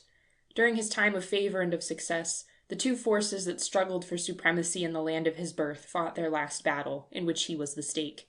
We must rejoice that it was not the force which he was supposed to incarnate, in his enigmatical and mysterious person, that remained master of the field. Whether he would have been killed under different circumstances is a question to which it would be very difficult to find a reply. Most probably the spirit of mysticism, which lies at the bottom of the Slav character, would have prevented even his worst enemies, let alone his simple adversaries, from trying to remove him from the position into which he had been thrust. They would most likely have shrugged their shoulder and waited for that intervention of St. Nicholas, who, according to Russian traditions, always arrives at the right moment to put straight everything that has gone wrong. The peril in which Russia found herself placed gave energy even to those to whom that quality had hitherto been unknown, and it was felt everywhere that, together with the fatherland, the Tsar ought to be saved from a danger of which, perhaps, he did not himself realize the real importance. Rasputin, and especially Rasputin's followers, had worked as hard as they could to make Russia's allies, and especially England, unpopular with the Russian nation. He paid with his life for the attempt, and one can only rejoice that such was the case. As things stand at present, it is principally toward Great Britain and America that Russia must look for its salvation. What I am writing today has been my earnest and deep conviction for long years, and I have preached it not only since the beginning of this war, in all the books and articles which I have written, but also long before anyone ever thought or suspected that the day would come when the English Union Jack and the Stars and Stripes would float beside the Russian flag, and the French tricolor on the same battlefields, united against one common enemy. I have always considered that in human life, as well as in the existence of nations, it is essential to recognize the superiority of others where this superiority exists, and that true civilization consists in assimilating to oneself with gratitude the virtues of other nations, whose example one ought to follow instead of trying to ridicule. Russia, with all its vast resources and with its immense territory, would do well to imitate England and the United States in their immense work of culture, and to call the latter countries to her help in developing her own national existence on proper and useful bases. In doing so, she would not abase herself, she would only prove that she was great enough to admire the greatness of others. It is certain that if Anglo-Saxon influence had been so dominant in Russia in the past, as it is to be hoped it will remain in the future, we should not have seen occur in Petrograd incidents like those connected with the career of Rasputin. We should not have witnessed all these perpetual changes of ministers, over which Germany has rejoiced with such evident relish. We should not have heard people defy the authority of the Tsar, as unfortunately has been the case. We former monarchists, who have been brought up in the old traditions of loyalty to bygone days, have often been accused by this crew of adventurers of harboring revolutionary ideas.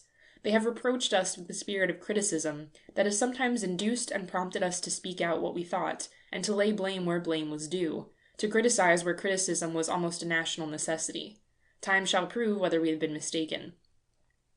It seems to me, however, that as English ideals and English respect for individual liberty and individual opinions become more and more familiar to Russians, and penetrate into the Russian mind, the public will acknowledge that we have not been so very wrong when we have raised our voices against the importance which individuals such as Rasputin have been allowed to take in our society and in our governmental circles, and against this corrupt system of administration, which, thanks to its crawling, flattering propensities, caused our people to kneel at its feet with the idea that, by doing so, they were pleasing the higher authorities, who most of the time knew nothing about the developments for which this intrigue was responsible. Russia still has something oriental about her, and in some respects she resembles the Greek Empire, which fell under the blows dealt at it by the power of Islam. It needs new life and new blood in its veins. It requires the support of this strong, earnest British civilization, which is, perhaps, the most beautiful the world has ever known. I have always been accused of being too pro-English in my ideas and opinions. If being pro-English means the wish to see my country freed from the abuses, the existence of which has prevented her from developing herself on the road of a progress embodied in the respect of the individual, together with the institutions that rule him, such as Great Britain has known for so many centuries, then I will willingly confess it, I am pro-English. I feel sure that all good Russians share my feelings. We have had enough of the German Kultur and of German intrigues. They it is that have brought my beloved fatherland to the brink of ruin. The whole sad incident of Rasputin's rise and fall has been the result of German interference, and it would never have assumed the proportions to which it rose if the German press had not exaggerated it, and German spies had not spoken about it, not only abroad but also in Russia itself. When thinking about this story, which savors in some of its details of superstitions of the Middle Ages, one must always remember what I said at the beginning of this sketch, of the career of a man whom circumstances and the hatred of our enemies transformed into a kind of monster, devouring all that it touched. This fact is that Russia is still the land of many surprises, because of its tendency toward mysticism, always so strong in all the Slav races. Before Rasputin appeared, there had been other sectarians who had drawn thousands of men and women around them, and who had inspired crowds with feelings of fanaticism, in no wise different than the ones which the modern prophet, as some called him, the modern Cagliostro, as others had nicknamed him, had evoked in the breasts of the simple-minded people whose confidence he had abused, and whose spirit of superstition he had impressed. But these had remained strictly in the field of religion, and had not meddled with any other questions. They had grouped around them only persons convinced of the truth of their teachings, while Rasputin had gathered about him men determined to use him for the benefit of their money-seeking, money-grubbing schemes, men who saw in the misfortunes that had fallen upon their fatherland only the possibility to enrich themselves at her expense. They would not have sacrificed the smallest things for her welfare. Far less would they have given up the chance to add to the ill-gotten gains they were daily accumulating. Without those persons, the whole story of Rasputin would have ended in ridicule. Thanks to them and to their rapacity, it finished in blood. It was, after all, the aristocracy that finally got rid of Rasputin, perhaps to the great relief of many persons who, out of weakness, or let us say kindness, had hesitated before taking the strong measure of sending him away where it would have been difficult for him to do any more mischief. And it is doubtful whether his removal anywhere than to a place whence there existed no possibility for him to return would have stopped the evil which the very mention of his name alone was sufficient to cause. Credulous persons exist everywhere, and will always exist. Timorous ones also abound in the world.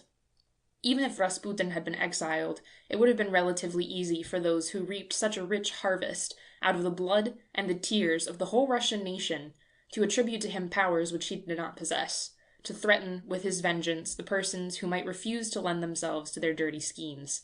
He would have been a perpetual menace suspended over the heads of those who would have tried to rebel against the directions issued by the enterprising scoundrels who abused the prestige which his so-called holiness had won for a man who in other times and in another country would not have arrested for a single moment the attention of anyone, let alone the crowds. Rasputin is dead. Let us hope that his former supporters have lost, together with him, their audacity and their power of doing mischief.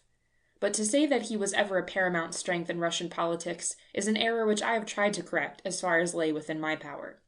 Rasputin's story is simpler than many persons think, and perhaps the best explanation that can be given of it is to be found in the book of Esther in the Bible, a careful perusal of which is recommended to those who are interested in the character of Rasputin. End of section 9. Part 2, Chapter 1. On the 15th day of May, 1896, Moscow was celebrating the coronation of the Tsar Nicholas II of Russia.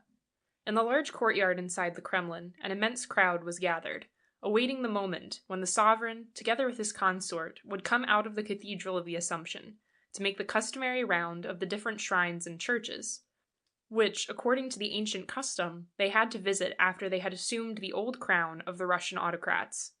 Among this crowd, there were persons who remembered having witnessed the same kind of ceremony 13 years before, when Alexander III had been standing in his son's place. What a splendid apparition it had been, that of this Tsar, gigantic in stature, whose quiet and strong features seemed in their placidity to be a true personification of the might of that empire at the head of which he stood. One had hoped at that time that he would preside over the destinies of his realm for long years to come, and no one had given a thought to the possibility that he would so soon be lying in his coffin. Now it was with mixed feelings of pity, combined with a sympathy which already was no longer so strong as it had been when he had ascended the throne, that all were awaiting the new monarch, who had become in his turn the chief of the old house of Romanov, so that when the golden gates of the Assumption were thrown open to give passage the procession which was escorting Nicholas II, all the heads of the numerous people gathered in honor of the occasion, under the shade of the ancient belfry of Ivan Veliki, turned with an anxious curiosity towards the sovereign about to show himself for the first time before his people, in the full pomp of his imperial dignity. What did one see? A young man, thin and slim, who seemed to be entirely crushed under the weight of the massive crown which was reposing on his head, and of the heavy robe of cloth of gold, lined with ermine, which was thrown upon his shoulders. He was tottering as he walked along, and his pale, tired face, together with his uncertain steps, bore no resemblance whatever to the firm and superb countenance of his father 13 years before. As he reached the door of the Church of the Holy Archangels, one noticed that he suddenly stopped, as if unable to proceed any further, completely worn out by the fatigue of the long ceremony that had come to an end a few moments before, and the hand which was holding the scepter, enriched with precious stones, which the Metropolitan of Moscow had just handed to him, dropped down at his side, whilst the symbol of might and power which it was holding escaped from its grasp. Chamberlains and lords-in-waiting hastened to pick it up, and the crowd never noticed what had occurred, but those who had witnessed the incident were deeply impressed by it, and different rumors began to circulate in regard to it, rumors which would have had that it was a bad omen, whilst persons well up in the study of history, and especially in that of foreign countries, tried to find an analogy between it, and the remark made by Louis XVI on the day of his coronation at Rheims, when he had complained that the crown was hurting him and felt too heavy for his head. A few days later there happened another event, which reminded one of a similar coincidence between the life of the unfortunate king, whose head was to fall on the scaffold of the Champs-Élysées, and that of Nicholas II. It occurred during the popular feast which is always given in Moscow after the coronation of a Tsar. A crowd amounting to several thousands of men and women, some say 300,000, had gathered together on a field known by the name of the Koninka Plain, in the immediate neighborhood of the town, to be present at it, when suddenly a panic which was never accounted for nor explained seized this multitude, and about 20,000 human creatures were crushed to death in the short span of a few minutes. The emotion produced by this disaster among all the different classes of society was very deep and terrible. The only person who accepted it with calm, and even with indifference, if the reader will forgive me for this expression, was the Tsar himself, who, however, and this is a justice which I must render to him, only heard much later the whole extent of the disaster, but who, at the same time, did not try to learn anything definite about it on the day when it took place, and who, under the direct influence of his consort, gave directions to reply to the French ambassador, the Comte de Montebello, who had inquired whether he ought to postpone the ball that he was giving that same night, that he did not see any necessity for doing so. This answer became known at once, and it traced between the monarch and his subjects one of these white lines, which in a tennis ground marks the antagonistic camps, and out of two players makes two enemies. And this line went on getting wider and wider as time went on. It still existed when Nicholas II abdicated, but it had then become an abyss. In general, there is nothing sadder in the world than a misunderstanding between two people both possessed of good intentions toward each other. It is something worse than a discussion, worse than a quarrel, and even worse than hatred, because it is the only thing which sound reasoning cannot conquer, and which is bound to go on aggravating itself from day to day. How much worse, therefore, is a thing of the kind when it has established itself between a nation and those who rule it. The supreme misfortune of Nicholas II consisted in the fact that he never could understand his people or their wants, whilst Russia, on the other hand, was, through circumstances independent of its will, brought to distrust the real feelings harbored by the Tsar in regard to its welfare, and to indulge in comparisons which certainly were not to his advantage, between him and the sovereign to whom he had succeeded, who had possessed the full confidence of his subjects. This fatality which has dogged all the footsteps of the emperor who abdicated a year ago, from the very first moment that he had ascended his throne, can be partly attributed to the defective education which he had received, together with the deplorable weakness of his character, and partly to the state of absolute subjection in which he had been kept first by his father, during the whole time of the latter's life, and later by his wife, together with a complete ignorance in which he remained in regard to the wants, the aspirations, needs, and character of his people. He was a despot by temperament, perhaps because he had never seen anything else but despotism around him, and perhaps because he had got a mistaken idea in regard to the duties which devolved upon him. He had always been told that he ought to uphold intact the principle of autocracy, thanks to which his predecessors had maintained themselves upon the throne. He had seen Alexander III adopt him with these principles with success, and he had forgotten, or rather he had never known, that in order to be a successful autocrat, one must neither prove oneself a tyrant nor an oppressor of people's consciences and opinions. His first steps as a sovereign had hurt all the feelings of loyalty of his subjects. Among the many addresses of congratulation that had been presented to him on the occasion of his marriage and of his accession to the throne, there had been one from the Zemstvo, or local assembly, of the government of Tver, a town which was known to be very liberal in its opinions, in which was expressed the hope that the monarch would try to govern his people with the help and with the cooperation of these same Zemstvos, or local assemblies, the aim of which was the improvement of the local conditions of existence of the population of the different governments or provinces of the Russian Empire. There was absolutely nothing that was revolutionary in this address. Unfortunately, there happened to be in the vicinity of the young empress a person whose influence had always been perniciously exercised whenever it had manifested itself. The Princess Galitzin, her mistress of the robes. Out of a feeling of personal dislike, or rather hatred, against one of the signatories of this document, which, on account of the consequences that followed upon its composition, became historical, Princess Galitzin explained to the sovereign, at the head of whose household she stood, that this appeal in favor of a liberal system of government ought to be discouraged, if not crushed, at once.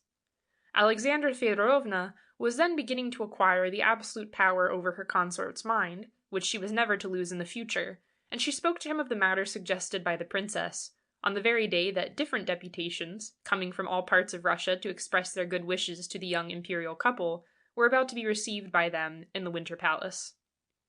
Nicholas II has never in his whole life had an opinion of his own, but he has shown himself enthusiastic for all those that have been suggested to him.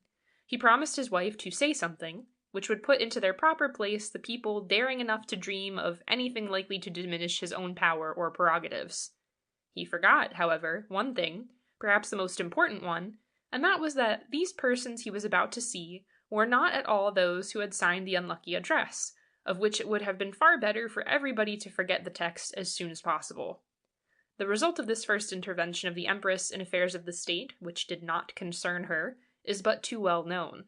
The Tsar, instead of thanking the people who had come to lay at his feet the expression of their loyalty, declared to them that they ought never to indulge in any senseless dreams. The words were repeated everywhere, and ran from mouth to mouth in the whole of Russia. They inflicted on the young popularity of Nicholas II a blow from the effects of which it never recovered. This was the prologue of the tragedy which came to an end, if it has done so, with the signature of the Manifesto of Pskov.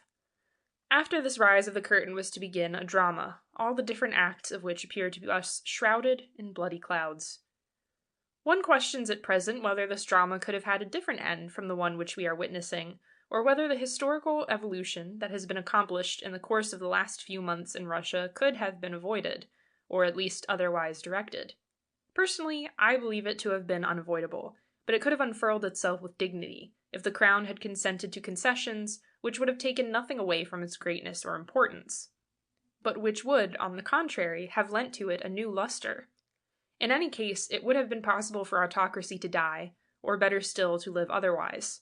No matter what reproaches could have been addressed to the Romanovs in the past, no matter the injustices and the cruelties they had committed in the course of their family history, there is one thing which cannot be taken away from them, and that is that they have, all of them, been strong and courageous men, incapable of trembling before the attacks of any enemies, however powerful, or before the fury of a revolted mob. Nicholas II was the first one among them who proved himself unable to inspire either love or hatred in his subjects, and for whom they held nothing but contempt, because they very quickly grasped the fact that he would never be able to give to himself or to others an account of the position he stood in, or to realize the tragedy of his own fate. People who knew him well have wondered whether he ever understood what his duty really meant. I think, however, from the personal knowledge which I have of his character, that in a certain way he wished to do what was right, but I doubt whether he knew the responsibilities of his position, and the fact that he ought to put the interests of the state before those of his own family. For him, his wife and children held the first place, and were the first objects of his consideration. This would have been a virtue in a private person, but it could easily assume the proportions of a crime in a sovereign. His father had left to him a splendid inheritance, which he might have kept intact with a little care, and very small trouble. Before the Japanese War, it might have been still possible for him to rule his country autocratically, though not despotically. But after Mukden and Tsushima, and especially after the revolution which followed upon these two catastrophes, and which would have been hardly possible had they not occurred, the thing became more difficult, if not impossible, because the Russian nation had begun to wonder at the causes that had brought about these terrible disasters, the consequences of which had been the loss of Russian prestige in the Far East, and even in Europe. It would, however, still have been possible to save something of the former form of government if a serious and honest appeal had been made to the nation to help to consolidate its strength, and if an attempt had been made to modify it according to the exigencies of the times and of the moment. But after the famous day which saw rivers of blood flow in the streets of St. Petersburg, and the wholesale slaying of thousands of innocent workmen, whose only crime had consisted in wishing to lay their grievances before the Tsar, every attempt to keep up the old order of things was bound to fail. Something else had to be tried to save the dynasty together with the country, but not the granting of a so-called constitution, which it had been determined beforehand to leave a dead letter. If, on the occasion I have just referred to, Nicholas II had found sufficient courage to meet his people face to face, and to speak with them as his great-grandfather had done on an occasion far more critical even than the ones which prevailed in 1905, it is likely that the divorce which finally separated him from his subjects would never have taken place. But he went to Tsarskoye Selo as soon as he heard there was likely to be trouble in the capital, forgetting everything else but his own personal safety, which, by the way, had never been seriously threatened. He proved himself to be a coward, and cowardice is the last thing which a nation forgives in those who rule it. The Tsar lost in consequence of his conduct every prestige he had left, and he also lost the respect of Russia, owing to the shameless corruption which established itself everywhere during his reign, when at last everything under the sun could be bought or sold in the country, to begin with a court appointment, and to end with the highest functions in the state. The emperor was unable to refuse anything to those whom he liked, and he never grasped this essential fact, that when one gives too easily and without discernment, it inevitably follows that one also allows people to take what perhaps one would never have granted, had one thought about it. Alexander III had been just as generous as his son showed himself to be later on, but his generosity was only exercised in regard to what belonged to him personally, whilst no one was more careful than this sovereign of the public exchequer. He had seen what corruption meant during his own father's reign, when abuses had also prevailed, which, though in no way comparable to those that established themselves towards the close of the one which has come to an end a year ago, were still sufficiently grave and serious to cause anxiety to a monarch eager and anxious for the welfare of his state. He therefore had applied himself to put an end to them, and knowing as he did admirably well the character of the Russian nation, he took up morally the famous stick of Peter the Great, with which he dealt at times most severe blows to those whom he believed to be in need of them. The result of this system made itself felt within a very short time, and when Alexander III died, the old custom of taking bribes, which had been formerly so prevalent in Russia, had nearly died out, or at least existed upon such a small scale that it could no longer do any harm. But under Nicholas II the old evil was revived, and finding no obstacle in its path, it soon assumed most unheard-of proportions, and became at last a regular institution. Soon everything in the vast empire of the Tsars was put up at public auction, everything that could be purchased or sold, and everything became buyable, provided a sufficient price was offered for it. The emperor knew nothing, and saw nothing, and no one dared to tell him anything, whilst many unscrupulous persons found it to their advantage to profit by the changes that had taken place, to enrich themselves quickly and with very little trouble. The whole country was seized with a perfect fever of speculation, and with the frantic desire to win millions as rapidly as possible. When I say the whole country, this is not quite exact, because it was not the country, but only some people in it, who, thanks to the position which they occupied, or to their relations in influential circles, found themselves able to take a part in this general plundering. The Japanese War, which was to have such a sad end, was entirely brought about through certain concessions being granted by the Russian government on the river Yalu, which never belonged to the Russian state, to a number of persons who hoped to transform them into shareholders' companies, and to make money out of them.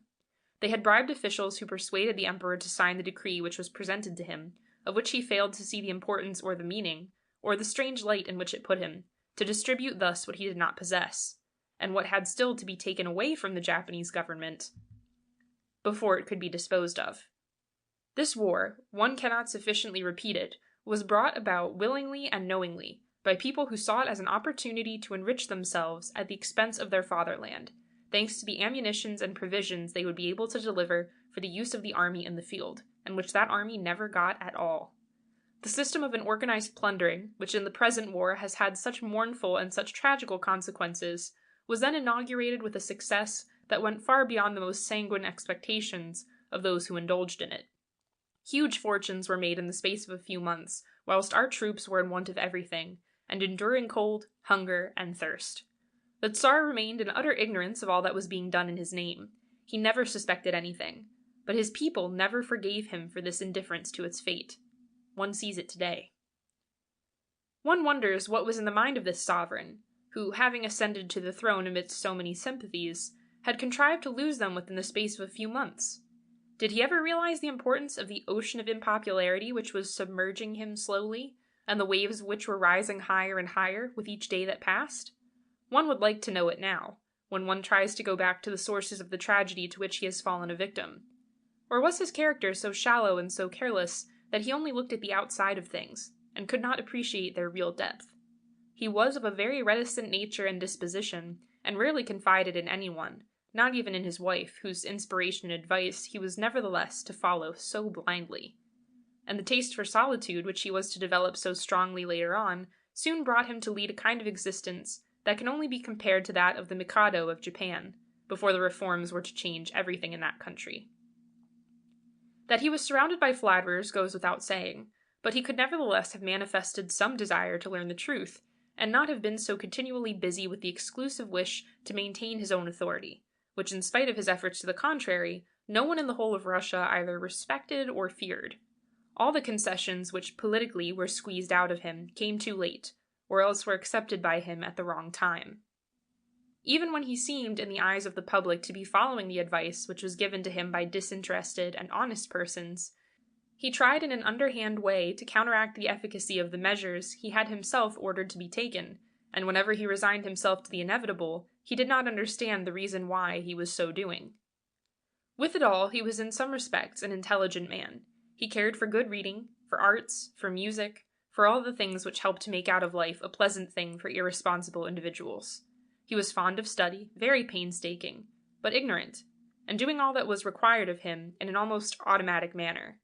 Kind, it is true, but incapable of coming to any serious resolution or determination of his own accord, devoid of political sense, occasionally most obstinate, and unfortunately for him, as well as for his country and dynasty, he had the misfortune in all the circumstances when a sacrifice of some fraction of his imperial prerogatives came into question, not to be able to understand either his people or the times he was living in, and to have no thought for anything else but the safety of his own family, forgetting utterly that his country and its welfare ought to have come before them.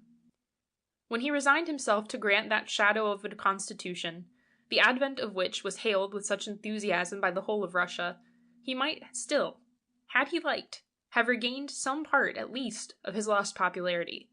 His personal prestige, or rather that of the position he stood in, was still so great among the nation that it would have felt gratitude toward him for every favor he would have chosen to confer upon it, if only he had not taken back all that he had given, almost immediately after he had awarded it. It is quite certain that the first Duma committed many errors, but it should have been remembered that no human achievement can reach perfection at once, and the excitement and effervescence that had followed upon the opening of the first Russian parliament ought to have been allowed to cool down, and been given sufficient time to make an honest trial of its rights and privileges. At the period I am referring to, and this notwithstanding all that was said to the contrary, a revolution like the one which took place the other day would have been an impossible thing, because the sovereign could still rely upon the army, and it would have been better for him had he always leant upon it, rather than upon the low crowd of state functionaries with which he was exclusively surrounded, and out of which his wife had picked her favorites. He might have checked the then rising tide of radicalism with which he found himself unable to cope later on, and in the strength of which he was to remain to the end mistaken, because he dreaded it when it was not dangerous, and imagined that he had subdued it, at the very moment when it had become, thanks to his own errors, and to his own faults, sufficiently strong to carry him away on its waves. Such a thorough weakness of character was bound to bring about the most serious consequences, and these did not fail to produce themselves. If Nicholas II had had beside him a wife able to lead him, to advise him, to open his eyes, which perhaps he did not quite close, but which he was never to succeed in keeping sufficiently open, and to show him not only the perils which surrounded him, these she never forgot to point out to him in an exaggerated manner, but also to bring to his notice his duties towards his subjects, he might have become a sovereign like any other, neither better nor worse, insignificant perhaps, but never really dangerous for his country or for his dynasty. Even if that wife he was so devoted to had wished not to identify herself with the state affairs, had kept outside them, and had not surrounded herself with people lost to every sense of shame, he might have come out of the numerous difficulties with which he found himself confronted, if not exactly to his honor and credit, at least without losing too much of his prestige. But Alexandra Fedorovna was the fatal and dissolving element which destroyed, thanks to her attitude and conduct, every scrap of respect for the sovereign, and who inspired in the whole of the nation the desire to get rid of an authority in which it believed no longer, and in which it saw only an obstacle in the way of its development and of its historical evolution. The Empress understood even less than her husband the state of mind of his subjects. She raised between him and them a barrier which nothing could destroy, because it was made out of the contempt which they both inspired in the whole of Russia.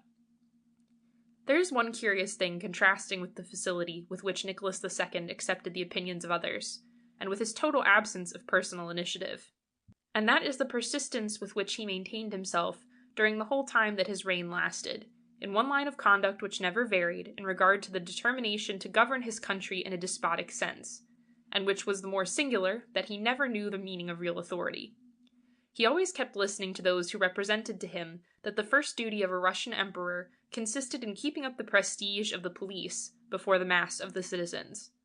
Under no reign in Russia, if we accept the dark period of the Oprichnikis under Ivan the Terrible, did the police play such an important part in public life, or become guilty of more abuses and of more malversations of every kind. I will not mention here the horrors which took place during and after the Revolution of 1905, when no one felt secure against an anonymous denunciation, the consequences of which might be that one saw oneself exiled in Siberia simply because one had not sufficiently bribed a police officer in charge of the district where one lived. But later on, even after things had calmed down, the might of what was called the Okhrana remained just as formidable as it had been before. Literally no one could feel safe under this so-called liberal Tsar, whilst under the reign of his father, everybody possessed of a good and clear conscience could rest peacefully in the certitude that neither the security of his domicile nor his personal safety would ever be threatened or infringed upon by the caprice of this secret power called by the vague name of administration. But after all, was he really liberal, this Tsar who had so little known or understood how to endear himself to his subjects? Or did he merely say that such was the case in order to dissimulate despotic leanings, which were the more dangerous that they exercised themselves without any judgment or without any justification for their explosion? A considerable number of persons have wondered about it, and have found themselves unable to solve this riddle. To hear him speak, one would have thought that such was the case, whilst it was hardly possible to talk with him for any length of time, without finding him a sympathetic, kind personality, curious mixture of totally different elements in a character that was chiefly remarkable for its weakness. One could like him, one could even admire some of the qualities which he undoubtedly possessed. But it was utterly impossible to respect him as the monarch, or to esteem the man, so strange did his conduct sometimes appear, a conduct which finally dragged him into an abyss, together with his family and with his dynasty.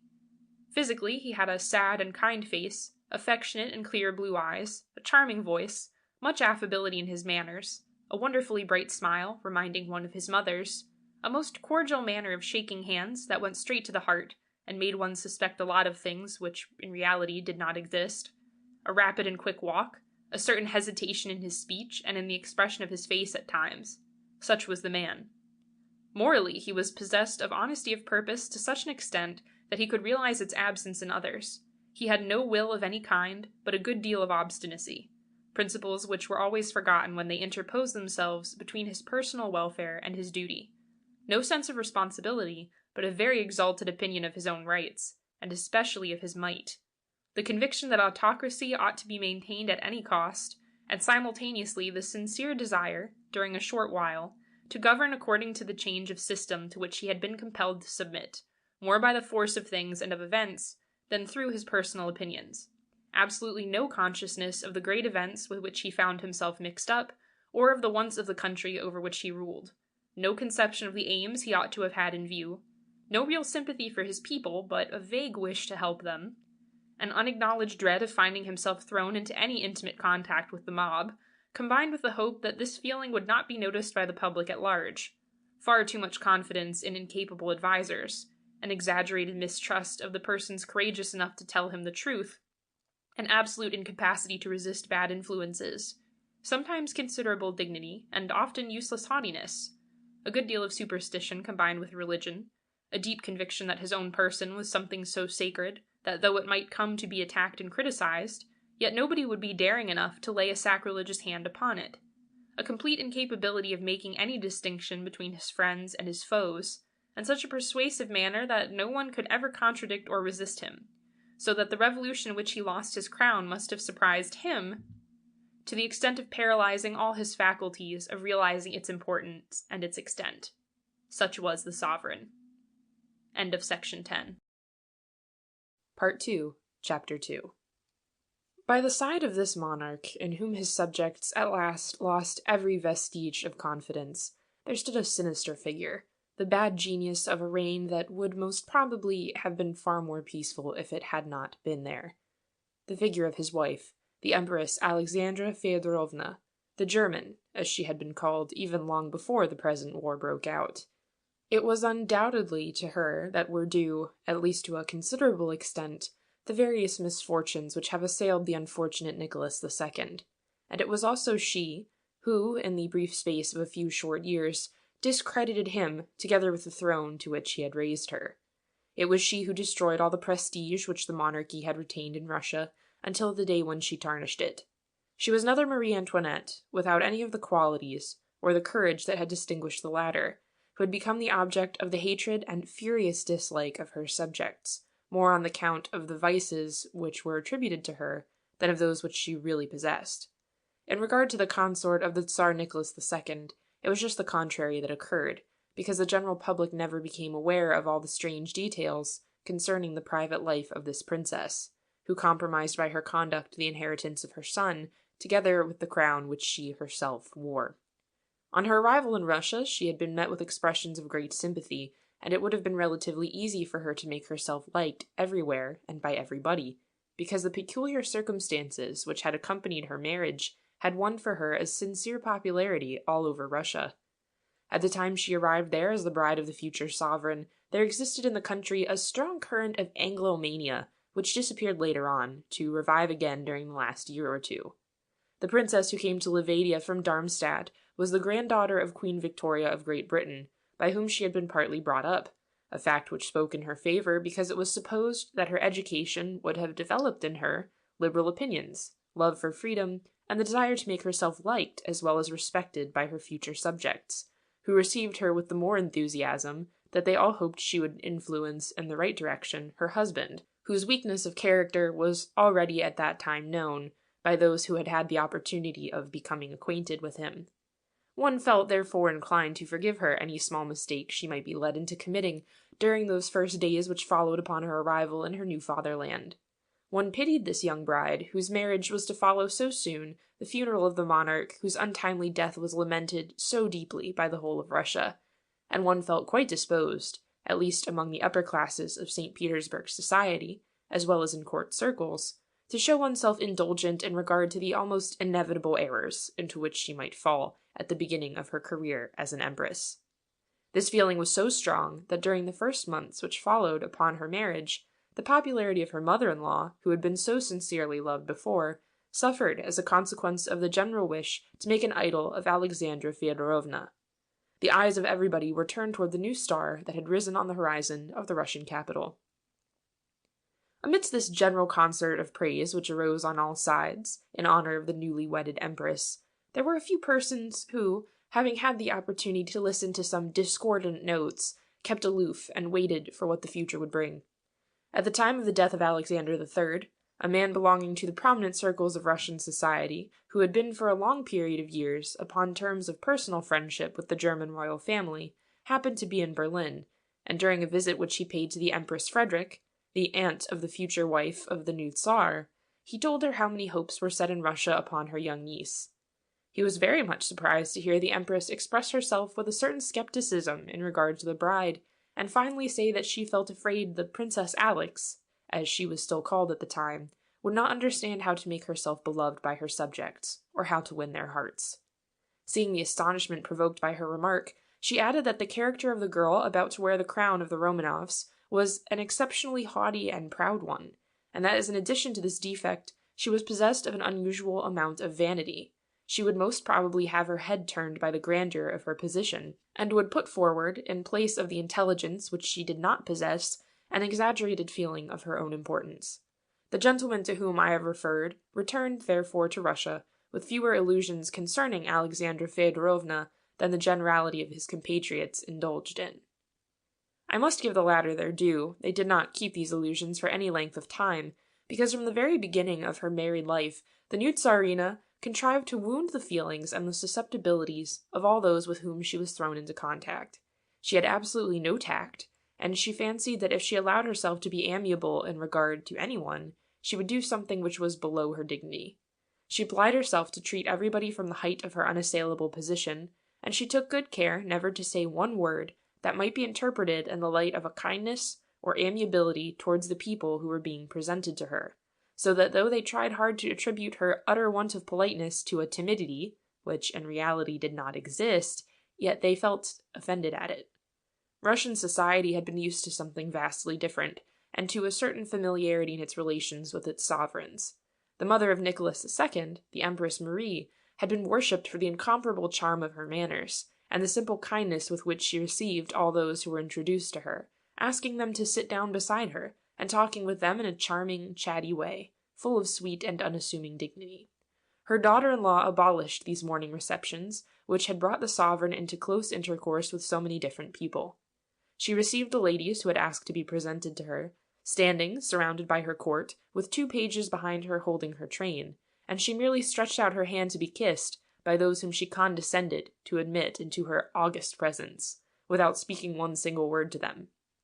Of course, the people whom she treated with such rudeness felt hurt at it, and it began to be said among the public that the Empress was not at all amiable, and people abstained from seeking her presence or appearing at court unless it was absolutely necessary to do so, leaving thus the field free to people devoid of self-respect, to whom one impoliteness more or less did not matter.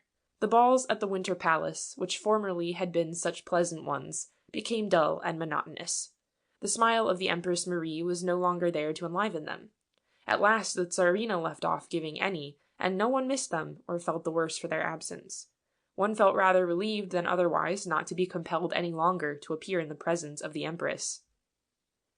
As time went on, an abyss was formed which divided the consort of Nicholas II from her subjects, whose feelings manifested themselves quite openly on the day of the solemn entry of the imperial family into Moscow, on the eve of the coronation of the new sovereigns.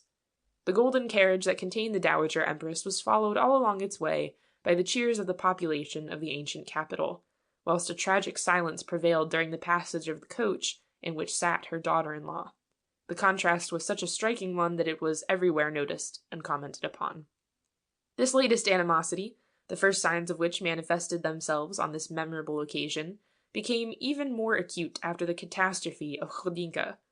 Russia did not forgive its empress for having danced the whole of the night that had followed upon it, and for having given no sign of regret at a disaster that had cost the life of more than 20,000 people, who had perished in the most awful manner possible.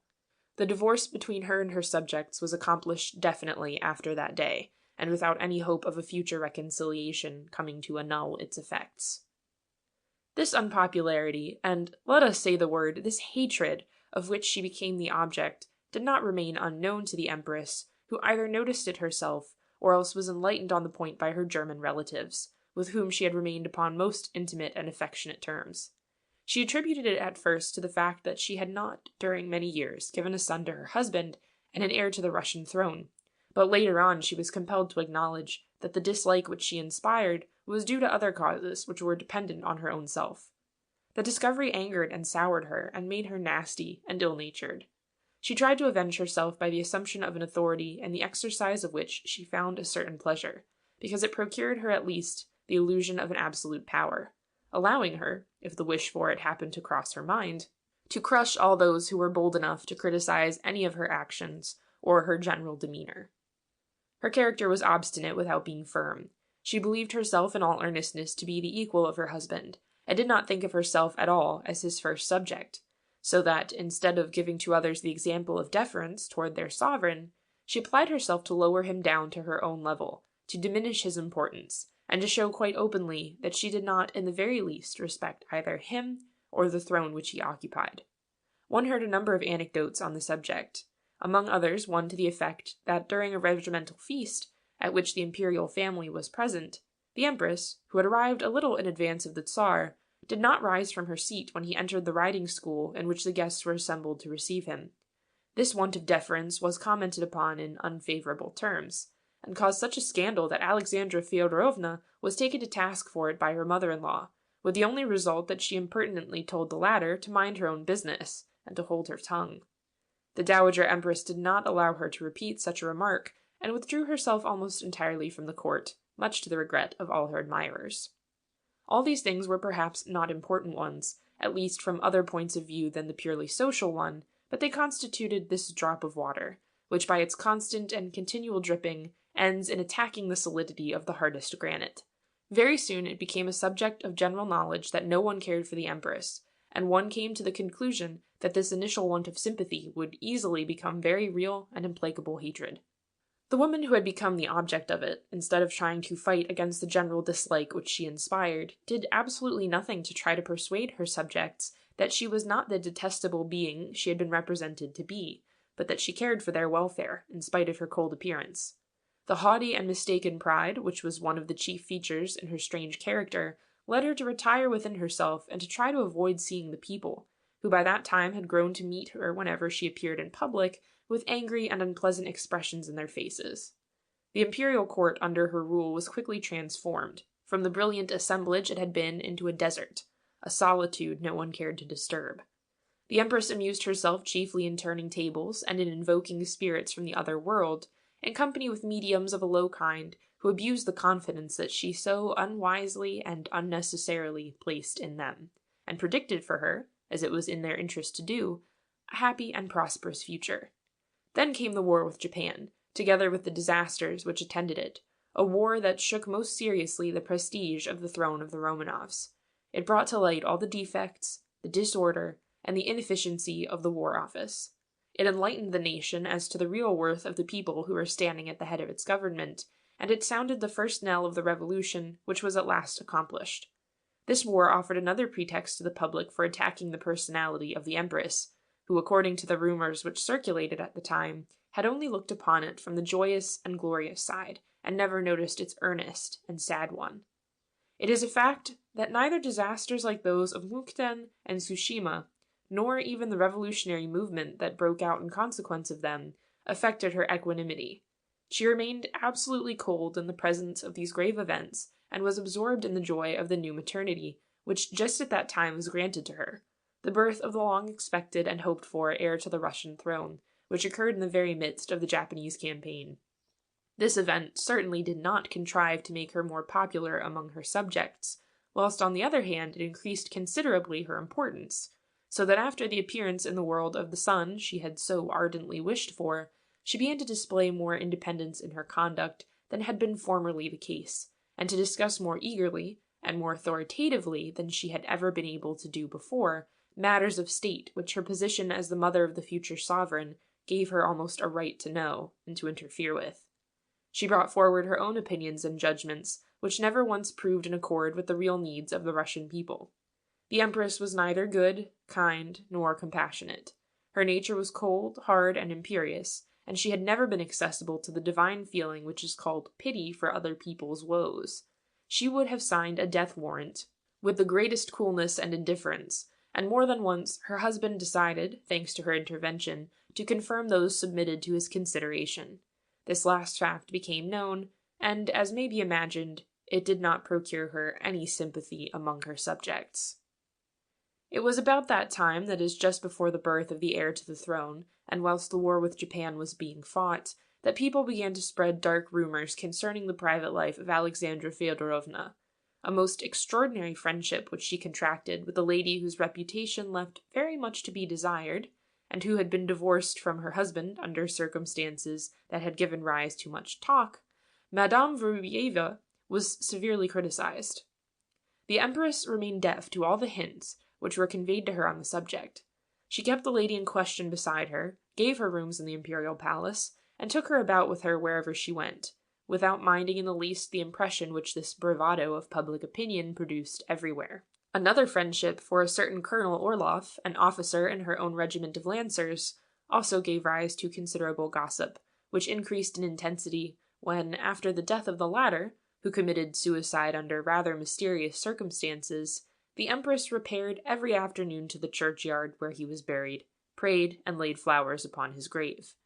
One wondered why she did such strange things, and of course persons were at once found to explain her motives in a manner which was the reverse of charitable. The Emperor knew and saw all that was going on, but said nothing.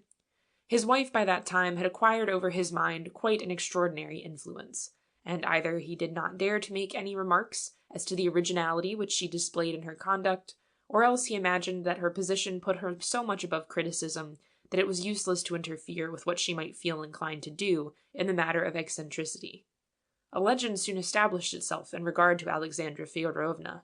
She was said to suffer from a nervous affection, which obliged her at times to keep to her own apartments, and not to appear in public. People tried, thanks to this pretext, to explain her absence on different occasions when her position would have required her to show herself to her subjects. But the truth of the matter was that the Empress did not wish to see anybody outside the small circle of people before whom she need not constrain herself to be amiable or pleasant, and that utterly forgetful of the duties entailed upon her by her high rank and great position, she wanted to only live according to her personal tastes, surrounded by flatterers, or by people resigned beforehand to accept and bow down before her numerous caprices, and to fulfill with blind obedience all the commands it might please her to issue to them. She mixed openly in public affairs, and began to play a leading part in the conduct of the state. Her husband never dared to refuse her anything, and the Empress attempted to lead the destinies of Russia in the sense which she had the most at heart, that is, in one corresponding to the interests of her own native country. She had remained entirely German in her tastes and opinions, and her English education had had absolutely no influence on her character. Thanks to an active correspondence which she kept up with her brother, the Grand Duke of Hesse, she was able to acquaint the Emperor William II with a good many things that he would never have learned without her. This is the more curious if one takes into account the fact that during the first years which had followed upon her marriage, and especially after the different journeys which she had made in France, Alexandra Feodorovna had expressed great sympathy and admiration for everything that was French, perhaps on account of the great enthusiasm with which she had been received by the French population. But later on, thanks to the influence of the unscrupulous people into whose hands she fell, her ideas became transformed, and she boldly tried to fight against the French leanings of her husband, and to lead him towards an alliance with Germany, in which she thought that she saw the advantage and even the safety of her throne, and of the son she loved above everything else in the world. All these facts could not long remain unknown, and soon the public began to discuss them, together with the story of the different intrigues of which the palace of Tsarskoye Selo became the center. Thanks to the friends whom she had chosen for herself, the antechamber of the Empress was transformed into a kind of annex to the stock exchange, where all sorts of people, honest or dishonest, used to meet, in order to obtain, through her intercession, more or less extravagant, if not dangerous favors. Thanks to Madame Rubieva, there were introduced into the intimacy of the Tsarina certain members of the Orthodox clergy, recommendable only by their love for money and for lucrative employments, or rich dioceses and monasteries. The Empress, together with her sister, the Grand Duchess Elizabeth, who after the murder of her husband had become a nun and the superior of a cloister which she had founded in Moscow, and to whom one might have applied with success the remark of Marie Antoinette in regard to her aunt Madame Louise of France, "She is the most intriguing little Carmelite in the whole of the kingdom," tried to mix themselves up in every important matter in the state, and to lead it according to their own lights and aims, making use of the emperor as of an instrument of their own private ambitions and desires. They were both fierce reactionaries, who from the first day that Nicholas II had promulgated the Constitution of the 17th of October had tried to persuade him to recall it. It was thanks to the initiative of the Empress that the First Duma was dissolved, and that the government began to exercise considerable pressure over the elections in order to prevent the candidates, whom it believed it could not trust, from being chosen by their constituents. One minister after another of those whom the Tsar appointed in rapid succession resigned their functions, until at last it was an acknowledged fact in Russia that no honest trial of constitutional government could or would be attempted so long as Alexandra Feodorovna would be there to counteract its existence. When the revolution broke out in the year 1905, and especially at the time of the disturbances which took place in Moscow, it was the Empress who excited her husband to adopt rigorous measures in order to crush it, measures which led to nothing, and which only made Nicholas II a little more unpopular than he already was among his subjects. It was related, whether true or not I cannot say, that when the famous Semenovsky regiment was sent to Moscow to reduce into submission the insurrection which had broken out there, Alexandra Feodorovna had desired to say goodbye to the officers before their departure, and that the only recommendation which she had made to them had been not to show any mercy to the insurgents. She had read without understanding it, in the very least, the history of the French Revolution in 1789, and one had often heard her say that to show any weakness or compassion in times of danger was equivalent to signing one's own death warrant. Her friends were nearly all of them men and women with a bad reputation, and amidst the circle of her own immediate family, she had only contrived to make herself enemies. Thanks to her influence, and to her petty personal spite, the young Grand Duke Cyril, the son of the Grand Duke Vladimir, was deprived of his titles and dignities, and exiled from Russia for having dared to marry his first cousin, the divorced wife of the Empress's brother, the Grand Duke of Hesse, the Princess Victoria Melita of Edinburgh. This punishment, however, was promptly cancelled, thanks to the numerous protests which followed upon it from all quarters, but the two people concerned never forgave the Empress her attitude in regard to their union, and we saw an echo of this hostility the other day when the Grand Duke Cyril, on the outbreak of the Revolution, tried to play the part of Philippe Egalite in the Romanov family, and went with his regiment to put himself at the disposal of the new government appointed by the Duma. The only brother of Nicholas II, the Grand Duke Michael Alexandrovich, saw the influence of the Empress exercised against him in a manner which was even more odious, because she contrived to deprive him of the control not only of his fortune, but also of his personal liberty to manage his estates. With her mother-in-law, the Dowager Empress Marie, Alexandra Fyodorovna showed herself absolutely abominable in her disdain, haughtiness, and pride. With the persons composing her court and household, she was unpleasant and bitter. Even in regard to her own daughters, she proved herself heartless, and never once during the 23 years which followed her arrival in Russia until the day of her downfall tried to do any good around her, or induce her husband to accomplish one of those actions full of generosity and mercy which unite a nation with its sovereign, and make their hearts beat together for some noble cause or other. Then again there occurred the Rasputin incident. I have discussed it at length in the first part of this book, and shall therefore not enter here into a second description of the career of this strange personage, this low Cagliostro of a reign that did not deserve to have any great nobleman or even gentleman for its favourite. The only thing which I want to point out to the reader is the responsibility which devolves upon the Empress in this disagreeable story, which, more perhaps than anything else, hastened the fall of the old Romanov monarchy.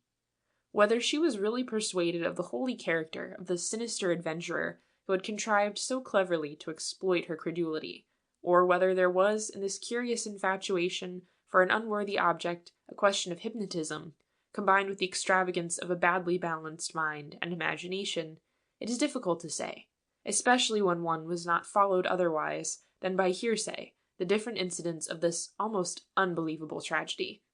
It is probable that the mystery, such as it was, will never quite be explained, but one may reasonably suppose that the perpetual invocations to spirits of another world, which Alexandra Fyodorovna had practiced for so many years, have a good deal to do with the obstinacy with which she insisted upon imposing this personage upon all those who surrounded her, and with which she allowed him to interfere with the details of her family life, a thing which went so far that one day the governess of the young Grand Duchesses, Mademoiselle Tutchev, a most distinguished lady, went to seek the Emperor, and told him that she could no longer be responsible for the education of his daughters if Rasputin was allowed to enter their apartments at every hour of the day and night. The only reply which was made by Nicholas II to this communication was that the Empress ought not to be crossed, on account of the state of her nerves. He seemed to approve of everything that was going on in his house, and this is the point which has always seemed so incomprehensible in his character. He even appeared to view with a certain pleasure the admittance into the intimacy of his home life of this uncivilized and uncouth creature called Rasputin, whose hand Alexandra Fyodorovna bent down to kiss with a reverence that she had never before, in the course of her whole life, shown to anyone else, not excepting Queen Victoria of England, whom she had tried to snub during the official visit which she had paid to her after her marriage. The complete indifference of the Tsar as to what was going on around him and under his own roof, combined with his weakness of character and his unreasonable love for his wife, did not add to the feelings of respect that his subjects ought to have entertained for him. In a very short time extraordinary rumours began to circulate concerning all that was supposed to take place at Starskoye Selo, rumours which, disseminated as they were among the population of Petrograd, contributed in no small degree to the promptitude with which it rallied itself to the cause of the revolution that put an end to the reign of Nicholas II. It was related, amongst other things, that the commander-in-chief of the army, the Grand Duke Nicholas, had one day told his imperial nephew that if he did not lock up Alexandra Fyodorovna in a convent, he would come himself at the head of his troops to carry her away and confine her within the walls of the monastery of Norodevitchi. True or not, the story was repeated everywhere, and it procured for the Grand Duke a considerable number of friends and sympathizers. Soon after this, it was related that the Empress was in connivance with the numerous people who had made it their business to plunder the national exchequer, and that she looked with indulgence upon the malversations from which profited the partisans and the accomplices, for one could hardly call them by another name, of Rasputin.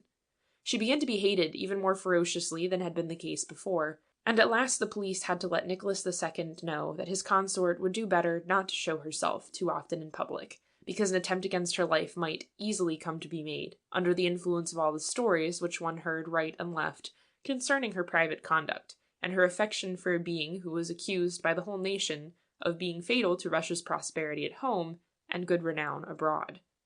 The Tsar listened to all this, as he was to listen later on to the remonstrances of his own family, but he did not act on all that he had been told. He continued to see Rasputin, partly because, according to the tales of those who were in the secret of what really went on in that strange imperial household, the frank way of speaking of this uncouth peasant amused him and pleased him, being something so totally different from the language which he was accustomed to hear. But contrary to what was generally believed, he did not discuss with him matters of state any more than did the Empress. It is to be hoped that this last assertion is correct, and that Rasputin, in regard to Nicholas II, only played the part sustained by Chicot at the court of Henri III of France, that of the king's jester, capable occasionally of telling some truths to his master. But during the last months which preceded the removal of this sinister figure from the horizon of Tsarskoye Selo, no one in Russia would believe in such a version, seeing that this jester could dispose, according to his pleasure, of all the high places in the state, that he had created ministers, functionaries of paramount importance, church dignitaries, and that whoever addressed himself to him generally got what he wanted, whilst it was his friends who were controlling the government of the vast empire of the Tsars. One did not realize that this had become possible only because all persons endowed with the slightest independence of character had gradually become estranged from their sovereign, and had come to the decision to abandon him to his fate, disgusted as they were by his weakness in regard to his wife, and being moreover unwilling to accept the responsibility of duties which they were not allowed to fulfill according to the dictates of their conscience. One after another, the ministers, who at the beginning of the reign of Nicholas II had helped him to rule Russia, had been dismissed by him, or retired of their own accord, and their places had been taken by simple subaltern functionaries, preoccupied only with that one single thought of remaining as long as possible in possession of the places which they had been called upon by a caprice of destiny to occupy, and for which they knew at heart that they were not fit. Everybody who had a sense of decency left had fled from Tsarskoye Selo, not caring to enter into conflict with the mysterious and subterranean powers, which, to repeat the words used by Professor Paul Milyukov in his famous speech in the Duma a few days before the Revolution, alone decided the most important questions in the state. The whole country was disgusted at the conduct of those who ruled it, and this disgust was soon to change into an absolute contempt. The unpopularity of the Empress had extended itself to the person of the Tsar himself, whom one was beginning to render responsible for the different things going on under his roof, and to accuse of seeing, without any emotion, the imperial prestige and honor sullied, and this autocracy for which he cared so much dishonored. This unfortunate emperor did not find anywhere a support. His mother had been estranged from him, his whole family had turned against him, after numerous and useless attempts to open his eyes as to the dangers which surrounded him and the position in which he stood before his subjects. His brother had been systematically kept away from him by the Empress, who did not care to have in her vicinity a man in whom she saw an eventual pretender to the throne of her son. His sisters tried to remove themselves as far from him as possible. He was longing for disinterested affections, and there is therefore nothing wonderful or surprising that he sought them from the wife whom fate had associated with his existence, whom in spite of everything he continued to love tenderly, and whose nefarious influence was to lead him to his destruction. And she, this woman who alone stands responsible for all this ruin that has overtaken her consort and his dynasty, did she ever understand the terrible responsibility that she had assumed? Did she ever try to be for her husband the faithful companion whom he required, and on whom he might have leant in the hour of danger and of peril? Did she attempt to develop in him those strong and virile qualities a sovereign conscious of his might requires to be able to handle it wisely? Did she ever enter into the needs of her people, or identify herself with the interests of the nation whose empress she happened to be? Alas, alas, history has already replied to those questions, and it is history which tells us that, thanks to Alexandra Feodorovna, the inheritance bequeathed by Peter the Great on his posterity has been squandered and lost. If there has ever existed a woman who has proved fatal to all those with whom her lot has been thrown, it is the little Hessian princess, whom fate or chance associated with one of the greatest political crises of which Russian history will keep the record and the remembrance, and for whose tears no one will find any pity, even when her sorrows will need it most. End of section 11. Part 2, Chapter 3. In one of her letters, addressed to her daughter Marie Antoinette, the Empress Marie-Thérèse wrote, "I am glad to hear that you have decided to re-establish the old etiquette and representation of Versailles. However tiresome it may be, its inconveniences are still far less than those which arise out of its absence. A court must learn to know well its sovereigns." These words of a woman who knew better than any other queen had ever known how to uphold the prestige of her crown ought to have been remembered by the Tsar Nicholas II, because it is an undoubted fact that the custom which was established during his reign to keep the emperor and his family isolated from the nation over which he ruled had a good deal to do with the change that established itself gradually in the ideas of the people, as well as in the minds of the aristocracy, in regard to the reigning house. One forgot that there existed in Russia an emperor, and one only remembered the manifold abuses, which were the consequence of the detestable government to which the nation was subjected. All the personal ties that might have bound the monarch with those who could, in an emergency, have defended him against danger, had been snapped asunder by that monarch himself. St. Petersburg, which formerly, I have now in mind only the upper classes, had converged towards the sun, represented by the imperial palace and its inhabitants, learned how to do without it, and it was no longer considered to be an honor to have relations, no matter of what nature, with any member of the House of Romanov. The imperial family, in imitation of the conduct pursued by its chief, seemed as if it wished to efface itself, and to lead the existence of common mortals, which it did not succeed in doing, because it had been brought up too far from the world in general, represented by that portion of humanity which suffers, and which works in silence, to be able to enter into its interests, and to make them its own. On the other hand, that same family gave the first signal of rebellion against the system represented by the masters of the palace of Tsarskoye Selo, whom it applied itself to discredit with an energy which was the more tenacious that it would have liked to be in their place. The Grand Duchess Vladimir, especially, together with her two sons, who had never cared for the head of their dynasty, were the first ones to greet in their house all the discontented people who abounded in the Russian capital, and to deplore in their presence the scandal occasioned by the strange conduct of the Empress. The revolution which was to come later on was prepared silently in the palaces of the very persons who ought to have fought against it, as well as in the homes of those old servants of the monarchy who would have wished to save it from the disaster, which they saw but too well was fast overtaking it, but who had to own themselves powerless to do so, and had to acknowledge with sorrow and with shame that it was discrediting itself a little more with each day that was passing. The nation, on its side, was preparing itself for the impending struggle. The systematic manner in which the Labour Party in Russia organized itself in view of the approaching revolution has never been sufficiently known or appreciated abroad. It is constituted for those who have followed the slow evolution which was the consequence of the premature revolutionary movement that had failed in 1905. One of the most interesting political problems of the 20th century. I have lived in Russia during the years which have immediately preceded the war, and I have been in personal relations with some of the leaders of this party. I can therefore write about it from the point of view of a witness eager to watch this slow transformation, which out of a party essentially violent in its view and aspirations, had produced a political faction, sufficiently ripened and saddened by the unsuccesses of its first fight, not to seek elsewhere than in a too rapid solution the end of the difficulties under which it had been condemned to develop itself.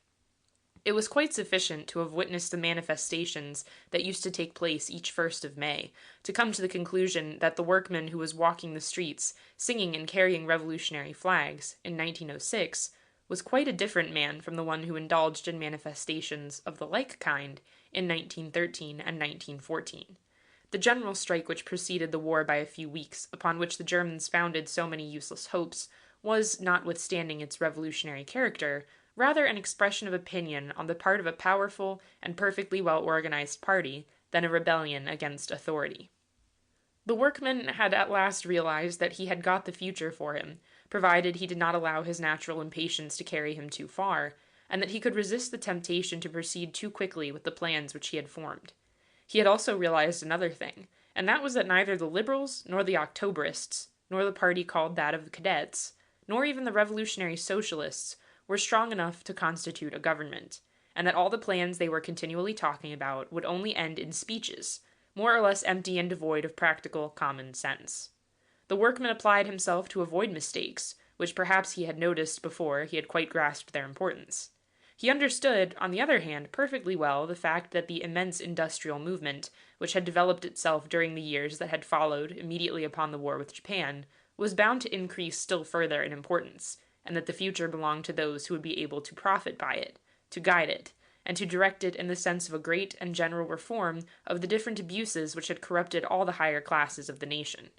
The number of factories which suddenly arose everywhere, the speculation that followed upon the rise in value of all kinds of industrial securities, and the knowledge that the workman very quickly acquired as to the different means, thanks to which the fortunes of so many people come, no one knew from whence, had been edified, gave him a strength which became the more formidable that he was compelled to remain silent in the presence of so many spectacles that revolted his sense of integrity.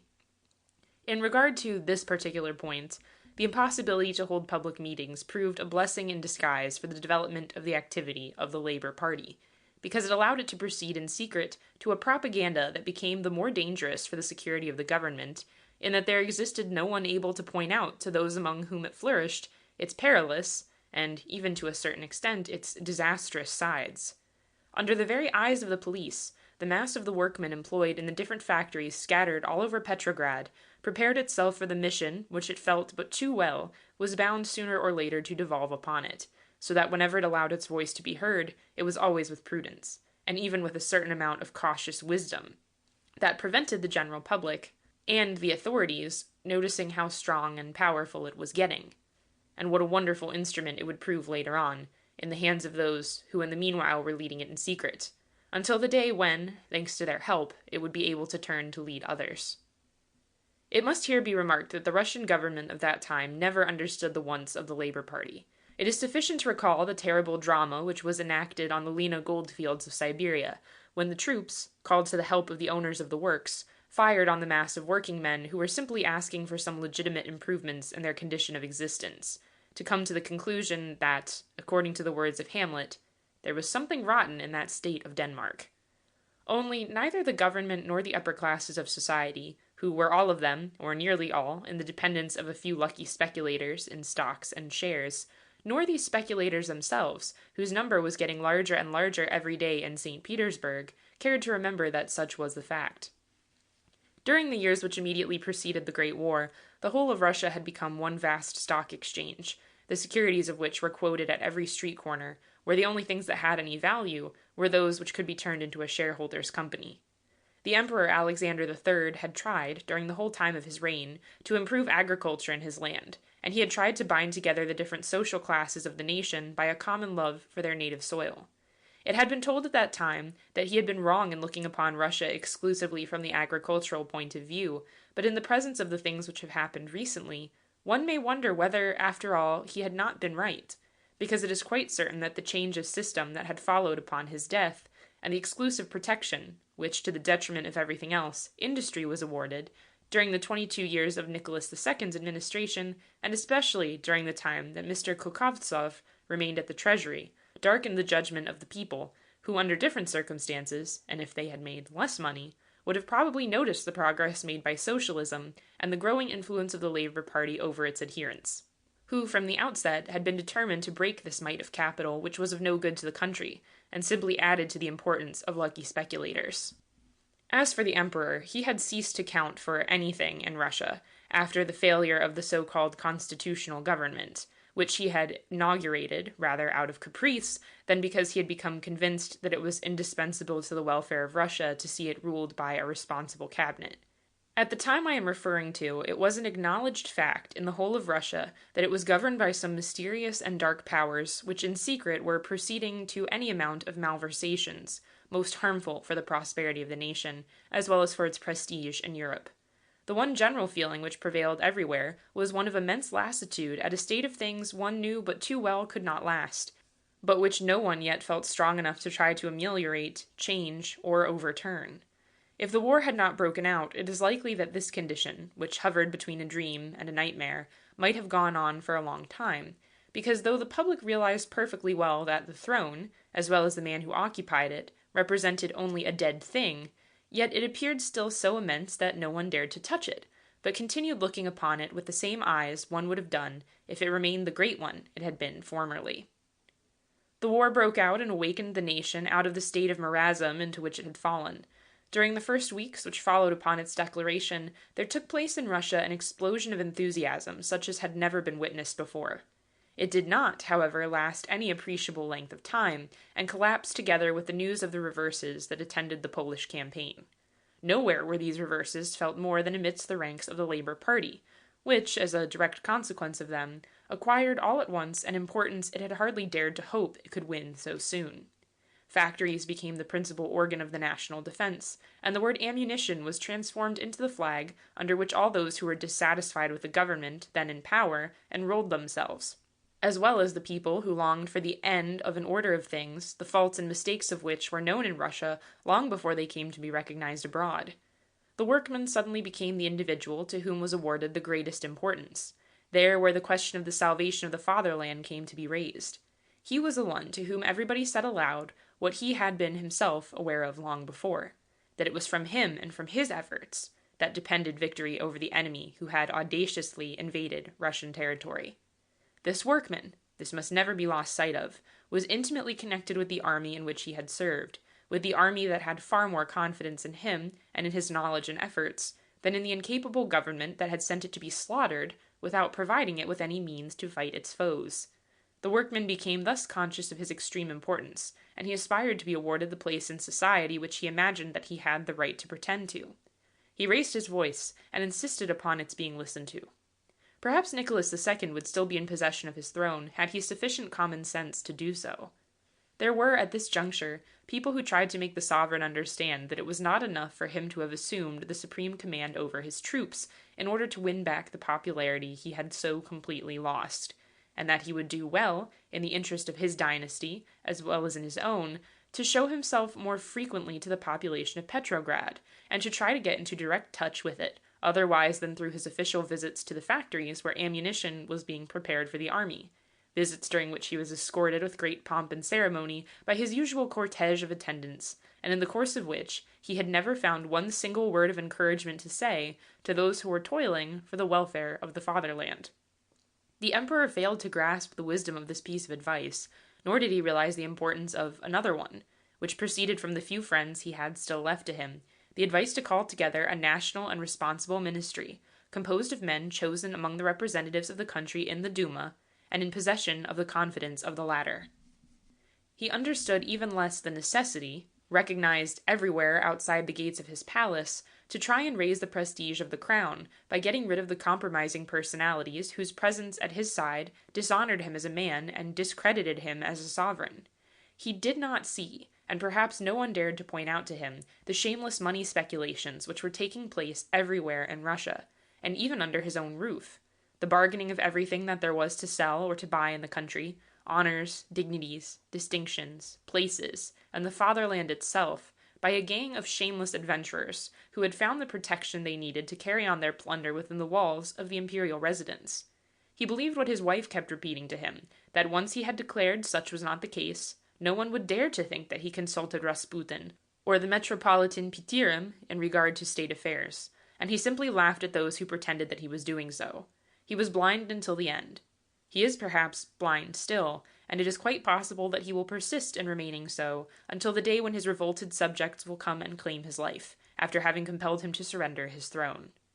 Unconscious creature, unable to notice the dangers amidst which he had been living, or the abyss that was already swallowing him up. It is when considering this point that one feels tempted to ask what would have become of Nicholas II had he had beside him one of these intelligent women, endowed with a strong character, and understanding the nature of her duties as a wife, as a mother, and a sovereign. It is likely that if he had found such help, he might have prevented, or at least have contrived to give a different shape to the crisis through which Russia had to pass. The war was an unavoidable misfortune, owing to the firm determination of Germany to provoke it, no matter in what way or under what pretext, but it would have been possible to conduct it differently than was the case. One could also have been prepared for it, and one ought to have realized that the old and superannuated system of government so utterly rotten, where everything was left in the hands of corrupt functionaries who had never learned anything out of the book of history, for whom the intellectual development of nations meant nothing at all, and who did not look beyond their personal advantages in all the great crises which might come to shake the equanimity of the country, that this system had served its time, and was bound to collapse under the weight of the universal contempt. But Nicholas II called together a Duma which he had determined beforehand to deprive of every initiative, and of the liberty to say what it wished concerning the needs of the country that had entrusted it with the defense of its interests. He made many fine promises which he never intended to keep, and when he spoke about the necessity of bringing about a close union between the Tsar and the representatives of his people, he never wished to give to the latter the possibility to approach him, or to lay their grievances at his feet. Had there been in Russia an empress worthy of the name, and competent to fill the position she occupied, she would have told her husband that the duty of them both consisted in remaining loyal towards their subjects. She would have exposed her person and risked her life, if necessary, to the accomplishment of the task which had been allotted to her by Providence. She would have spent her time otherwise than in the practices of a piety that was nothing else but superstition mingled with erotic tendencies. What did Alexandra Feodorovna do during those solemn hours of a supreme crisis? I do not wish to be hard on her now that misfortune has overtaken her, but the truth must be told, and it is necessary to point out that her principal preoccupation during the months which preceded the revolution consisted in defending Rasputin against the attacks directed against him from all sides, and in isolating the emperor from all the people capable of enlightening him in regard to the conduct and the character of the sinister personage whom her imagination had transformed into a saint, and to whose presence at her side she attributed a miraculous power, capable of protecting her and her family against every kind of danger. Under his influence, and thanks to the impulse which he gave to her activity, she applied herself to persuade the Tsar to conclude a separate peace with Germany, working upon the humanitarian feelings of Nicholas II, and repeating constantly to him that he owed it to his subjects to put an end to a useless effusion of blood, and not to go on with a perfectly hopeless struggle.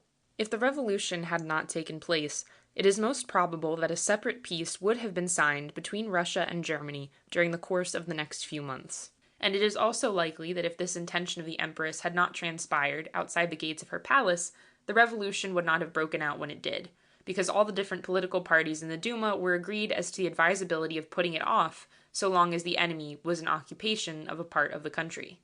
But Alexandra Feodorovna poured the last drops into a glass which was ready to overflow, and the hatred which the Russian nation bore her found at last its justification in the general opinion, which suddenly exploded like a barrel of powder in the whole of the country, that she also was a traitor, who had been won over to the German cause, and who was ready to give up into the hands of the adversary against whom one had been fighting for so many long and anxious months of a struggle during which so much blood had flown, this Russia that had offered her the imperial diadem, which she had found nothing better to do than to sully with the mud of the dirty road whither her steps had taken her.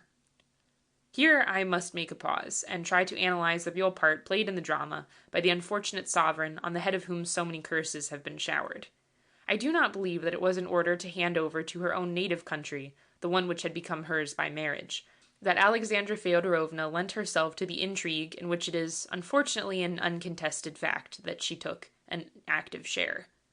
It seems to me, so far as I can judge of things which did not take place in my presence, that her intentions were sincere according to her lights. She was not an intelligent woman by any means, and what she possessed in the way of intellect had disappeared in a vanity and haughtiness of which it is hardly possible to form an adequate idea. She cared only for her crown and for autocratic power over her subjects, and under the influence of those who represented to her that the least concession to the spirit of the times was bound to further the cause of a revolution which she abhorred. She had awarded her protection to this reactionary party represented by men like Sturmer, Protopopov, and others of the same kind. She had preached to her husband, whenever she had had the opportunity for doing so, the necessity to stand firm, and never to sacrifice one fraction of the principle of absolute power over his subjects. She had pointed out to him, on every possible occasion, the example of Louis XVI., who had been beheaded, because he had not had sufficient courage to resist to the pressure exercised over him by the revolutionary elements in the French monarchy. She did not grasp, in the very least, that times were different, that ideas as well as men had changed, and that a sovereign who in a moment of danger does not try to seek help from his people, or try together with them to find a solution to the difficulties of a threatening situation, courts an inevitable ruin. The Empress has, without any doubt, being allowed as to this point, been the direct cause of the misfortunes as well as of the fall of her husband, and probably, when history will be called upon to judge her, it will show itself even more severe in regard to her and her conduct than her contemporaries have been, because she has certainly done more to destroy the respect of Russia for the throne to which she had been raised than the most violent revolutionary attacks that were ever directed against it. Instead of trying to bring her consort nearer to the nation at whose head he stood, she only inspired him with suspicions and even with dislike for this nation, or at least for the best among its representatives. There happened circumstances when the Empress interfered directly in the affairs of the state and persuaded the Tsar to do what she required of him, as, for instance, the exile in Siberia, this Siberia whither she was to be sent herself, and the arbitrary arrest of several leaders of the Labour Party, whom, under some futile pretext or other, the government threw into prison a few weeks before the outbreak of the revolution, in spite of the indignant protestations made by the Duma on the subject. It was also Alexandra Feodorovna, who, on the advice of the Metropolitan Pitirim, a creature of Rasputin, who had caused him to be appointed to the See of Petrograd, the most important one in the empire, persuaded the emperor to follow the advice of the minister Protopopov to prorogue the Duma, and to arm the police with machine guns, in view of a possible revolt of the inhabitants of the capital against the government, a fatal and most imprudent measure, if there ever was one, which decided the fate of the Romanov dynasty.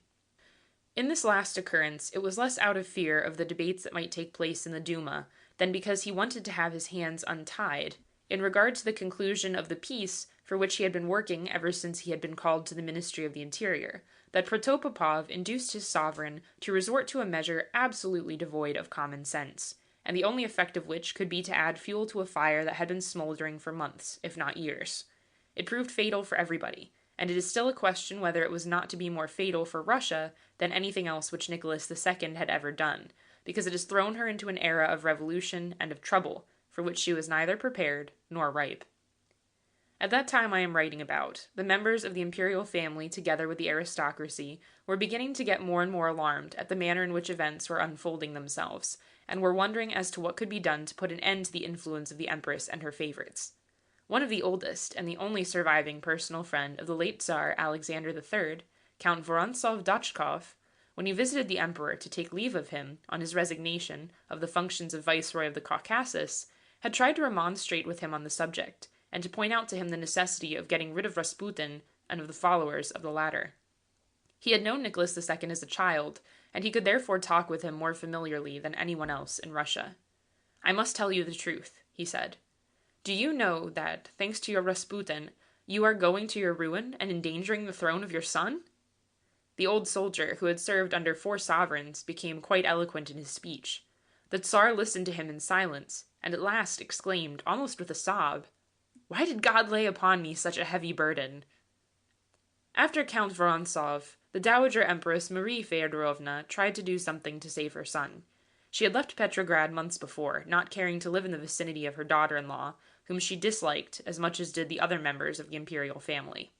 When Nicholas II visited Kiev in October 1916, where his mother was residing, the latter had a long conversation with him, in which she pointed out to him the peril which threatened him and the dynasty, unless he decided upon an energetic step, and removed from her side the favorites of his wife. But even Marie Feodorovna was powerless in the presence of the dark and occult powers that held her son in their trammels, and nothing followed upon her remonstrances or her adjurations that he might consider the dangers with which he was surrounded, and try at least to conjure them.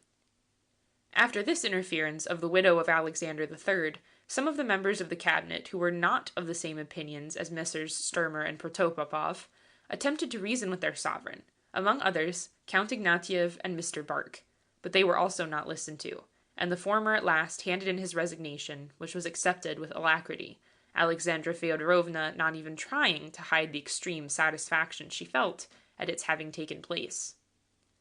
Count Ignatieff had been the most popular minister of public instruction Russia had ever known, and his departure was looked upon in the light of national misfortune, adding to the dislike with which the Empress was viewed everywhere. Mr. Bark did not feel himself at liberty to abandon the Department of Finances, of which he had the charge, at the very moment when a new loan was being floated, but he avoided seeing the consort of his sovereign, and only appeared at Tsarskoye Selo when he could not help doing so.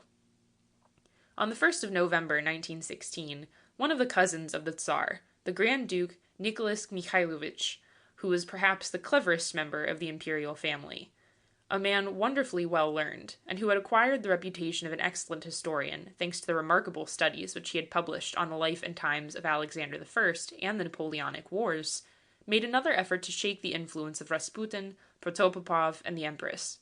He asked the Tsar to receive him, and during a long and heated conversation which he had with the latter, he read to him a letter which he had prepared beforehand, in which were exposed not only the political, but also the private reasons which made it an imperative necessity to remove Rasputin from Tsarskoye Selo.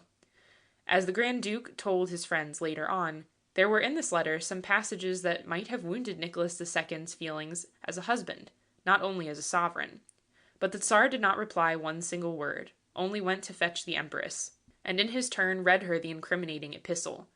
When he reached the passage in which remarks were made concerning her, Alexandra Feodorovna rose up in a passion, and snatching the document out of her husband's hands, she tore it up into 1,000 small pieces. In the course of this memorable conversation, the Grand Duke asked the Emperor whether he knew that the appointment of Protopopov was the work of Rasputin, with whom the former had become acquainted at the house of one of their common friends, a certain Badmaev. "Yes," replied the Tsar, "I know it." "And you find this a matter of course?" exclaimed his cousin. Nicholas II replied nothing. In spite of the angry tone which the discussion had assumed, the Emperor remained perfectly civil to the Grand Duke. The latter afterwards remarked that he had been more than surprised to meet with such utter indifference, and at the same time such kindness, in appearance at least, from his cousin.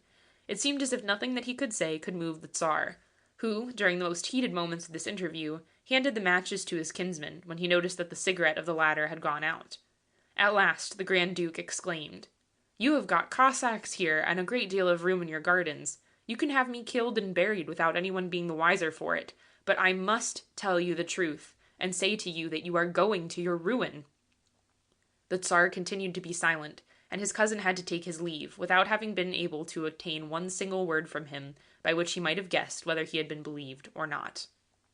The confessor of the imperial family, Father Shabelsky, was induced to interfere in his turn, and to warn the emperor of the ever-increasing unpopularity of his consort, advising him at the same time to send her somewhere for the benefit of her health, until the storm had abated, which everybody except the few people who surrounded the sovereign saw was on the way. His advice also was disregarded. A lady belonging to the highest social circles, whose family had always been upon terms of intimacy with that of Nicholas II, the Princess Veshiltsikov, bethought herself to write to the Empress, and to entreat her to save the country and the dynasty, and to induce her husband to call together a responsible ministry in possession of the confidence of the Duma and of the nation.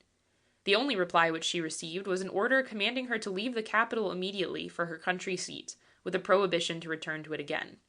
Alexandra Feodorovna remained the only person the Tsar would listen to, and Alexandra Feodorovna was but the mouthpiece of people like Rasputin, Sturmer, and Protopopov, who kept telling her that she must not yield, and that the only thing capable of restoring peace to Russia was to subdue the rebellious spirits who dared talk about the necessity of making concessions to public opinion, coupled with the firm determination to crush, even by force, any manifestations which might be made in that direction. Acting upon this advice, the Empress assumed a power which had never belonged to any consort of a sovereign before. In the absence of Nicholas II at the front, it was she who gave out orders, not only to the different ministers, but also to the troops composing the garrison of Petrograd. She had people arrested according to her fancy. She caused the houses of others that had displeased her to be searched by the numerous police agents whom she had at her disposal, ready to execute any of her caprices. She showed herself the absolute master in her consort's dominions, and she held everybody, including herself, in a firm grasp, which, this must be added, was more the grasp of Rasputin and Protopopov than her own. It was evident that such a state of things could not go on indefinitely. There were still some persons left who hoped to be able to save the dynasty by removing its principal enemy, the unscrupulous peasant who had tarnished its prestige. A plot, into which entered different persons belonging to the highest aristocracy of the land, as well as some members of the imperial family, was arranged, and culminated, as I have already related, in the murder of Rasputin. All this has been told, but what has not yet been written is the manner in which the news of the assassination of her favorite was received by the Empress. At first her despair was pitiable to behold, then she quickly rallied, and getting back her energy proceeded to avenge her murdered friend. The Tsar was at headquarters, and she happened to find herself alone with her children at Tsarskoye Selo. She sent for one of her husband's aide-de-camps, General Maximovich, and commanded him to proceed immediately to Petrograd and to arrest the Grand Duke Dmitri Pavlovich, and allowing him, however, to remain in his own palace, but with the strict orders not to leave it, even for a short walk. The whole imperial family protested, but it was of no avail. Mr. Protopopov was on the side of the Tsarina, and he alone was in command of the police forces of the capital. Any thought of resistance was out of the question. The hated minister would not have hesitated to proceed, even against the relatives of the sovereign, to gratify the revengeful feelings of Alexandra Feodorovna. How vindictive the latter showed herself to be can be seen out of the severity of punishments, which, at her instigation, were showered upon all those who had taken part in the conspiracy to which Rasputin had fallen a victim. Prince Yusupov, with his wife, was exiled in one of his properties in the government of Kursk, and the young Grand Duke Dmitri was ordered to proceed to the front in Persia, which, considering his delicate state of health, was tantamount to a death sentence.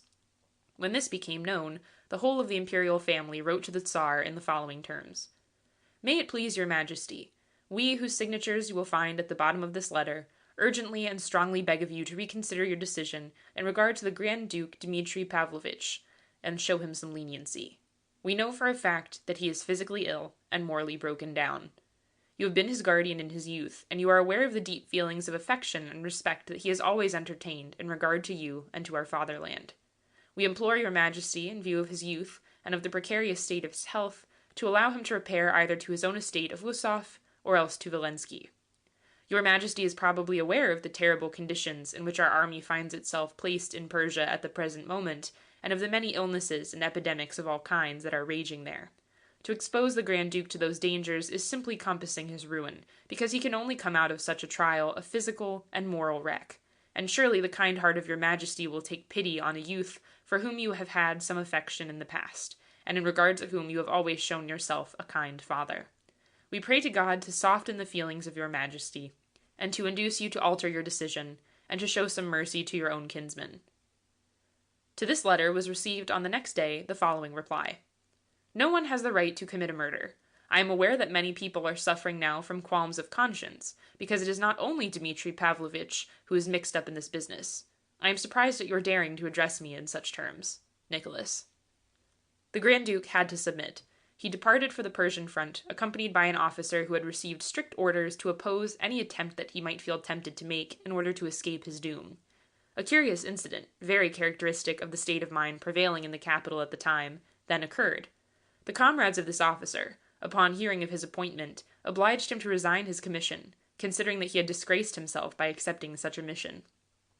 In the meanwhile, the body of Rasputin was taken at night to Tsarskoye Selo and buried in a small chapel which had been erected some years before by the Empress, quite close to the palace which she inhabited. Troops surrounded it as to prevent anyone from getting near to it whilst the ceremony lasted, and the funeral was attended by the Emperor, the Empress, and the intimate friend of the latter, Madame Virubieva. Alexandra Feodorovna used to go every afternoon and pray on the grave of the man whose influence had proved her bane, until at last the revolution imprisoned her, and threw to the winds the ashes of the greatest enemy that the dynasty of the Romanovs had ever known. When the body was exhumed by the angry populace, one found on its breast a sacred image, bearing the names of the Empress and of her 3 daughters, last memento of an affection which had proved so fatal to those who had nursed it. The murder of Rasputin had one very clear and definite object, that of ridding the Tsar of an individual who had sullied his honor. Those who were courageous enough to send him into eternity had nursed the hope that once this evil influence had disappeared, the counsels of wisdom would prevail, and Nicholas II might be at last brought to understand that his duty required of him to look bravely into the face of the situation in which he had been thrown together with the empire over which he ruled. Until that time, no one had been able to talk seriously with him, with hopes of being listened to. The emperor had acquired the habit of never giving an immediate reply to any proposition that was submitted to him, but deferred his decisions, in order to discuss them first with the empress, who in her turn consulted her favorites Sturmer and Protopopov, who had taken to a certain extent the place left empty by Rasputin's disappearance. They were all of them working together towards the conclusion of a separate peace with Germany, because they believed that if once this were achieved they would be able to recall the army from the front and to use it against the Duma and the nation, establishing with its help upon a sounder and firmer base their own power and might. None among them gave a thought to the possibility that the troops might practice with the people and work together with it towards the downfall of the government and the dynasty. This desire of the empress to bring about, no matter what the cost, the ending of the war, was suspected by a good many people. A few officers in possession of important commands had an inkling of it, and the leaders of the Labour Party had also heard about it. The last named, who had worked more than any other class of the nation for the continuation of the struggle, in the material sense of the word, and who wanted to avenge their sons before the enemy, became anxious at the possibility of such a peace being concluded, and very distinct threats were uttered not only in Petrograd, but all over Russia, against the ministers, the emperor, and especially the empress. This explains, apart from other reasons, why the murder of Rasputin was hailed with such joy. One hoped that his removal would put an end to a state of things out of which could only result disaster, shame, and misfortune. Unfortunately, things turned out quite differently. Alexandra Feodorovna declared that she considered it her duty to go on doing exactly what her dead and gone friend had advised her to do, and the partisans of a separate peace with Germany found in her a more solid protection than the one they had enjoyed before. She pursued unmercifully all those who had tried to open the eyes of the emperor, and the first thing she did, after having seen the Grand Duke Dmitri sent off to Persia and Prince Yusupov exiled, was to cause the Tsar to write to the Grand Duke Nicholas Mikhailovich, who had addressed to him the letter which had incensed her so, and commanded him to leave Petrograd and repair for 2 months to an estate which he owned in the south of Russia, in the government of Kherson. This order was brought to the Grand Duke by an imperial messenger on the last day of the year 1916, at 11:30 at night. It was written entirely in the emperor's hand, and was couched in the following terms: "I command you to start at once for Gruchevka, and remain there 2 months. Nicholas." But there was added a postscript that had been probably written without the empress's knowledge, under the vague feeling of remorse for such an unjustifiable action, and which said, "I beg you to do what I ask you." Other Grand Dukes attempted in their turn to shake the influence of Alexandra Feodorovna, and to point out to the Tsar the peril which it represented for the dynasty. Many angry scenes took place at Starskoye Sielo, between them and the master of this imperial palace, but they all led to nothing, and when the wife of the Grand Duke Cyril, the Grand Duchess Victoria Feodorovna, sought the sovereign on her own initiative, and tried to make him realize the great unpopularity of his consort, Nicholas II interrupted her with the exclamation, "What has Alice got to do with politics? She is only a sister of mercy and nothing else. And in regard to her so-called unpopularity, what you say is not exact." He then proceeded to show his cousin any amount of letters emanating from wounded soldiers, who thanked the empress for the care which she had taken of them, letters of which not a single one was genuine, and which had been manufactured at the instigation of Sturmer and Protopopov. The truth of the matter was that the wounded and sick in the different hospitals visited by Alexandra Feodorovna did not at all harbor kind feelings in regard to her, as they reproached her with giving all her care and attention to the German prisoners, to the detriment of her own soldiers. And among other stories which were related concerning those visits of hers, there was one which had obtained a wide circulation. It was related that one day the empress, talking to a wounded officer who had been brought to her own hospital at Starskoye Sielo, had asked him the name of the German regiment under which he had been fighting. The officer had replied that it was a Hessian regiment, upon which Alexandra Feodorovna had turned her back upon him, and had left the room in a violent rage, which she had not even tried to control or to dissimulate. The Grand Duchess Victoria was not discouraged by the manner in which her disclosures had been received by Nicholas II, and she had attempted to discuss the subject with the empress, but the latter, at her first words, had stopped her with the remark, "The people whom you advise us to take into our confidence are the enemies of the dynasty. I have been for 22 years upon the throne, and I know Russia well. We are beloved by the nation, and no one will ever dare raise his hand against us. All this opposition about which you are talking proceeds from a few aristocratic bridge players, and is devoid of any importance." After this, there was nothing to be done but to allow events to take their course and to proceed. They were to develop far quicker than anyone could have imagined. The army had begun to discuss the position and to comment upon it. Everyone who had watched the march of affairs during the last months felt that something was going to happen, but no one knew what it would be, or wished even to know it. So general was the discouragement that had taken hold of the public mind. There was, however, one factor left, which towered over the whole of the situation. That was the sincere desire on the part of the different political parties to try and keep back as long as possible a crisis which was recognized to have become inevitable, but which no one wished to see hastened. This feeling was such a general one that a member of the Duma, who for family reasons had come for a few days to Stockholm, where I was residing at the time, just before the revolution, told me that no one had been more surprised than he when the news had reached him that it had broken out, because, though he had been convinced it was going to produce itself, yet he had never believed it could take place so soon. Whilst this fearful storm was brooding on the horizon and getting nearer and nearer to him with each day that passed, Nicholas II refused to listen to the thunder which was already resounding close to his ears, and was getting more and more determined to persist in the fatal resolution of holding his own against the tempest, and if necessary of using force in order to conjure and to subdue it. If ever the old Latin proverb, Quod Deus vult perdere, prius dementat, has ever been realized, it was in the case of this unfortunate sovereign, who had fallen into the hands of an ambitious, cold woman, devoid of intelligence and scruples, and incapable of appreciating the character of the people over whom she had been called upon to reign, and of whom she had been unable to conquer either the esteem, the respect, or the affection during the quarter of a century that she had lived in its midst. End of section 12. Part 2, Chapter 4. This discredited monarch and his hated and despised empress, by whom were they surrounded during those eventful days which preceded their fall? Who were the people whom they trusted and on whom they relied? Whom do we see advising them?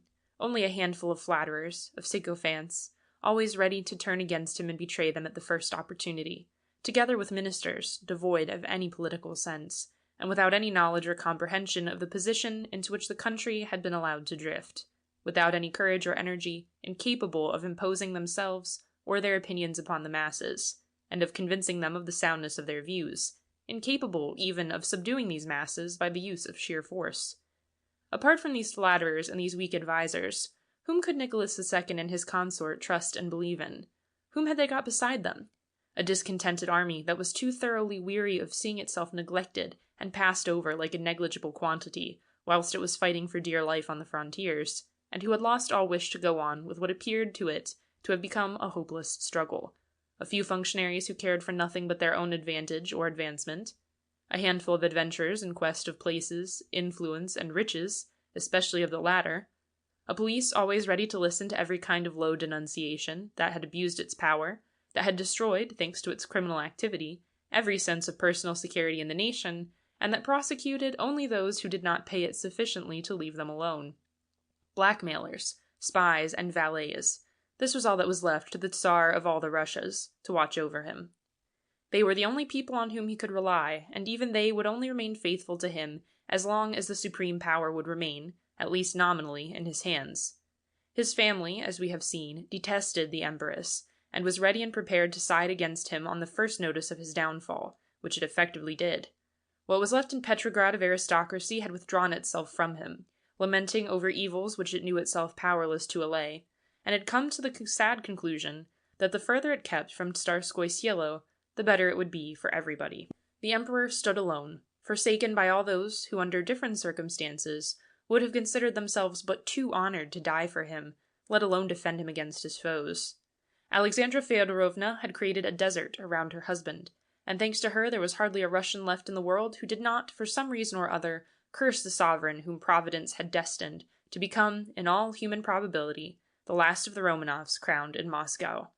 Nicholas II imagined that he could rely on the devotion and the loyalty of his army. He forgot that this army was no longer the one that had acclaimed him with such enthusiasm at the beginning of the war. Most of the officers who had been in command of it at the time had fallen on some battlefield or other. The soldiers, too, had disappeared, and the young recruits who had taken their place had been reared in different ideas, and were ignorant of the old discipline which had inspired the former regiments whose original contingents had been slain. The army had become a national one from the imperialist it had been before. It was composed of the same elements of discontented minds, who before they had been called to the colours had freely discussed the conditions under which the war was being fought, and who had noticed better than it would have been possible for them to do at the front, the mistakes of those in command, the remorseless dilapidation of the public exchequer which was going on everywhere, together with all the faults and the carelessness that had brought about all the disasters which had fallen upon the nation. This army could no longer nurse, in regard to the Tsar, the veneration and almost religious respect which had animated it in earlier days. It had perceived at last that he was not at the height of the duties and responsibilities which had devolved upon him, and as a natural consequence of the fall of the scales from its eyes, it had sided against him, together with the Duma, from which it was hoping and expecting the salvation which its masters of the present hour were unable to procure for it. But whilst the whole of Russia was aware of this state of things, Nicholas II alone refused to see it.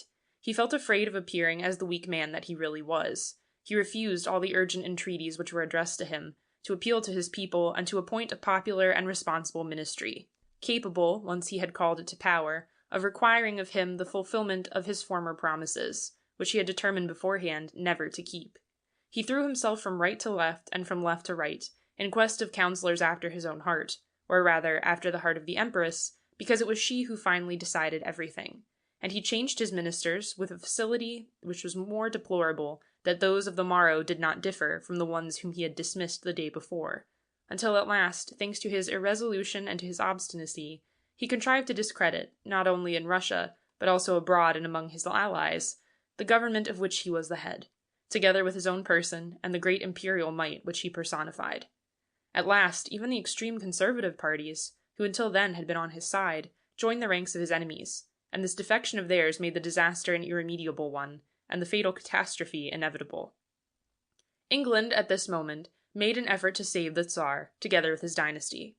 Lord Milner, who had repaired to Petrograd to attend the conference of the Allies which was being held there, tried to open the eyes of Nicholas II as to the dangers which surrounded him, and to persuade him to grant at last a constitutional government to his people, and to entrust the interests of the country to a cabinet in possession of its confidence. His representations proved absolutely useless. The Emperor replied to him that if the troubled state of public opinion persisted, he would establish a military dictature. He forgot, in saying so, that in order to carry an attempt of the kind, it is indispensable to have at one's hand a man strong enough to accept the responsibility of such a post, and an army faithful and loyal enough to back him up.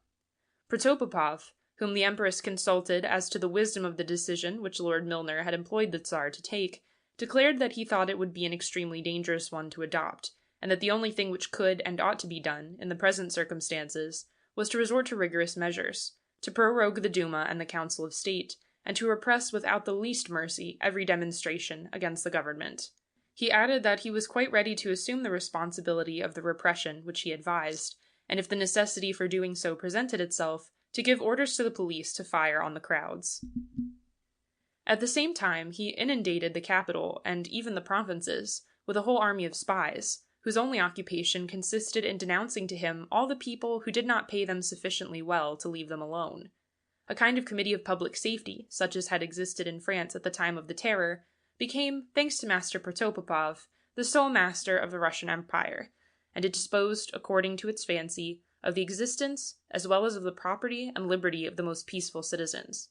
During one night, 50 workmen belonging to the group that was sitting in the Industrial War Committee, entrusted with the fabrication of ammunitions, as representatives of the Labour Party, were arrested, without any other apparent reason than the fact that they had allowed themselves to discuss in public the debates which had taken place in the Duma, and had been overheard by some spy or other.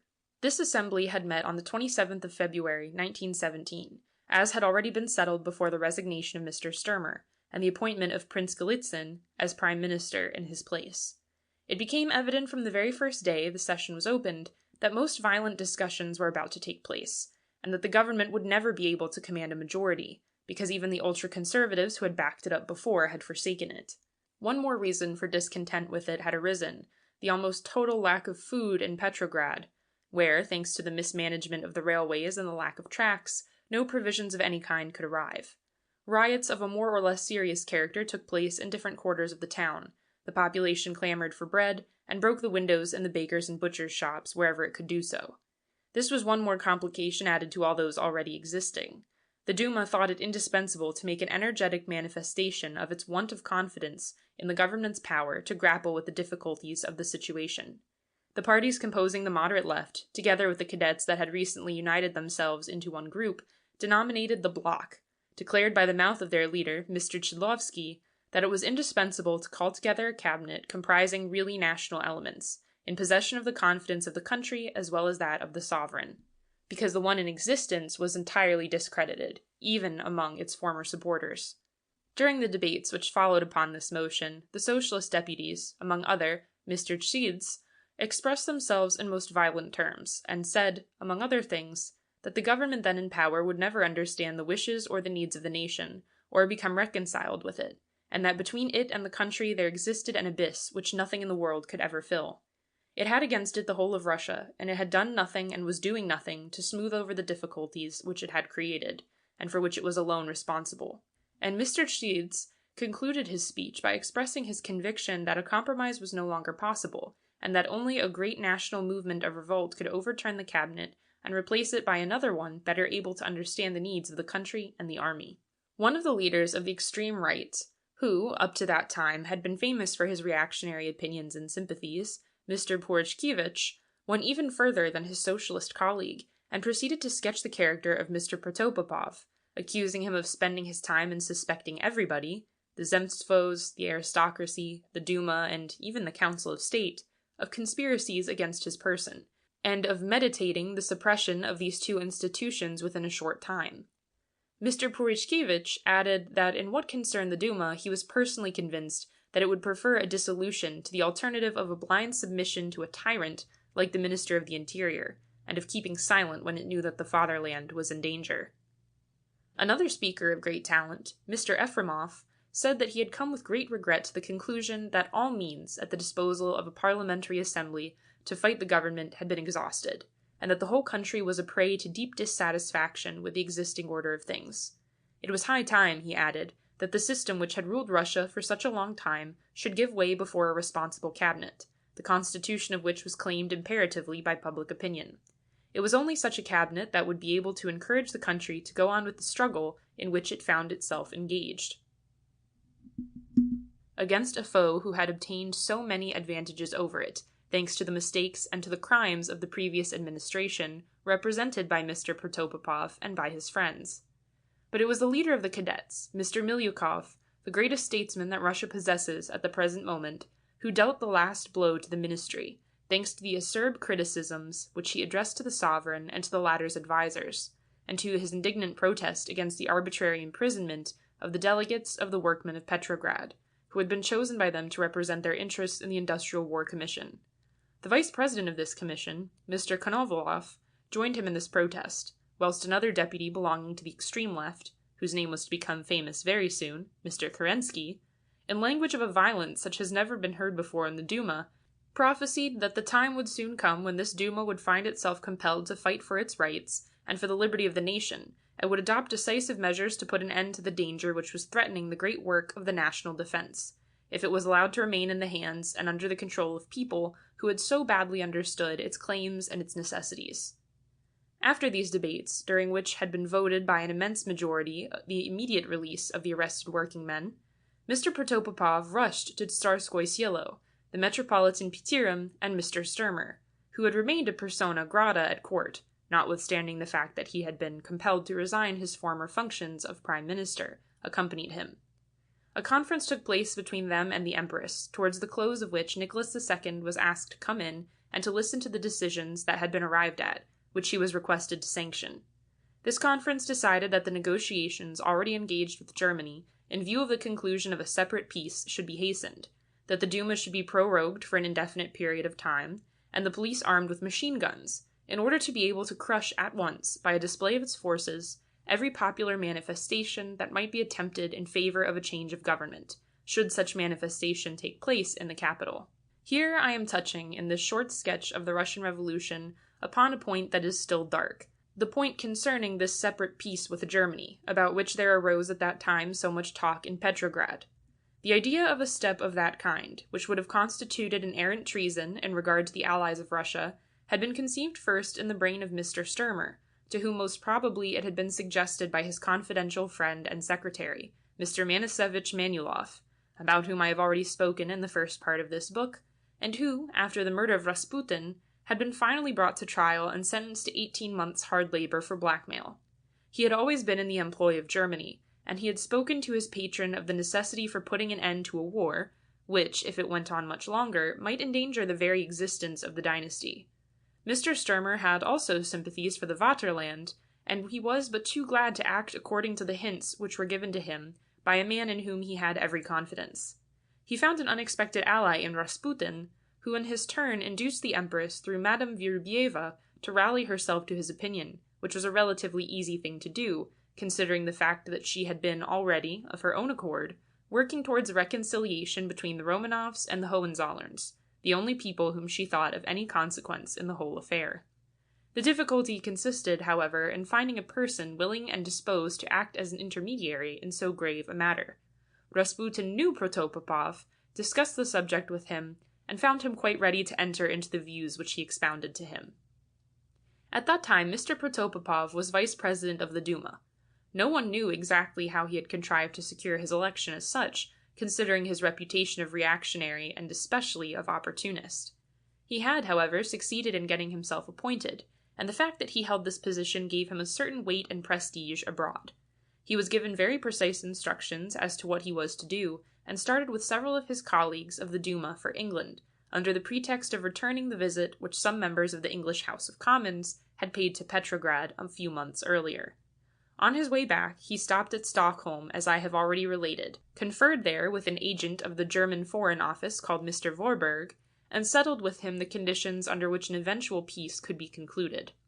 After this, Protopopov returned to Russia, where, however, the story of his Swedish intrigues had already become so known that he was awarded a very poor welcome by his friends.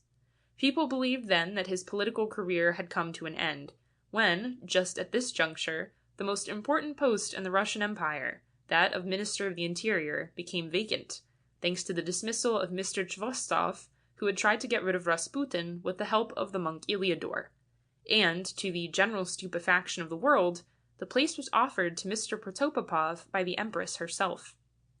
By that time one had become used in Russia to every possible surprise in regard to the appointment of ministers, and nothing that could happen in that line astonished those, and they were legion, who knew that it was a gang of adventurers that was ruling the country. The rise of Mr. Protopopov was not, therefore, considered by them as something out of the way, but in parliamentary circles it gave rise to deep indignation, an indignation which eventually found its way into the press, where, however, it was very quickly suppressed by the censor, and also in the various speeches uttered in the Duma, during which allusions were made for the first time to the unhealthy influence exercised by the Empress over her husband. The former was triumphant.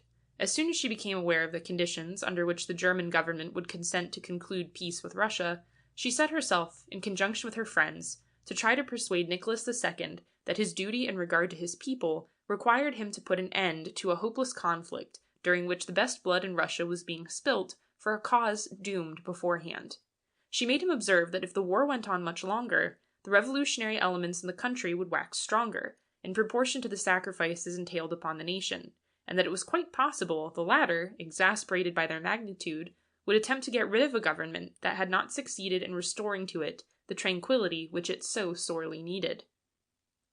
It did not take her a long time to convert the Tsar to her point of view, and the negotiations officiously inaugurated by Mr. Protopopov were officially continued by him, together with Mr. Sturmer, whom Alexandra Feodorovna personally entreated to assume their direction in conjunction with her own self.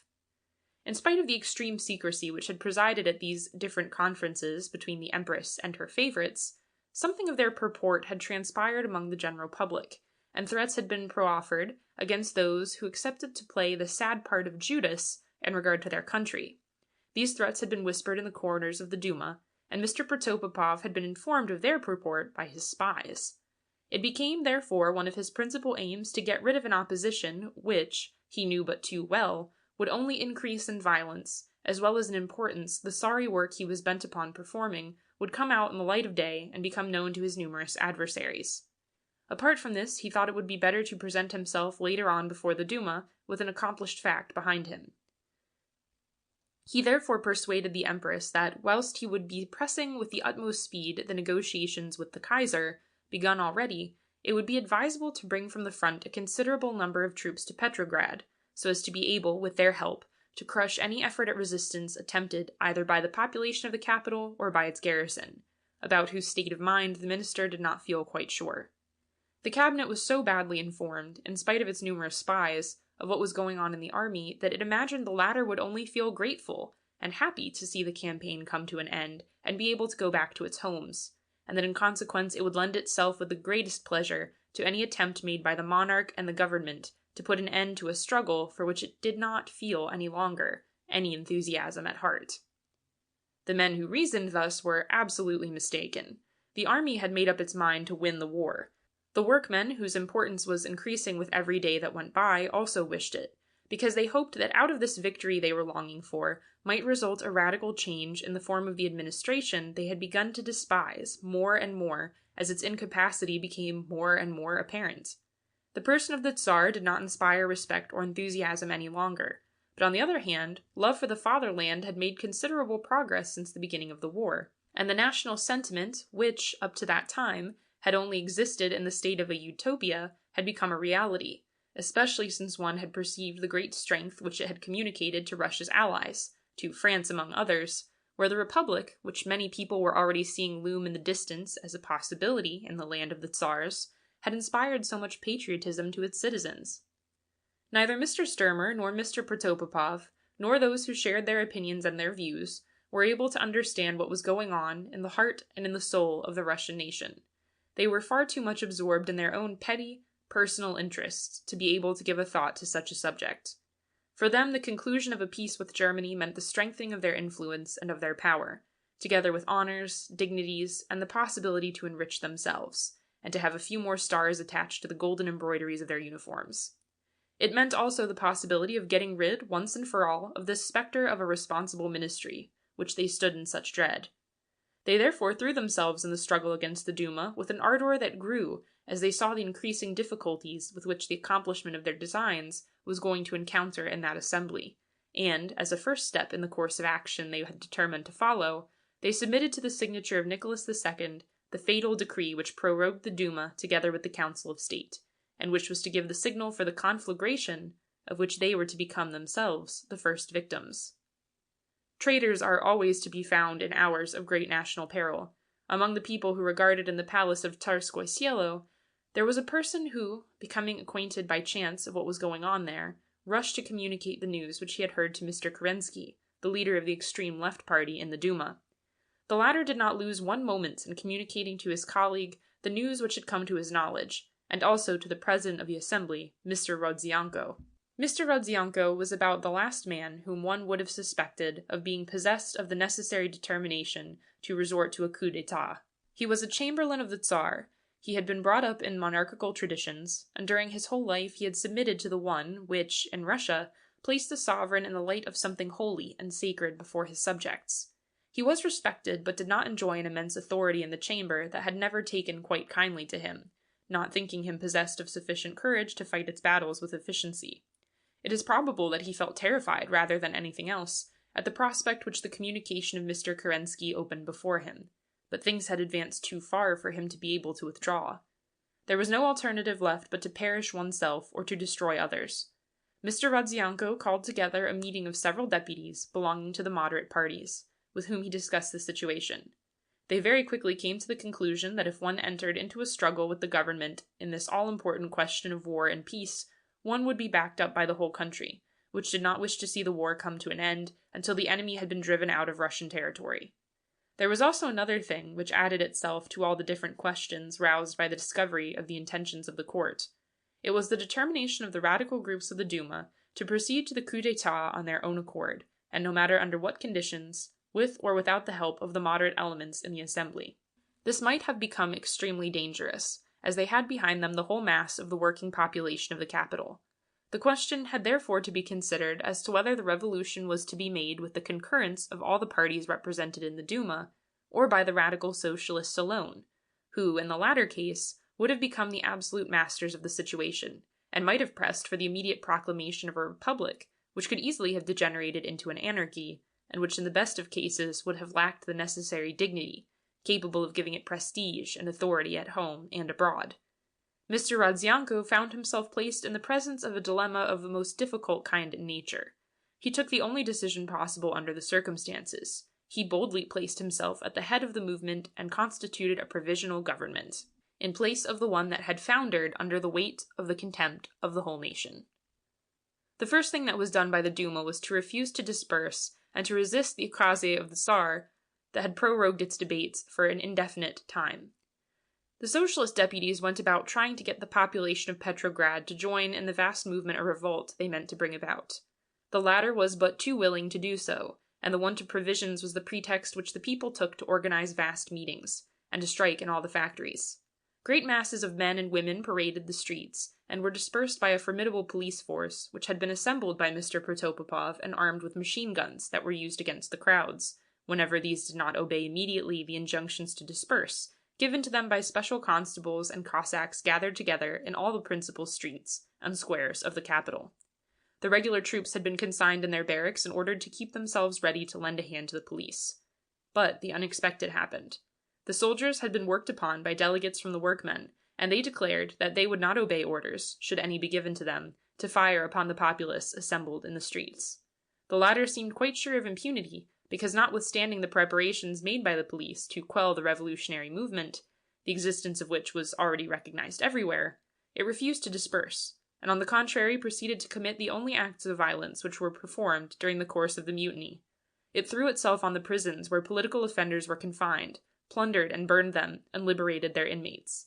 A few other excesses were performed, upon which the Duma constituted itself an executive committee, which assumed the task of restoring order in Petrograd.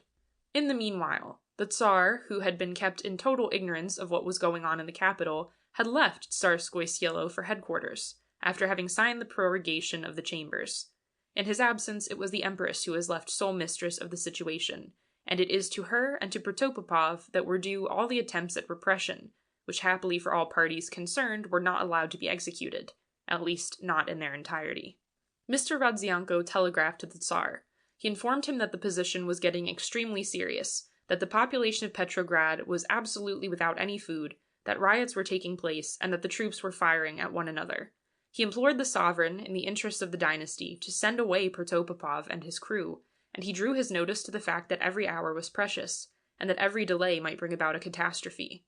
At the same time, he telegraphed to the principal commanders at the front, asking them to uphold his request for a responsible government capable of putting an end to the complete anarchy that was reigning in the capital, an anarchy which threatened to extend itself all over the country. The commanders replied that they would do what he asked them to perform. Nicholas II alone made no sign. It was related afterwards that he had telegraphed to the Empress, asking her what she advised him to do. But it is more likely that the telegram of the President of the Duma was never handed to him. Mr. Rodzianko, however, sent another dispatch to headquarters which contained the following warning. The position is getting more and more alarming. It is indispensable to take measures to put an end to it, or tomorrow it may be too late. This is the last moment during which may be decided the fate of the nation and of the dynasty. To this message, also, no reply was received. The Tsar seemed unable to understand the gravity of the situation. Others did, however, in his place, and on that same day, the 12th of March, the troops composing the garrison of Petrograd went over to the cause of the revolution. They marched to the Duma in a long procession, beginning with the Volinsky regiment, one of the crack ones in the army, to which joined themselves almost immediately the famous Preobrazhensky guards, and they declared themselves ready to stand by the side of the new government. The president of the Duma received them and declared to them that the executive committee, which had been constituted, was going to appoint a provisional government. Of the Tsar there was no longer any question. It had become evident that his army would no longer support his authority or fight for him and his dynasty. Soon the troops composing the garrisons of Tsarskoye Selo, Peterhof, and Gatchina left their quarters and joined the mutineers.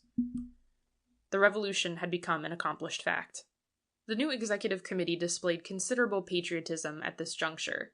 It might have provoked enormous enthusiasm in its favor had it revealed what it knew concerning the peace negotiations entered into by the Empress, but this might have given a pretext for explosions of wrath on the part of the mob, which could easily have ended in excesses, compromising the dignity of the revolution.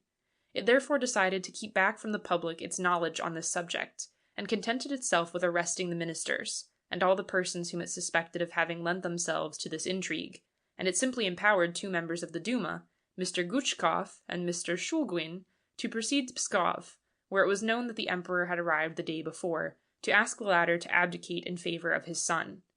Nicholas II, in the meanwhile, had arrived at headquarters, which were then in Mogilev, and where no one seemed to know anything about what was going on in Petrograd. None of the people about him even suspected that a storm was brewing, which would overturn, in a few hours, a power which they considered far too formidable for anything to be able to shake. The only person who was kept informed of the course which events were taking was the head of staff, General Alexiev, who had been won over from the very first to the cause of the revolution, and who, if one is to believe all that one hears, played all the time a double game. It was he who received all the telegrams addressed to the emperor and who communicated them to him. The latter at last was shaken out of his equanimity, and gave orders to prepare his train to return to Tsarskoye Selo. He took this decision in consequence of a message from the commander of the palace, addressed to General Voykov, the head of the Okhrana, where the latter was advised that the presence of the sovereign was necessary, because the troops of the garrison in the imperial residence had mutinied, and the safety of the empress and her children was endangered. But in spite of the orders given to press the departure of the imperial train, it somehow could not be got ready as quickly as was generally the case. So that it was only during the night from the 12th to the 13th of March that it started at last. It went the usual route as far as the station of Lyacheslav, where it was met with the news that a revolutionary government had been formed at Petrograd, which had seized the railway lines and appointed a deputy to take them in charge. Another telegram from the military station master of the Nicholas station, Petrograd, instructed the officials at Lyacheslav to send the imperial train to Petrograd, and not to Tsarskoye Selo. This was communicated to General Voykov, who, however, gave directions not to heed this warning, but to proceed to Tsarskoye Selo, as had been arranged at first. At 12 o'clock that night, the imperial train reached Bologoy. There, a railway official informed the persons in charge of it that Tosno and Lyuben were in possession of the troops which had mutinied against the government, and that it might be dangerous to proceed any further. General Voykov would not listen to this advice, and the train went on to the station of Vichera, where it had perforce to stop. The general was told that the first train which always preceded the one in which the sovereign was travelling had been seized by the insurgents, and the members of the imperial suite who were travelling in it had been arrested and conveyed under escort to Petrograd. The Tsar was awakened. General Voykov informed him that it was impossible to proceed to Tsarskoye Selo because the railway line was in the hands of the revolutionaries. It was then decided to go to Pskov, where commanded General Ruski, on whose fidelity the sovereign believed that he might rely. But Ruski had been won over to the cause of the Duma, notwithstanding the fact that he had been loaded with favours by Nicholas II. When the latter reached Pskov, where the general met him at the railway station, the troops there had already been sworn over by their commander in favour of the revolution, and were quite ready to enforce its decisions. The Tsar knew nothing about this, and after a few moments' conversation with Ruski, who acquainted him superficially with the spirit reigning in the army, he declared to him that he consented to call together a responsible cabinet chosen out of the principal leaders of the different parties of the Duma. But the general replied that he feared this concession came too late, and that it would no longer satisfy the country or the army. On the 15th of March, Ruski succeeded in talking over the telephone with Rodzianko, whom he informed of the details of his conversation with Nicholas II. The president of the Duma then told him that the former must decide to abdicate in favor of his son. They spoke for more than 2 hours, and before their talk had come to an end, Ruski had promised to do all that lay within his power, even to resort to violence, if need be, to further the views of the new government that had taken up the supreme authority in Russia. He went then to make his report to the emperor, after which the latter signified his intention to resign his throne to his little boy. The telegram announcing this resolution, however, was not sent to Petrograd, because in the meanwhile there had reached Pskov the news that the 2 delegates sent by the executive committee, Mr. Guchkov and Mr. Shulgin, had started on their way thither, in order to confer personally with the Tsar. At 10 o'clock on the evening of that same day, the 15th of March, they reached Pskov. Their intention had been to confer at first with General Ruski, but an imperial aide-de-camp met them on the platform, and asked them to follow him immediately into the presence of Nicholas II. The latter received them in his railway carriage. With him were old Count Fredericks, the minister of his household, and his favourite aide-de-camp, General Narishkin. Nothing in the appearance of the emperor could have led anyone to suppose that something extraordinary was happening to him. He was as impassible as was his wont in all the important occasions of his life, and he shook hands with the delegates as if nothing whatever was the matter, asking them to sit down. He motioned Gutchkov to a chair beside him and Shulguin opposite. Fredericks and Narishkin stood at some distance from the group, and Ruski, who came in uninvited at that moment, placed himself next to Shulguin. Gutchkov was the first one to speak. He was extremely agitated and could only control his feelings with difficulty, keeping his eyes riveted on the table and not daring to lift them up in the face of the sovereign whose crown he had come to demand. But his speech was perfectly correct, and contained nothing that could have been interpreted in an offensive way. He exposed the whole situation, such as it was, and concluded by saying that the only possible manner to come out of it would be the abdication of the Tsar in favor of his son, under the regency of the former's brother, the Grand Duke Michael Alexandrovich. At this juncture, Ruski could not restrain his impatience, and bending down towards Shulguin, murmured in his ear, "This is already quite settled." When Gutchkov had finished his speech, Nicholas II replied, in a perfectly quiet and composed tone of voice, "I thought the matter over yesterday and today, and I have made up my mind to abdicate. Until 3 o'clock I was ready to do so in favor of my son, but then I came to the conclusion that I could not part from him." He stopped for a few moments, then went on. "I hope that you will understand this." And after another pause, he continued, "On that account, I have decided to abdicate in favor of my brother." The delegates looked at each other, and Shulguin remarked that they were not prepared for this complication, and that he begged permission to consult with his colleague. But after a short conversation they gave up the point, as Gutchkov remarked that he did not think they had the right to mix themselves up in an affair where paternal feelings and affection came into the question, and that besides a regency had also much to say against it, and was likely to lead to complications. The emperor seemed satisfied that the delegates had conceded the point, and then he asked them whether they could undertake to guarantee that his abdication would pacify the country and not lead to any disturbances. They declared that they could do so. Upon this, he got up and passed into another compartment of his railway carriage. In about half an hour he returned, holding in his hand a folded paper, which he handed over to Gutchkov, saying, as he did so, "Here is my abdication. Will you read it?" After which he shook hands with the delegates and retired as if nothing unusual had happened, perhaps not realizing that with one stroke of his pen he had changed not only his own life, but the course of Russian history, and in a certain sense destroyed the work of his glorious ancestor, Peter the Great. It is difficult here not to make some remark on the part played by General Ruski in this tragedy, which, without his interference, would probably have taken a different course. It is impossible not to come to the conclusion that the unfortunate Tsar, whom he induced to abdicate, might have found better and more faithful servants than the people who forsook him in the hour of his peril. Very probably Ruski believed that he was acting in the interests of his country, which in a sense he was also doing, because something had to be attempted in order to stop the nefarious work of Alexandra Feodorovna, and it is certain that her husband would never willingly have consented to be parted from her. Killing a woman would have been disgracing oneself, together with the revolution which had been accomplished under such exceptional circumstances, but still one would have preferred that the man who was instrumental in the destruction of the Romanov dynasty should not have been the one who wore on his epaulettes the initials of the sovereign he was helping to dethrone. One would have liked him to feel some pity for the master whose hand he had kissed a few days before he presented to him the pen with which he ordered him to sign his own degradation. In spite of the impassibility preserved by Nicholas II during the last hours of his reign, it is likely that the tragedy which took place at Pskov must have been one of the most poignant that has ever assailed a sovereign, who, after having reigned for 22 years, found himself, in the course of a few hours, reduced to utter powerlessness, and compelled to give up of his own accord the crown which his father had bequeathed to him, and which he had hoped to leave in turn to the son, whom fate and perhaps a mistaken feeling of affection had made him despoil. He was not a bad man after all, although he had done many a bad action. He was a tender father, and the thought of his child must have added to the moral agony of his soul. By what means he was induced to put his name at the bottom of the document which snatched away from him the scepter which he had dropped on his coronation day in Moscow remains still a mystery. Whether violence was used, or whether he was persuaded by the eloquence of Ruski alone to give up the inheritance of his race, is a thing which the future alone will reveal to us. It is probable that he found himself compelled to come to his decision in some way or other, and perhaps the threat to reveal the treason against his allies in which he had participated, and which had been the work of the Empress, was the most powerful argument which was used to oblige him to sign his abdication. It was, after all, better to fall as a weak man than to be covered with shame in the eyes of the world. He was perhaps told to choose between degradation and dishonor, and he cannot be blamed if he refused to resign himself to the latter.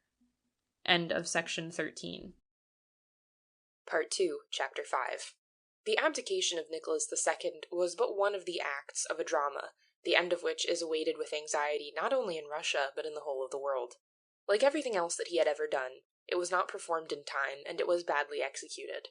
His own selfishness, together with that of his wife, had brought about catastrophes which it would have been relatively easy to avoid, by displaying a small amount of political tact, good sense, and knowledge of the real requirements of the Russian people. If the Tsar had only been able to render to himself an account of all that was going on around him, he would, in the interest of this dynasty, have given up his son to the care of the nation, and allowed him to take his place under the regency of the Grand Duke Michael. This would have left Russia with a Tsar, and not allowed the people to see that they could very well exist without one, which, as events have proved, has not been a particularly lucky experience for them. This would also have ensured to Nicholas II his own liberty, because it is not likely that the Grand Duke Michael would have had his brother and sister-in-law imprisoned. But neither the dispossessed monarch nor Alexandra Feodorovna were characters able to rise to any heights of unselfishness. She had not the faintest knowledge of the duties imposed upon her by her position as Empress of Russia, and when she was placed between the alternative of seeing her husband dethroned or being compelled to give up his crown to their child, she suggested a third one, that of substituting for the latter his uncle, because she thought it would be easier for her later on to overturn him than an emperor who owned her for a mother, and that she already contemplated the eventuality of a protest on the part of Nicholas II against the abdication to which he had been compelled is a fact that can hardly be denied. On the other hand, the Grand Duke Michael could not have refused to act as regent for his nephew, though it was, in a certain sense, natural for him to show some hesitation in accepting over the head of his brother, and of his brother's son, the crown of their common ancestors. Personally, the young Grand Duke did not care for power or for honors, and the fact that he was married to a lady not belonging to any royal house made it easier for him to resign himself to go on, for the rest of his existence, living as a very rich private gentleman, which he had done for a number of years. Pressure was also brought to bear upon him, in the sense that he was told by persons interested in his not accepting the throne, that if the Constitutive Assembly, which it was proposed to call together, would elect him as emperor, it would put him later on in an easier position in regard to his nephew, the little Grand Duke Alexis, and perhaps even allow him to secure the possession of his empire to his own children after him. All these considerations put together decided him not to avail himself of the immediate opportunity which lay before him of becoming the Tsar of all the Russias, and his proclamation on the subject may have been a wise one from a personal point of view. It was, however, disastrous as regarded the future fate of the dynasty, and it is doubtful now whether it will ever be possible for a Romanov to reign again in Russia. The men who had made the revolution were but too well aware of this fact, and they proceeded, immediately after this act of renunciation, to organize the government of the country on the new lines which they hoped and wished to follow in the future. Their lead was followed by the nation with an enthusiasm which was so intense that it is no wonder it came to collapse so soon as was the case. Russia seemed to have been seized with a perfect frenzy. She was like a man who, after having been unjustly imprisoned for years, does not know what to make of his newly acquired freedom. People were literally mad with joy, and inclined to find that everything their new government wished to do was right. Hardly a voice of discontent arose during these first weeks that followed upon the abdication of Nicholas II, and this absolution, which was granted beforehand to the ministry that had taken into its hands the direction of the affairs of the country, allowed the men at the head of it to decide the fate of the sovereign whom they had helped to overthrow, in a manner perhaps different from what would have been done under other circumstances. The Tsar, after having parted from Mr. Guchkov and Mr. Shulguin at Pskov, and seen them leave with his abdication for Petrograd, proceeded himself in his own special train to Mohyliv, where the headquarters of the army were established. It is not easy to understand the reasons which induced him to do it. Perhaps he thought he would be in greater safety among the troops that had owned him as a chief but the day before than anywhere else. At that time he had not the slightest inkling of the treason of General Alexeyev, and he might have nursed the vague thought that the latter might lend himself to another effort to subdue the revolutionary movement which had seized hold so rapidly of the whole country. Others say that he wished to bid goodbye to his army before returning to Tsarskoye Selo to join his wife and family. The real motive of this determination has, however, not been ascertained so far, though the rumors going about it at the time would have that he had been invited to repair to headquarters by Alexiev, who thought that it would be easier for him to keep his former sovereign a prisoner there than anywhere else, until the moment when the new government should have decided as to what was to be done with him. That something of the kind must have been in his mind can be deduced from the fact that from the day of the return of Nicholas II at Moulu, he was no longer allowed to see any of the officers of the staff or those attached to headquarters, and that the only person who visited him twice a day, as if to assure himself that he was still there, was General Alexiev himself, and this only for a few minutes. It was also the general who insisted on both Count Fredericks, formerly minister of the imperial household, and General Voikov, the head of the Okhrana, or personal police guard of the Tsar, being sent away from Moulu. He explained this request by saying that these two gentlemen were looked upon with such inimical feelings by the garrison and officers stationed at Moulu that he could not answer for their safety were they to remain near the emperor. In consequence of this warning, both of them left for Petrograd, but on their way thither were arrested, and conveyed under escort to the fortress of St. Peter and St. Paul, from whence Count Fredericks, in view of his advanced age, he is over 80, and of the precarious state of his health, was transferred to the Evangelical Hospital. General Voikov, having been invited to tear off the initials of Nicholas II from his epaulettes, proudly refused to do so, and declared that he had rather take off these epaulettes altogether. He was the only one who did not consent to submit to the orders of the government in that respect, all the other members of Nicholas II's military household having shown themselves but too eager to do it, General Rusky divesting himself of his epaulettes 5 minutes after the emperor had handed over his abdication to the delegates sent by the Duma to require it from him. The unfortunate monarch returned to Moulu from Pskov on the 17th of March. On the next day arrived there by special train his mother, the Dowager Empress Marie, who, upon hearing of the misfortunes that had befallen her son, had hastened to his side. Their relations had been more than strained for a long time, thanks to the intrigues of the Empress Alexandra, but in those moments of agony the mother's heart forgot aught else save that her child was in trouble, and she rushed to him to try at least to help him by her presence to bear it. Nicholas II felt the nobility of this conduct, and the few days which he spent with Marie Feodorovna did away with much of the bitterness that had presided at their intercourse with each other for some time. But what they must have been for the widowed empress it would be hardly possible to imagine. She understood but too well, if he did not, the perils which awaited her son in the future, and the contrast which his reign had presented with that of his father must have filled her soul with agony and distress.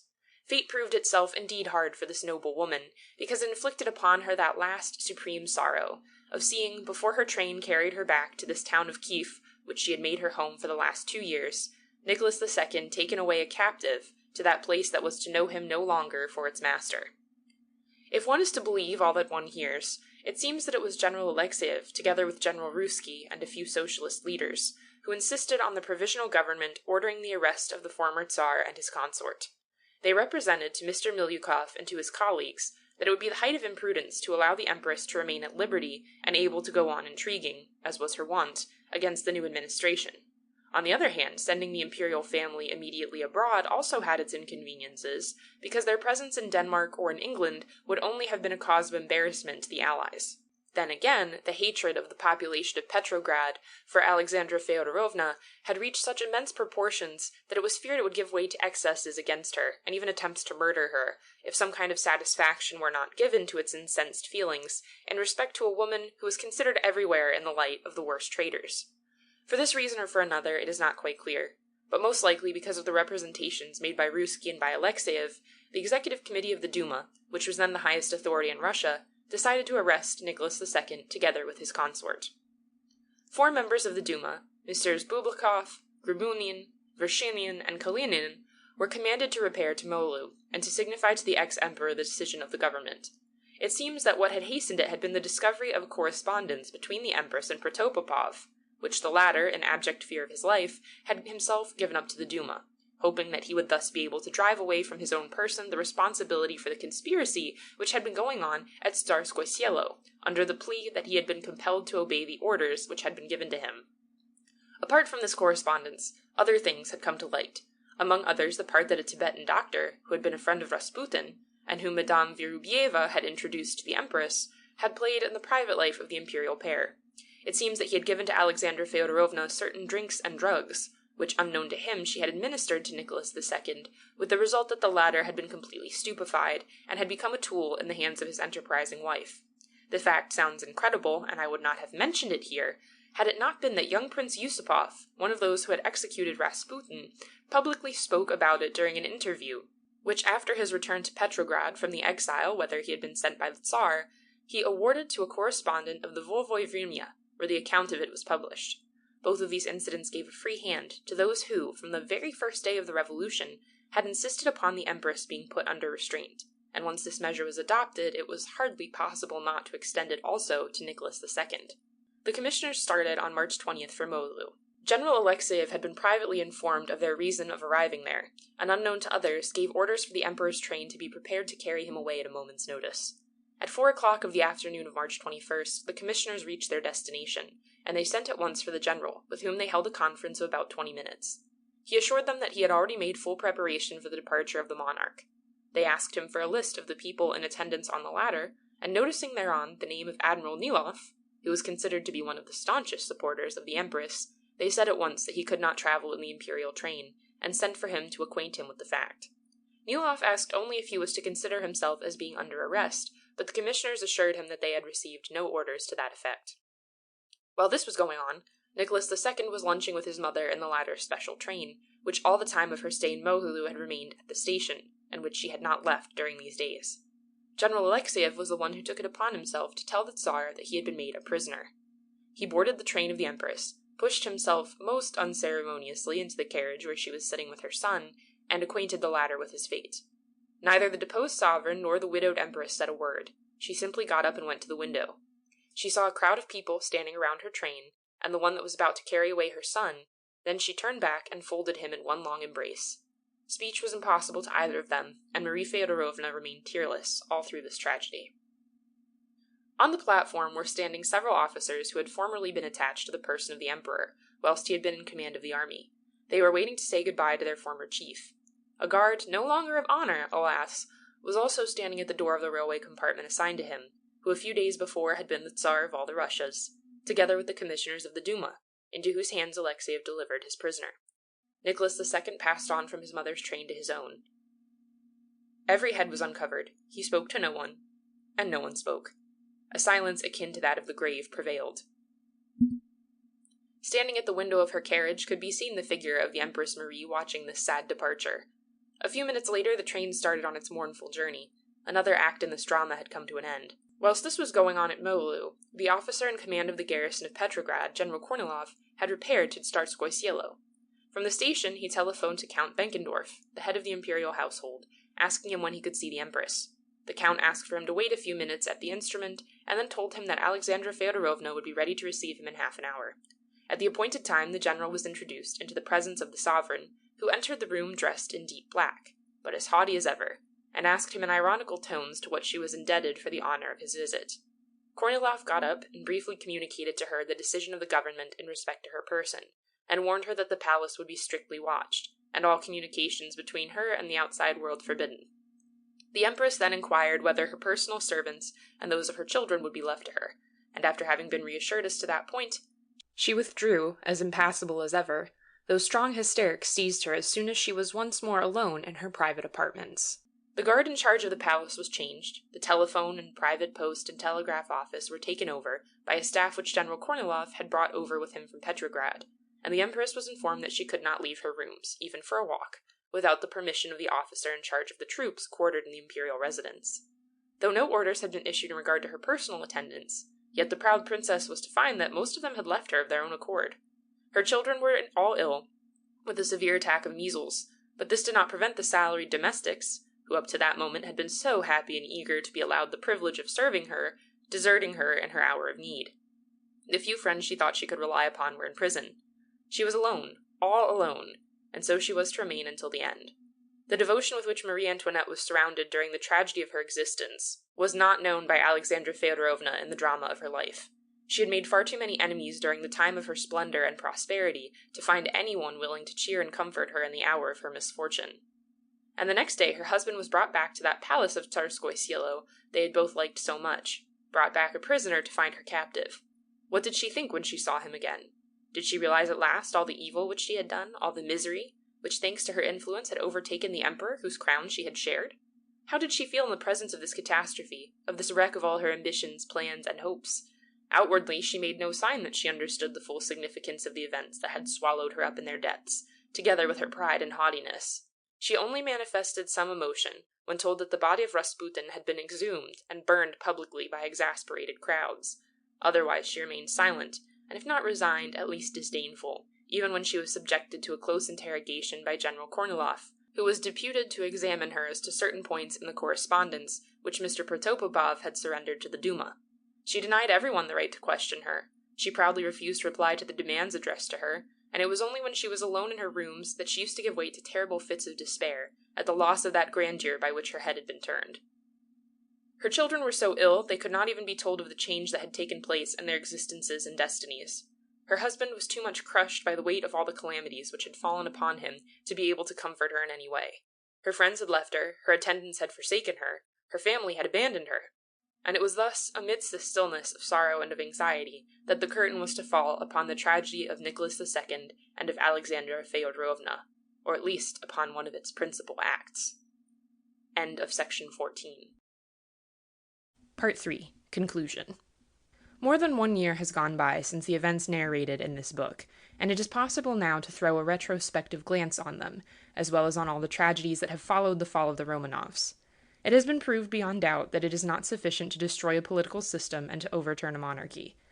These must be replaced by something else, and it is this something else which Russia has been vainly looking for during the last 12 months. After the abdication of Nicholas II, successors had to be found to take up the power which had been snatched out of his hands, owing to the clamors of public indignation at his weakness of character and want of comprehension of the needs of his people. These successors, who were taken here and there in the hazards of an adventure, brought about by the intrigues of a few, and by the cowardice of many, who were they? What did they represent? And what elements of strength did they possess? They were called upon to take the direction of the destinies of their fatherland in an hour of national crisis, such as it had never known before in the whole course of its history, and to try to save a situation which had become already so entangled that it had almost reached the limits of desperation.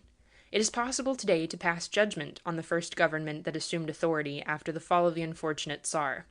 And, much as one would like to think well of it, it must be admitted that though it was composed of men of great talent and integrity, it did not possess one single character determined enough and strong enough to deliver it from the demagogues who had secured an entry into it, and from the anarchist elements that had tried from the very outset to impose themselves upon it and their doctrines. Moreover, these men were devoid of experience, and they believed sincerely, there can be no doubt as to this point, but absolutely erroneously, that it was sufficient for them and their party to come to the foreground, in order to bring about in Russia an era of bliss such as exists only in fairy tales. Among them was found Alexander Kerensky, a socialist, one of the leaders of the Labour Party, an indifferent lawyer but a most eloquent speaker, who, better than anyone else in Russia, understood the art of stirring the souls and appealing to the passions of the crowds upon which he relied to keep him in power, and who, by his wonderful speeches, could easily lead these crowds upon any road he wished to have them follow, though it might not land them where they imagined they were going. Kerensky imposed himself upon the revolution in the same way he imposed himself upon a jury, and he treated it as he would have treated a jury during a criminal trial. Of politics he had but a hazy idea. Of the art of government he understood nothing. He believed in the value of words, and imagined that he could establish in Russia an ideal state, living upon ideal principles. But at one time he was popular, and people thought him a strong man, whilst he was only an eloquent demagogue. With this he had an overbearing character, would not admit contradiction, and soon was at variance with his colleagues in the ministry, who, unfortunately for Russia, were as weak as he was himself, but with less tyrannical dispositions.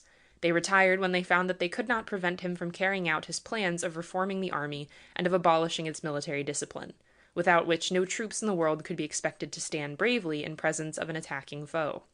It is a thousand pities that men like Paul Milyukov, Prince George Lvov, Rodzianko, and others, whose initiative was due the success of the revolution, allowed themselves to be overruled by Kerensky, until he was left alone to bear upon his shoulders the whole burden of the government and the whole responsibility of the war, when he collapsed like a weak reed at the first real attack directed against him. Another misfortune connected with the government that replaced that of Nicholas II was that it failed to recognize the terrible German propaganda that was carried on with renewed energy in Russia after the revolution. It would not believe in its danger, and it could not bring itself to employ violence to put an end to the socialist, or rather anarchist, agitation fomented by German intrigues and kept up by German money, which alone has rendered possible the triumph of Bolshevikism and the seizure of supreme power by people such as Lenin, Trotsky, Kamenev, and other personalities of the same kind, and the same doubtful, or rather, not doubtful, reputation. And yet it would have been relatively easy to put an end to the career of these men, had one only applied oneself to do so in time and bravely faced the criticisms of the people who were in their pay or in their employ. The whole story of the Lenin-Trotsky intrigue has not yet been told, at least not here in America, and it may not be without interest to disclose some of its details. When Milyukov and Prince Lvov proceeded to form a government after the overthrow of the monarchy, they offered the portfolio of justice to a Moscow lawyer called Kerensky, nothing to do with Alexander Kerensky, who enjoyed the reputation of being one of the most eloquent and at the same time honest members of the Moscow bar. They called him to Petrograd, where they held several consultations with him.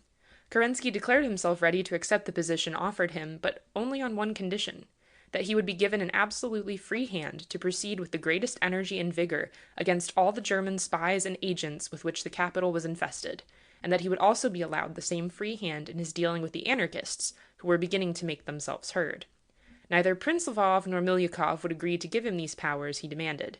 They feared that if they did so, they would be reproached for doing exactly the same as the government that had crumbled a few days before, and they also objected to allowing a member of the cabinet to dispose at his will and fancy of such grave questions as those involved in repression exercised against any political party, no matter of what shade or opinion. Kerensky therefore refused the position offered to him, but he accepted the post of state prosecutor under Alexander Kerensky at first, and afterwards, when the latter had been transferred to the War Office, under Mr. Prevyesev. This allowed him to watch the growing German agitation, connected with anarchist conspiracies, which was beginning to feel its way previous to its explosion. He had heard about Lenin and Trotsky, and was from the first convinced that they were both in the employ of the Kaiser, either directly or indirectly, and he set himself to obtain proof that such was the case. He had wondered at the easiness with which Lenin had been able to obtain a passport from the German government, authorizing him to cross the dominions of William II on his way from Switzerland to Russia. He therefore had the correspondence of both Lenin and Trotsky watched, and very soon his attention was attracted by the fact that they were both sending and receiving constantly telegrams to and from Sweden and Finland, all of which were deeply concerned with the health of a certain Kola, who seemed to be always getting ill and then better, in a sort of regular way which appeared more than strange. This was the first remark which led to the result that at last it was established, to the absolute satisfaction of Kerensky and others, that Trotsky, Lenin, Kamenev, a certain Zinoviev, a lawyer called Kozlovsky, a lady going by the name of Madame Sumante, and the wife of Lenin had received not less than 19 millions of rubles from the German government. This money had been sent through so many different channels that it was next to impossible to discover its origin. It had passed through 8 banks, and I do not now remember through how many private hands. But the people whose names I have just mentioned had received it, partly in Russian banknotes, and partly in banknotes printed in Berlin, which were supposed to be Russian, of a new type with which the German government was beginning to meet its obligations, so as not to make them too heavy for its own exchequer. Kerensky sought Prince Lvov, who was still prime minister at the time, and asked him to sign an order for the arrest of Trotsky and Lenin. The prince had not the courage to do so, and the state prosecutor had, perforce, to wait. But in July, the first insurrectionary movement, engineered by the Bolsheviki, broke out, and then Kerensky thought that his duty obliged him to assume the responsibilities which the ministry did not care to face. By that time, Prince Lvov, Milyukov, and the others had resigned, and Kerensky was virtually master of the situation. But he was weak, weaker perhaps than any of his colleagues had been, and he openly declared to the state prosecutor that he felt afraid to arrest the 2 men who were ultimately to lead Russia to her destruction. Kerensky, however, was made of sterner stuff, and he bravely decided to act for himself, and signed alone the order for the incarceration of both Lenin and Trotsky. But the former had been warned and had fled to Finland. A thorough search was made of the flat which he occupied, where the sum of 1.5 million of rubles was found in possession of his wife, who could not explain whence she had this money. Trotsky at the same time was incarcerated and brought before the state prosecutor. The latter, in order to justify the course of action he had taken, had caused to be published in all the Petrograd and Moscow newspapers the account of the discoveries which he had made, together with the names of the people who had participated in the work of treason he was determined to suppress. A curious thing in the story is that none of the papers that printed it, and they all did with the exception of the Bolshevik organ Pravda, was allowed to get abroad, which accounts for the fact of no publicity having been given to the story. Petrograd then was exasperated against Trotsky to such an extent that Kerensky feared he would be lynched, and caused him to be conveyed to the prison called Kresty in an automobile driven by his own son, as no chauffeur would undertake to drive him there. What happened later on remains to this day a mystery. The Minister of Justice, Mr. Pereziev, resigned his functions 2 days after the arrest of Trotsky, and his place was taken by Nekrasov, who, when asked by the committees of soldiers and peasants who had begun by that time to be all-powerful, to give the reasons which had induced the government to resort to this measure, became so embarrassed in his replies that these committees insisted on Trotsky being set at liberty, which was done 3 days afterwards. Kerensky then resigned his functions and returned to Moscow, whence, however, he was obliged to fly and seek refuge in Kharkov, as soon as the Bolsheviki seized the government. The latter inaugurated a system of terrorism that claimed more victims than is known abroad, completed the disorganization of the army, and at last started the negotiations which culminated in the shameful peace signed at Brest-Litovsk. After 3.5 years' war and a revolution, Russia as an independent nation ceased to exist, and became virtually, and in all appearance, a German province. This is the story as it reads, and sad enough it sounds. Germany can look triumphantly on the success of her work and glory in it. Happily for Russia, for the world, and for the cause of civilization, it is only one chapter of it that has come to an end. Russia, the great Russia of the past, is not dead. She possesses far more vitality than she is given credit for, and she still has sound, true, and honest elements amidst her citizens. When attempting to judge her, one ought to think of the great French Revolution, and to remember that in France also it took years before its work was at last consolidated and set upon a sound basis. One must bear in mind that in France, too, a period of terrorism made people despair of the future and fear that the end of their fatherland had come. Our Russian Revolution is hardly 1 year old, and though perhaps one will be aghast at what I am going to say, I think that she has not yet passed through that phase of real terror, which is always a symptom of great upheaval such as Russia has undergone and is undergoing. We may see worse things yet. We may live to look upon the erection of a scaffold on one of the squares of Petrograd or of Moscow. But this will not mean that the end of Russia has come, nor that she has become, or will remain, a German province. The hatred of the Teuton, on the contrary, will grow as events progress and the great disillusion arrives. A few more months, and the peasants whom Trotsky, Lenin, and their crew have lured with false promises will perceive that these demagogues have been unable to fulfill all that they had sworn to them that they would do. They will realize that their lot has become, under the rule of these new masters, 10,000 times harder than was the case before, and they will be the first to rise against these deceivers. If we are to believe all that we hear from people who have arrived here from Russia recently, this movement of reaction has already started, and it is bound to grow stronger with every day and hour which goes by. The peace signed at Brest-Litovsk will remain verily a scrap of paper which will end by being thrown into the waste paper basket. Not one Russian will recognize it, not one Russian will accept it. The Germans feel it themselves and are preparing for a new struggle which may have a far different conclusion from the one which they are trying to persuade the world has come to an end. What has helped them, apart from the treason of Trotsky, Lenin, and their followers, who have had only one idea in heart and brain, that of enriching themselves at the expense of the country for which they feel neither affection nor pity, has been the state of confusion into which Russia has been thrown by the revolution that broke up so unexpectedly, a confusion which can only be compared to that which prevails in the house of a man whom sudden ruin has overtaken, when every servant or menial in the place tries to steal and take something in the general disaster, or to profit out of it in some way or other.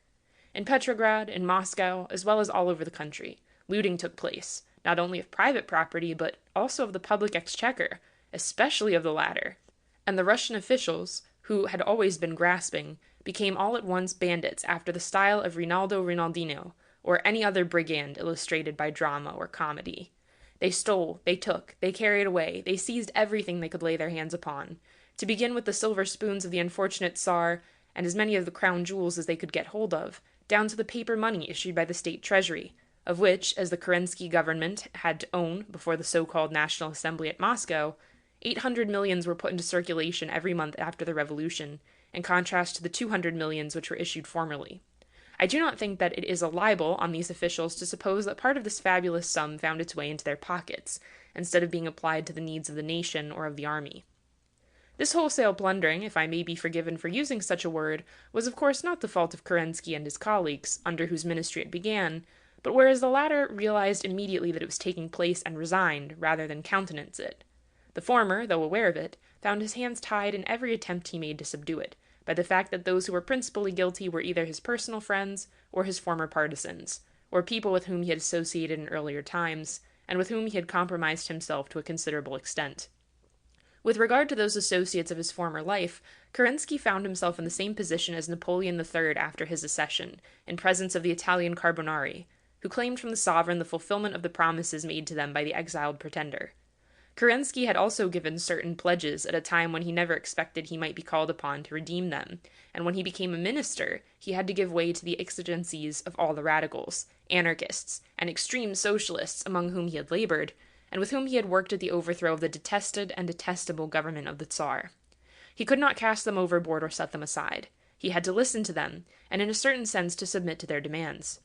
For example, in the case of the exile to Siberia of the unfortunate Nicholas II, a measure which in the first days of the revolution he had declared that he would never resort to, but which he nevertheless executed under conditions of the most intense cruelty, simply because it was demanded from him, by persons to whom he could not say no.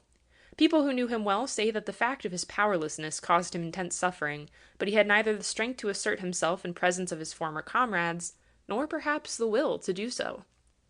In a certain sense, he was the man of the hour, le maître de l'heure, as the Franco-Arab proverb says.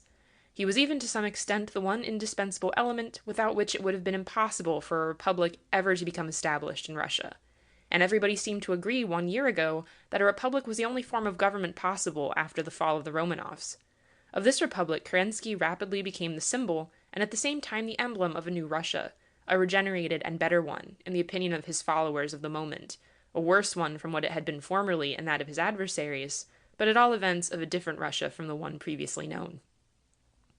But unfortunately, Kerensky was neither a statesman like Milyukov, nor an administrator like Prince Lvov, nor even a businessman like Konovalov. He lacked experience and knowledge of the routine of government. He had but a limited amount of education, no idea of the feelings of people born and reared in a different atmosphere from that in which he had grown up. He was only a leader of men, or rather of the passions of men, and unfortunately for him, what Russia required was more of a ruler than a leader, of whom she had more than she wanted, though perhaps at that particular moment none so powerful as Kerensky. He had emerged a dictator out of a complete and general chaos, and he was to add to it the whole weight of his unripe genius and of his exuberant personality. After having been the Peter the Hermit of a new crusade, he was to become the false prophet of a creed which he had preached with an eloquence such as has been seldom surpassed, but in which it is doubtful whether he himself believed.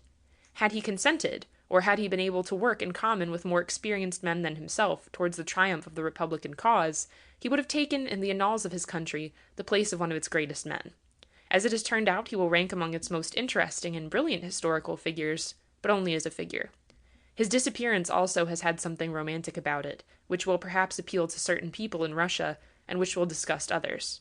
The world is wondering where he has gone and what has become of him, but everything points to the fact that he has either done away with himself, as he often said he would do in case of failure, or else that he has been murdered by the Bolsheviki during those days when the Neva and the different canals of Petrograd were carrying away to the sea hundreds of dead bodies every day. At least, this is the opinion of persons who were in Russia at the time Kerensky vanished into space, and very probably this opinion will prove to be a true one. The moderate liberal parties in Russia, who are the really intelligent, would, of course, wish their country's future government to become a republic modeled after that of the United States. At the same time, if we are to believe the rare news which reaches us from Petrograd, and especially from Moscow, one hears people say now that they would never have dared to mention a few months ago, i.e. that a constitutional monarchy, if it could be established, would offer certain advantages. I hasten to say that, personally, I do not see where these advantages would come in, unless they were associated with a new dynasty. But at the same time, together with many others, when I look at all that has taken place recently in my poor country, I cannot but feel sad at the great uncertainty as to the morrow which the revolution of last year has opened, not only before Russia but before the whole world, and I would like to see this incertitude come to an end in some way or other. I have but little more to add. It is difficult even to try to guess what the future holds in store for the former realm of the Romanovs.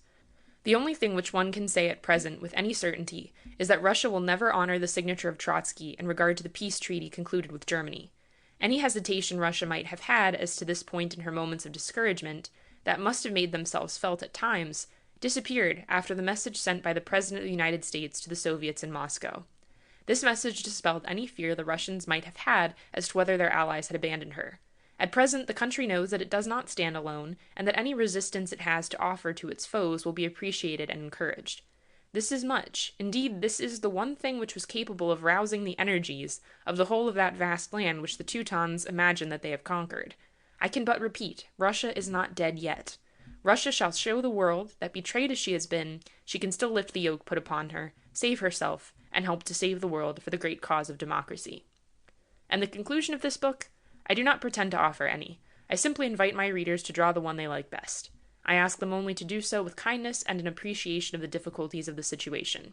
I have not tried to write a volume of controversy. I have merely attempted to describe, as well as I could, the revolution and the events which preceded it, among which the extraordinary story of Rasputin figures so curiously. I have given the narrative as it was related to me by people whose veracity I have no reason to challenge. It is certain, however, that many of its details are still unknown, and it is doubtful whether they will be revealed before the end of the war. At present there are too many persons interested in dissimulating the part about which they have played in the drama, either out of fear, or because they do not think the time opportune. It seems sometimes as if there exists a tacit understanding among the actors of the tragedy to hide the details of the conspiracy which came to an end by the signature of the Manifest of Pskov. This signature was wrenched, no one knows yet by just what means, out of the weakness of Nicholas II, that unfortunate monarch who has never realized the obligations and duties he owed to the nation that dethroned him.